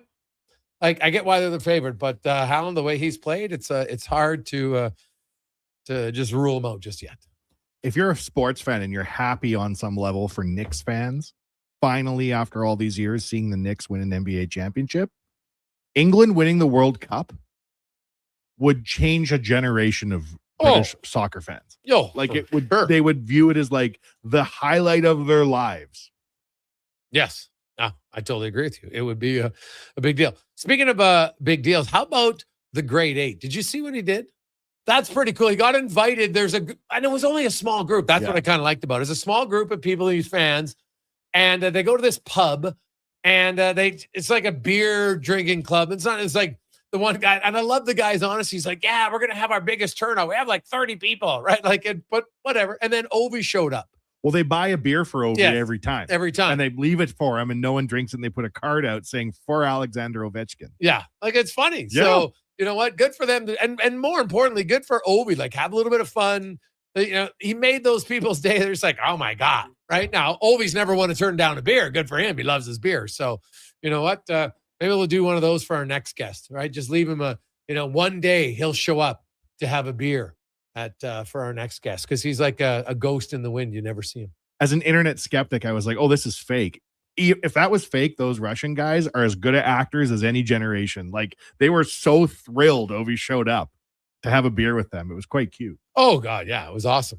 Let's get to the LT report, brought to you by GS Construction. They specialize in underground infrastructure, making your life more enjoyable and easy with running water, plumbing, and more. As GS Construction, they're hiring. Check out gsconstruction.ca and look up careers. As the host of The Lowdown, Monday to Friday, noon to 2, here on Sports 1440. Alan Mitchell joins us. LT, how you doing? I'm good. We've had the rain during the week, and now the sun is out and it's hot, and it's the weekend. I think Mother Nature got it turned around, but I'm glad. A nice weekend of weather in Alberta, where the temperatures are really high, is very cool, and I think we're headed that way. It's good, buddy. We need some heat. No question about it. The Elks really brought the heat, especially in the fourth quarter last night, bombing Ottawa 24-3. Their defense really dominated the majority of that game. Up until that penalty on the punter, it was domination across the board, really, for the Elks defensively. They end up with 4 interceptions, and like, the Elks are good, Al. Like, newsflash, breaking news: the Elks are good. Yeah, and they're 4-1, and you can't fluke 4-1. You just can't. And they have the best record in the West. I know Saskatchewan will play and probably go 4-1. But this team they're just good. If you look at the stats, the offensive stats by the Elks yesterday, the quarterback has great stats. The running back has great stats. Also caught a lot of balls out of the backfield. At least had some good yardage. 3 receivers had handsome numbers, and the defense was like better. So they're getting their playmakers the ball on the offensive side. I thought that they were better at mixing things up and being a little bit more creative. And look, the Red Blacks, they had an issue because the quarterback couldn't make that long throw, and it cost them. And ball hawks on the Elk side were getting the ball, and that's great. But that's football. They took advantage of what was available to them. I really liked it. I have to say that the Elks look like they don't look disjointed. They a couple of times there was a procedure penalty and then a sack where it kind of set them back. You mentioned about the other issue, but it wasn't like like when you're watching Ottawa. Now they've got there's a penalty, or there's a badly thrown ball that's an interception. They were just shooting themselves in the foot. Elks don't do that, and we watched some football where they did in the last few years. This is an exciting team, man. I love it. I love watching them do well, and that's all they're doing right now. No, they're definitely playing well. Justin Rankin had another dominant game. He's an electrifying player, and J.C. Sherritt feels that he's faster now than he was when he first came into the league, and that's the one thing I've noticed. Like, he gets into open field now, Al. Guys aren't catching him.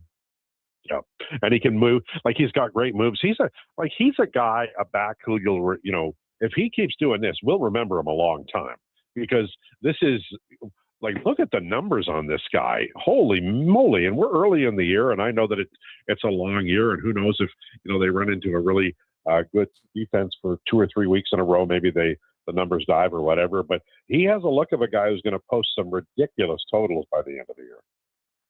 LT, I feel, having watched the Elks a lot more this season and the last, that a lot of the decisions they were making as an organization last year are starting to bear fruit this year.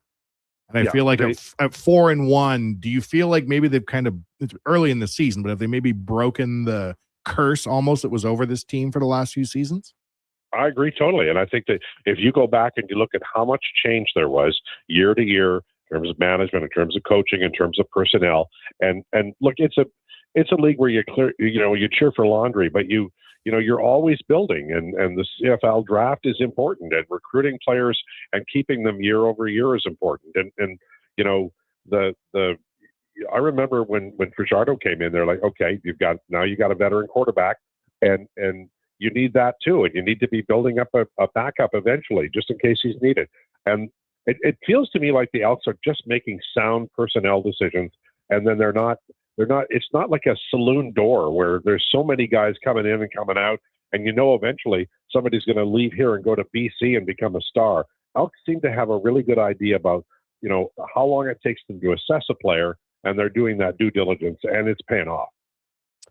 And them and the Riders potentially could have back-to-back weeks where we have a first-place tie, and then they go into Saskatchewan, and then they come back to Edmonton. Like, it's unreal potential for two massive games. And I can't remember the last time, Edmonton hasn't really played a super meaningful game probably since 2016. Yeah, it's going to be great. And when the Rough Riders play here on the back-to-back, there'll be a lot of mid-70s pickup trucks in town coming in from Regina and Saskatoon. That's great too. It helps the economy. It's going to be great. And that Rough Rider fans travel well. That's going to be a packed house. So Elks fans better get out there and represent, because this team is worth cheering for and being in the seats for. Al, what's your expectations for Isaac Howard this year? No one's guaranteed, you got to get so many minutes, but he probably at least will get an opportunity in camp to see if he can start in the top 6. Yep, I think that's fair, and I think it's there for him now. There was talk, right after free agency started or the first day was done, where I think Stan Woman said, if we add anybody, it'd be a skill forward. So that's still out there, lurking. But right now, I think you could make a case that let's just say Ike Howard is on the second line, and his sort of backup veteran is Kapanen.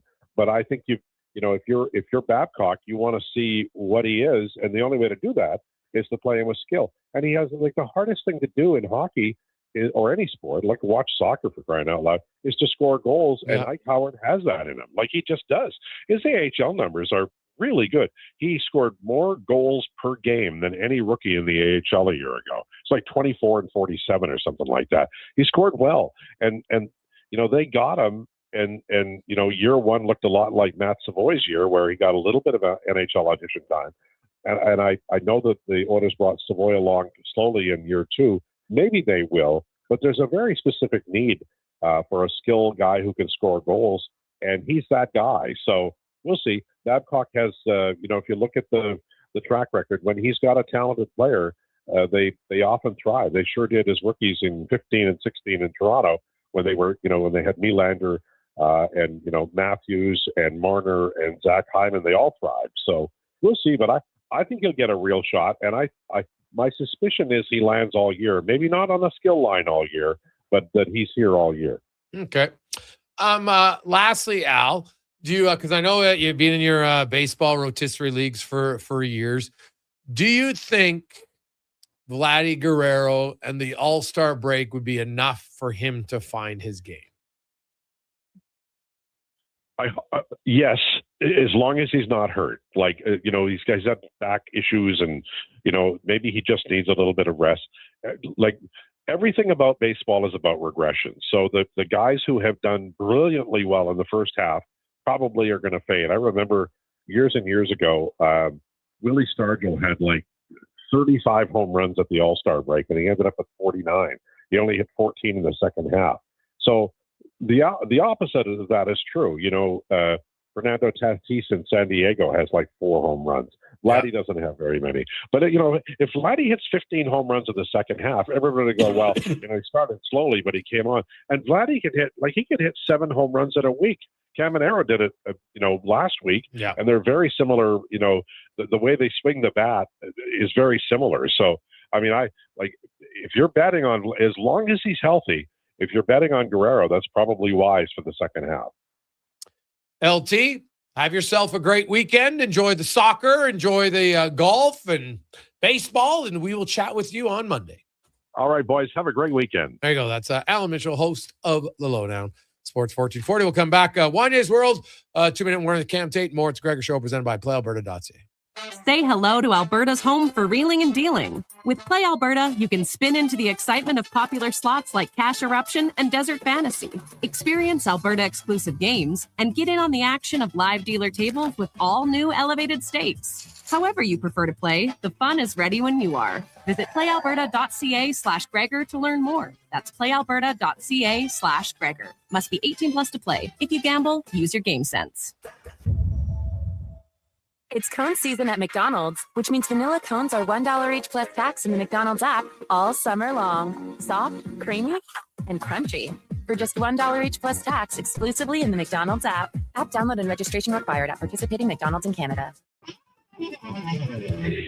And now Action Electrical's testing team is on defense duty. They're the guardians of safety and compliance, a critical part of any lineup. Precisely. They perform rigorous safety and code compliance testing for commercial operations. Think of them as the referees, ensuring everything is up to standard before disaster strikes. Their preventative plays are legendary, spotting faults early. Hire the Action Electrical team to bring home a win for your project. Visit actionelectrical.net. Scott McGilvery here, HGTV host and renovation expert. The one upgrade I know homeowners will love, better, fresher Culligan water straight from the tap. Culligan's Aquasential reverse osmosis filtration system takes your water to the next level. With up to 7 stages of filtration and 14 filter options, they're certified to reduce over 90 contaminants. Your tap water is about to get a major upgrade. Safer water that tastes great. Get started with a free in-home water test at Culligan.com. Culligan, water you love. For decades, the pioneer spirit of Alberta has been exemplified in the chuck wagon racing legacy of the Dorchester family. And today, you can experience it every time you hit the links. Dorchester Ranch Golf Course is in top mid-season form. Enjoy the longer days on this historic 18-hole course near Pigeon Lake. Stunning views, reasonably priced, and only 40 minutes from Edmonton on newly paved roads. Play the course built with pioneer spirit and family pride. Dorchester Ranch Golf Course. Book your tee time today at dorchestergolf.ca. Legacy Heating and Cooling is serious about cooling. In fact, we offer multiple ways to cool your home. So you better call Legacy. Call Legacy. If you're looking for traditional air conditioning, we got you. Call Legacy. Call Legacy. Or ask us about a heat pump to help you heat and cool. Call Legacy. Call Legacy. Cool with AC or cool with a heat pump. Cool your home with Legacy Heating and Cooling. Well, get ready for a silly hockey fans. Your partner in power just skated onto the ice. EWEL.ca, the new e-commerce website for electrical wholesalers Edmonton, is ready for the power play 24/7, 365. UL skates to where the puck will be in 5 years. Now that's forward thinking. Killer selection, slamming products from the best brands, and legendary service. Don't sit on the bench. Get your account today at EWEL.ca and win that project. Plug into your partner in power. Get an EWEL.ca account today. Big guests, bigger takes. Jason Gregor brings the names you know and the stories you don't. Weekdays 2 to 6 on Sports 1440. Don't miss a minute of the action on Edmonton's sports leader, Sports 1440. Hi, Edmonton. With summer adventures calling, there's no better way to answer than from behind the wheel of your Subaru WRX. The WRX delivers turbocharged performance, confidence-inspiring Subaru all-wheel drive, and the kind of driving excitement that makes you look for excuses to hit the road. Summer won't last forever, but the memories will. So make sure you give yourself something to remember. Visit your local Subaru dealer today and test drive the WRX yourself. Welcome to Uncommon. For decades, the pioneer spirit of Alberta has been exemplified in the chuck wagon racing legacy of the Dorchester family. And today, you can experience it every time you hit the links. Dorchester Ranch Golf Course is in top mid-season form. Enjoy the longer days on this historic 18-hole course near Pigeon Lake. Stunning views, reasonably priced, and only 40 minutes from Edmonton on newly paved roads. Play the course built with pioneer spirit and family pride. Dorchester Ranch Golf Course. Book your tee time today at dorchestergolf.ca. Portions of this hour brought to you by CanTorque. Made in Canada, made for Canada. Where extreme isn't theoretical. Find your solution at www.cantorque.com. The Jason Gregor Show, the best of Edmonton sports talk and beyond. This is Sports 1440. Presented by PlayAlberta.ca, Alberta's only regulated online gambling website.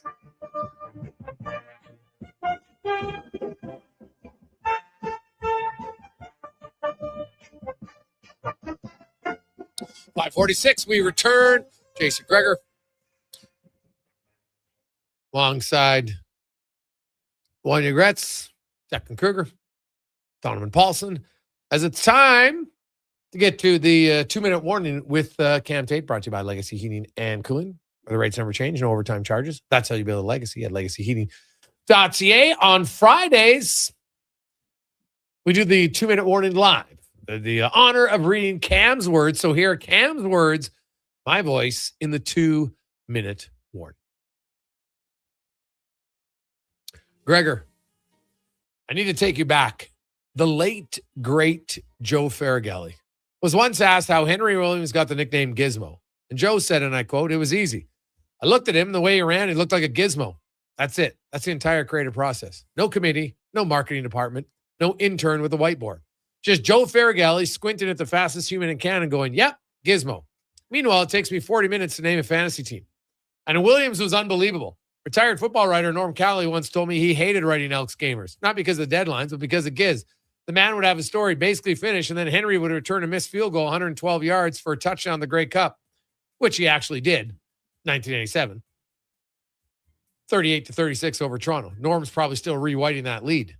Hall of Famer, Wall of Honor at Commonwealth, still the CFL's all-time leader in punt returns, kickoff returns, and return yardage. The man nearly put up 1,000 return yards in a season twice, back when 1,000 of anything was a lot. So here's my armchair quarterback suggestion for today. Mark Killam, free of charge. Just put Rankin back there on punts and kickoffs. Let the man build a relationship with the football. And I mean a real relationship. Right from the moment it lands in his arms, talk to it, whisper to it, recite it a poem. I'm not saying a full Robert service. We've got a game to play, but a haiku minimum. Football, you complete me. And then run it 90 yards north. But Gregor, before we debate any of that, the man needs a name. You cannot return kicks in the city without one. The Giz set the bar. So here are my 3 nominees for Rankin. 1, the widget. The natural heir to the gizmo, small, mysterious, and nobody knows exactly how it works, including him. 2, the Rankin file. Every special teams coordinator in the league is going to have a folder on this guy, and it will help them exactly 0%. 3, special delivery. Because every punt is a package, and this man delivers to one address only, the end zone. Signature, not required. Gregor, I'm interested to hear your thoughts, but one rule, and it's not negotiable. Just like the original Gizmo, do not feed him after midnight. Cam Tate, 2-minute warning, Monday to Friday. The Rankin file is actually pretty good. I will give him, that one's good. I can tell you Coach Killam ain't putting Rankin on the kickoff return because he's the main running back. But that's why, hey, they got Javon Leake, their other running back there. But, hey, I could see, like, at certain times in a game, why couldn't you put Rankin back there? Right now, I'd have to ask him because catching punts, I watch guys in practice, and you'd be amazed at how many guys, receivers, whatever, they go to catch the, and it's just not, they're not used to it. And all of a sudden, it's not as clean as you would think. So I'd have to ask Rankin, A, has he ever done it? But I'm sure if there was a certain time where we put Leak and Rankin back on kickoff, like a kickoff for sure. It's different than the punt. It's not a bad idea. Like, you're not going to do it all the time for Rankin, but every now and then, why not? Declan, you're calling plays for the team. Do you approve this message? Well, it's a little egregious. But no, sorry, Cam. I really disagree for a lot of reasons. I think Javon Leake's better at it. I just think the injury risk is too high, and you need his lungs on offense. We can agree with Cam that like part of the storyline development of helping this team in the stands and off the stands is storylines. Getting a nickname for a player that's this hot, that's sound business. Yeah, okay, but like you already have a pretty electric returner in Javon Leake. He actually led the league in all-purpose yards last year with like 2,400. So why don't we get him a cool nickname and run with that? And by like he is I just said it, he is electric on punt and kickoff return. Yeah, like I wouldn't put him on punt returns. Plus, it's just, your best player, you're exposing him to more injuries. But at a certain time of a game, I'd consider it once or twice a year. I would. What about suggesting to active out players to do a flip? Because when I was a little kid and Giz would do a flip. Well, Rankin's done a backflip before when he scored a touchdown. TJ Luther just did one as well when he got a touchdown the other week. Yeah. But Giz was front flips, right? And Giz, as I remember it as a little kid, in full flight, would hit a flip.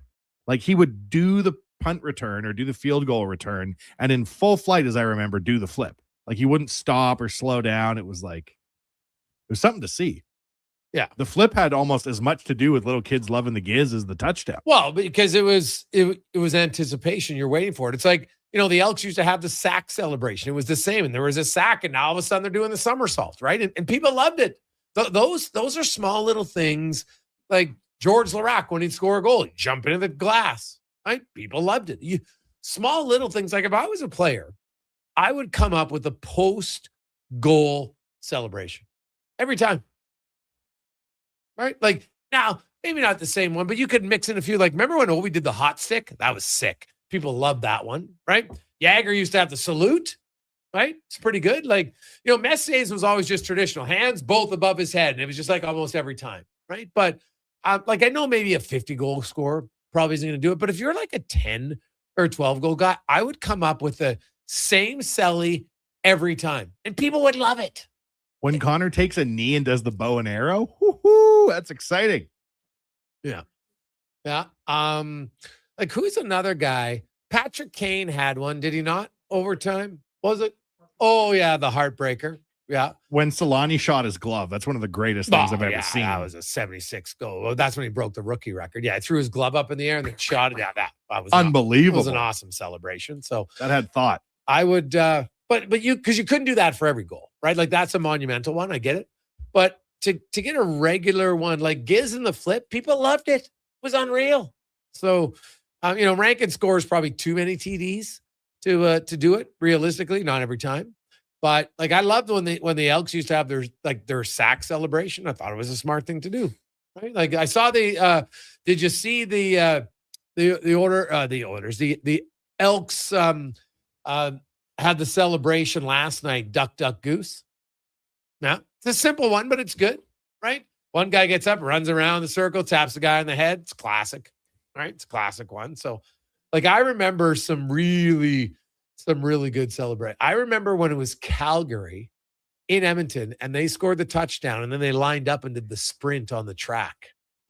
Because I was basically in your house, you got the track, and you guys have never done this. Terrible. It was a really good, I get marked for that one. That was Pee Wee Smith and those guys. That was a really good celebration. And stuff like this, again, for fan experience, we're talking about today, people go crazy about this kind of stuff. Do you remember back in the day when the Elks had Nanook? Remember that guy? Oh, yeah. That guy did such a good job of getting the fans revved up back in the day that, again, you're trying to improve your team. There's improvements to make on the field, certainly, but don't underestimate the investment in fun stuff like that for the fans. Oh, it all matters. No question about it. We'll have to find out who can get a consistent TD celebration. We'll see. We shall see.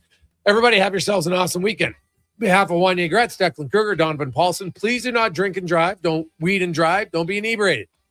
Get home safe. If you're going to the Stampede, enjoy it. Don't do anything I wouldn't do. It's a pretty long list. So have fun. Enjoy it. Enjoy the World Cup, baseball, Riverhawks in the River Valley. It's a great weekend for ball. Have great fun. Let's get to Declan Kruger and a Sports 1440 update brought to you by Legacy Heating and Cooling, where the rates never change, no overtime charges. That's how you build a legacy at legacyheating.ca. Good night.